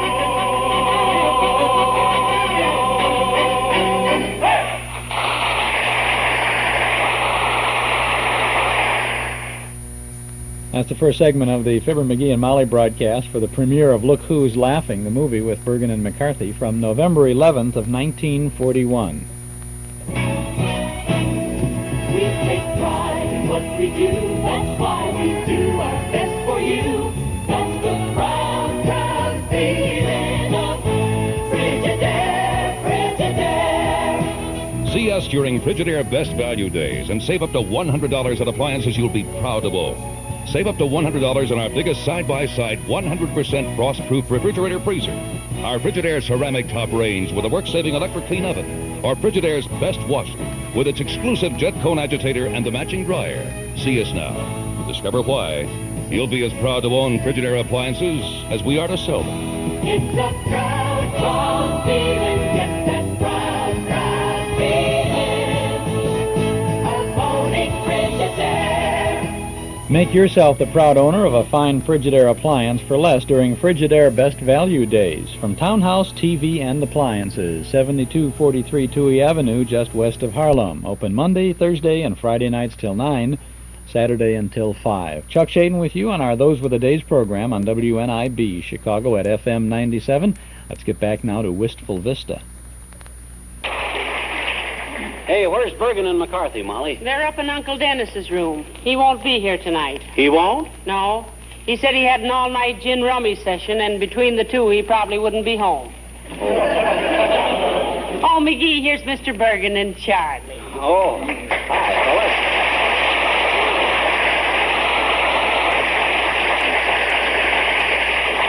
Find everything you need upstairs, fellas? Oh, yes, Fibber, yes. We're very comfortable, thank you. And you, Charlie? Oh, I'm all right, Mom. Don't mind if I call you Mom, do you? Not at all, Charlie. I love it. Good. That's approach number 17, boys. Make 'em feel maternal and you got 'em. Hey, where do you folks keep the bicarbonate? Well, what's the matter, Charlie? Don't you feel well? No, I had 15 butterscotch sundaes when we were waiting to take off this morning, and, well, they kind of sneak up on you, I remember one time I was going Oh, dear. Come in. Oh, how do you do, Mrs. McGee and Mr. McGee? Hello, Abigail. Hi, Uppy. Who's the moose in the minx, Bergen? Why, Charlie? Why, she's a society leader here. Mrs. Uppington, I believe. Oh, is that so? She looks like a 5 and 10 cent baby from $1 million store. Charlie, will you remember we're guests here? Hey, Ed, I want you to meet a friend of ours, Mrs. Uppington. Yes, Mrs. Uppington. This is Mr. Bergen and Charlie McCarthy. Oh, yes. How do you do, Mrs. Uppington? Oh, I'm simply delighted to meet you, Mr. Bergen. I've been dying to meet you. All over or just your hair again, Uppy? Well, Mrs. Uppington has talked of nothing else for days, Mr. Bergen. She's one of your greatest fans. Well, that ought to cool you off, Bergen, huh? I take it you're going to the premiere tonight, Mrs. Uppingtail? Uppington, Charlie. Abigail Uppington. Oh, excuse me, Mrs. Uppington, excuse me. Oh, that's quite all right, you dear boy. After all, a rose by any other name would smell. You said it, babe. will you watch what you're saying, Charlie? Well, there's many a slip twixt your lip and my clip, Bergen. You know that. Ah, Charlie is such an irrepressible little fella, Abigail. Of course, my dear, I understand.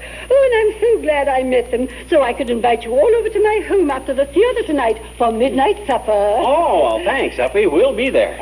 I always have an appetite after watching one of my performances, Uppy. You ought to. You're strictly from hunger.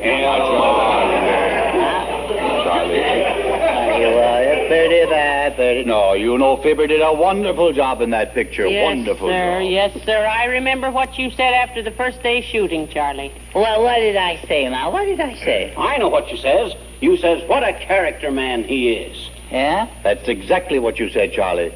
No, not exactly. No, not exactly. Well, what I said was, man, what a character he is. I know. Oh, you did. Well, how about this midnight supper, Bergen? Shall we sneak over to Snook's for a snack? Well, of course.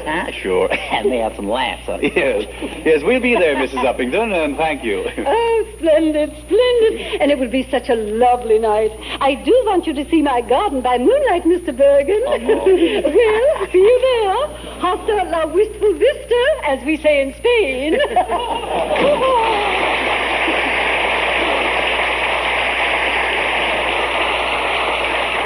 You seem to have made quite an impression on her, Mr. Bergen. All you got to do to impress her is wear trousers and speak English. And broken English would do. A very charming woman, I thought. No, careful there, Edgar. She's setting her cap for you. Oh, my goodness, not that. Well, what's wrong with that, Charlie? Did you ever see Bergen in a cap? I've seen Ed in a cap, and I thought he looked pretty smooth, Charlie. Well, he looks a lot smoother without it.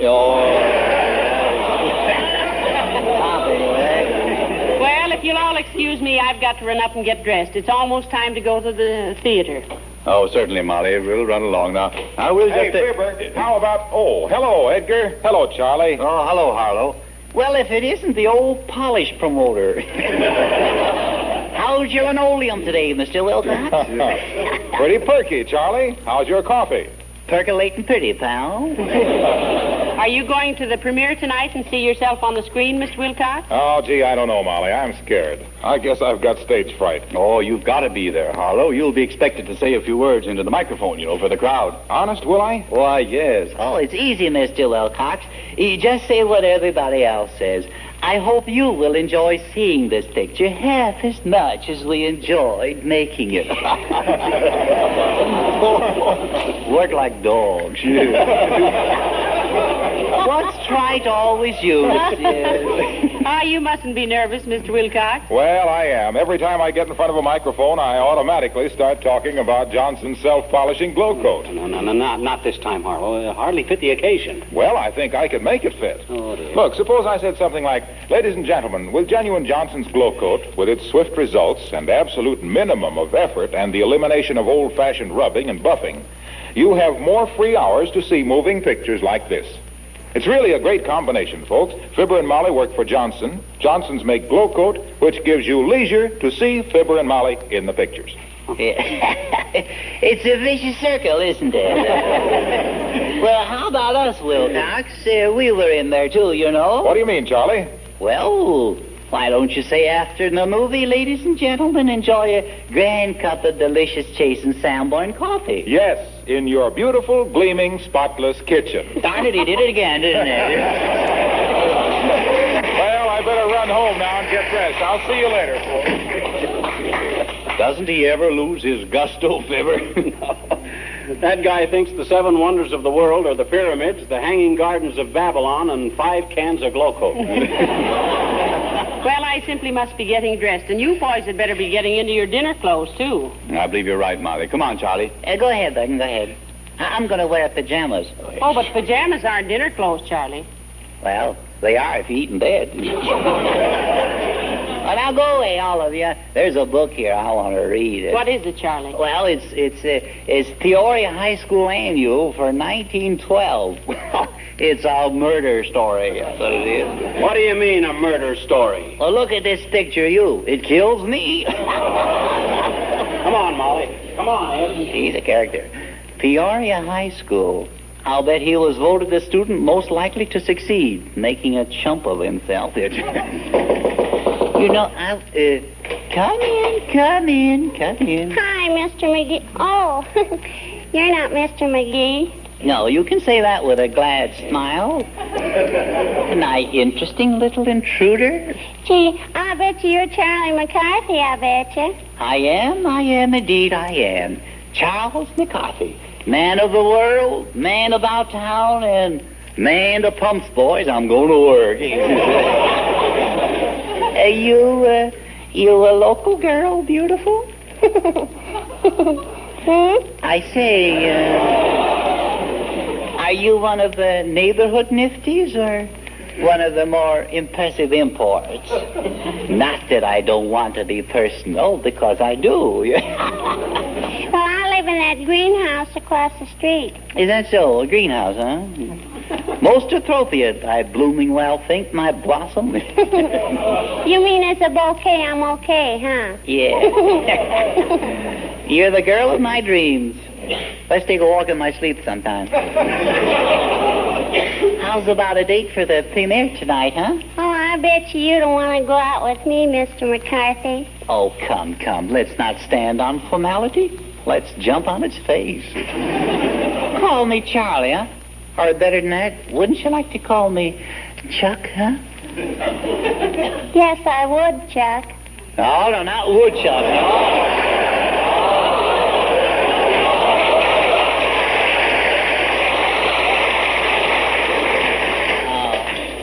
Okay, Charliekins. Oh, that's better, Charliekins. Would you say it again? Charliekins. Mozart never wrote music like that. Come over here and sit by me, angel face. Let's discuss us. I guess I better be going home. I gotta do my homework. Homework? Oh, tush. Going out with me is a liberal education. Though if Bergen was more liberal with me, I could be more liberal. Well, let's face facts. You know, I could go for a girl like you. Gee, could you? Yes, indeed. How about a little kiss? You good at oscillating? No, I always fall down. What was that? You said, was I good at ice skating, and I said I always fall down. So, ice skating and osculating are two very different things, my demi-debutante. Or didn't you know? Sure I know, I betcha. In ice skating, you gotta keep your feet, and in oscillating, you gotta keep your head. And if you think you're getting anywhere with that fast patter, you better get back in your den before somebody collects the bounty on you. So goodbye, Wolf.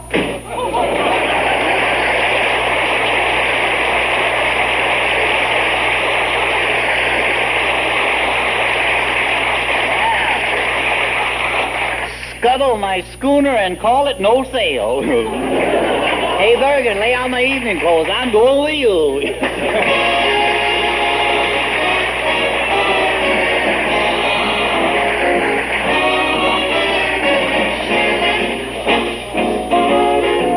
Martha Tilton sings, I See a Million People. I see a million people, but all I can see is you. I hear a million voices, but only your voice comes through. I wait for your footstep, I've waited before. I know that it's you if you knock on the door. I'll know you're around by the sound of my pounding heart. I see a million faces, but what do I really see? A million little traces keeps bringing you back to me. And try as I may to forget to care, what can I do if you're always there? I see a million people, but all I can see is you.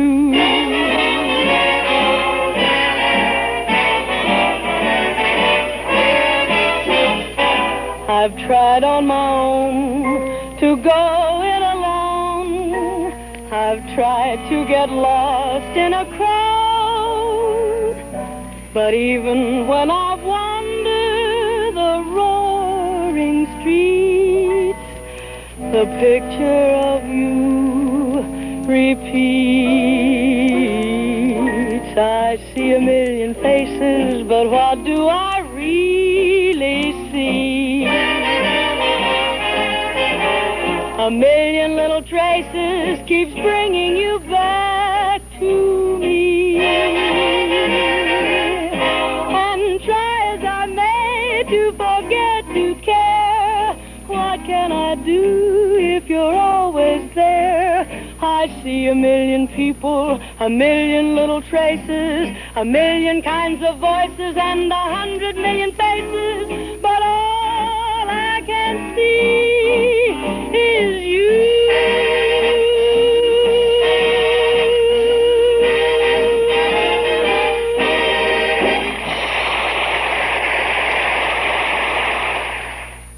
And that's the next segment of Fibber McGee and Molly from about a month before World War II began on November 11th of 1941. We're going to have their first show after the bombs dropped at Pearl Harbor coming up sometime, I think, the first Saturday in May, as we begin a series of 5 programs looking at radio during World War II. We'll tell you about that, and you'll read all about it in our Nostalgia newsletter for May. Northwest Federal Savings serves you 63 hours a week in Chicago, Edison Park, Des Plaines, Norridge, and Arlington Heights. This is Chuck Shaden on our Those Were the Days program, WNIB Chicago FM 97, a shoehorn edition again as we continue with the conclusion of the Fibber McGee and Molly show. Hey, excuse me, mister, but am I too late to see Look Who's Laughing? I couldn't find a place to park. I'm sorry, sir. It's just about over. In fact, it is over. You better stand to one side. Here comes the crowd now. Very good picture. Yes, I enjoyed it. Well, Molly, what do you think? Pretty good stuff, eh? Well, I thought it was very good, McGee. How was I? I don't know. I was busy watching me. How was I? I don't know, and for the same reason. Oh, hello, Mayor Latrivia. Did you like the picture? Yes, indeed, Mrs. McGee. I thought you did a simply splendid piece of work. How about me, Trivial? Is it true what they say about me being another Barrymore? It's possible, if there must be another Barrymore. Good night. Good night, Mrs. McGee. Good night, Mayor. McGee, where are you going? In the box office. I want to use the telephone and call the newspapers. Going to tell them what a success it was. Come on, Molly. I'll tell them. Hey, Bud, you mind if I use your telephone? Who are you? Don't you know? He was the star of the picture tonight. Yeah. Oh, yes. I didn't recognize him, Mr. Bergen. Go right ahead and use the phone. Oh, hurry up, McGee. I want to go out and hear what people are saying. Okay. Hello, operator. Give me the Wistful Vista Gazette or the... Huh? Oh, is that you, Mert? You're at a time like this. How's every little thing, Mert? It is, eh? What's say, Mert? Your brother. Thrown in the hoosgow, eh? Oh, heavenly days. What for, McGee? The police force elected him king of the cops for 1941, and they're building him a throne in the hoosgow. They're building him a throne in the hoosgow. What's say, Mert? Line's all busy. Okay, I'll call later. Goodbye, Mert. Why don't you do it again? Come on, Molly.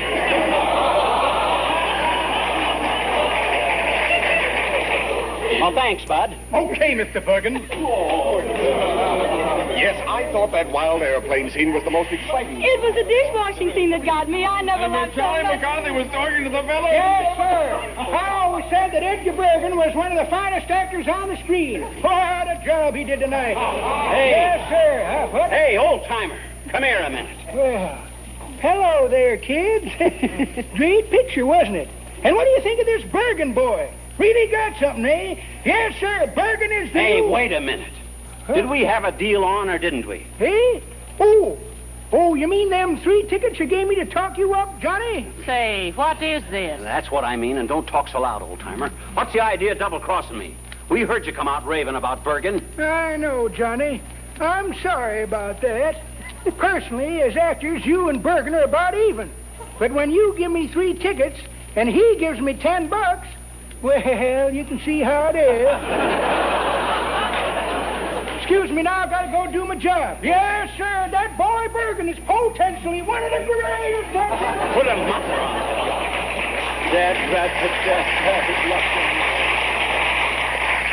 on. Well, I'll be a monkey's uncle. Yes, and I hope your nephew is proud of you. Now, come on.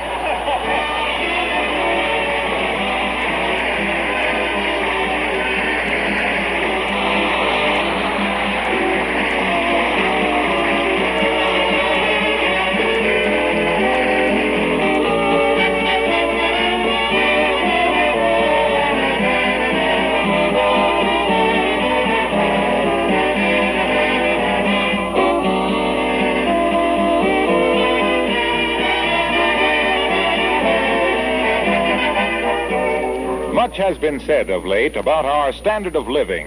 There's no doubt it's about the highest standard the world has ever produced. In wages, in food resources, in daily living comforts, we're pretty lucky. The average man in his job, the average woman in her home, has much to be grateful for. That doesn't mean we're perfect or that we can't go on improving. We will. And manufacturers will go on developing new products to make our living still easier, more attractive. Look what the makers of Johnson's Wax did for you women when they brought out self-polishing Glow Coat. They solved an important problem for you: how to keep linoleum surfaces, especially kitchen floors, clean and beautiful without continuous scrubbing. Scrubbing, you know, is bad for linoleum, whereas Glow Coat did away once and for all with that chore. It saves countless hours of work every week because it needs no rubbing or buffing. Now, of course, to get Glow Coat results, you need the original, the genuine Johnson self-polishing Glow Coat at dealers everywhere.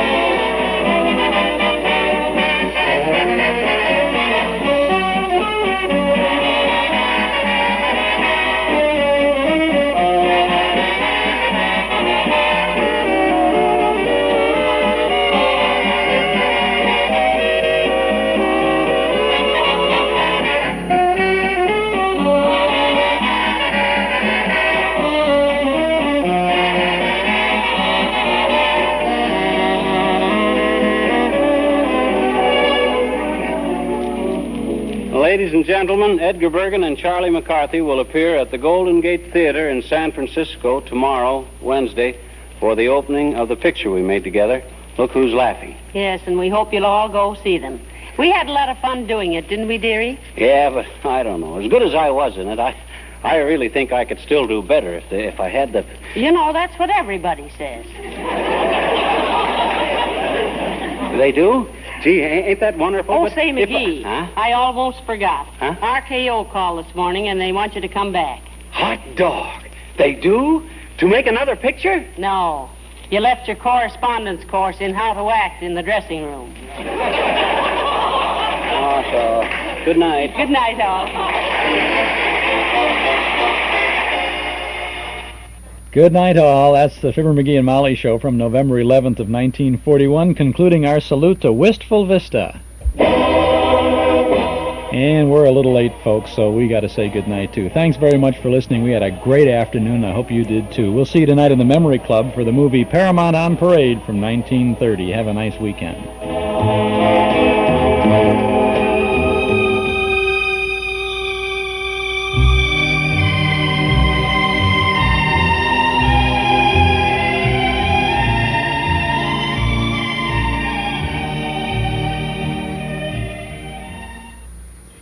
The time in Chicago is 1 minute past 5 o'clock. You're listening to WNIB in Chicago at 97 FM.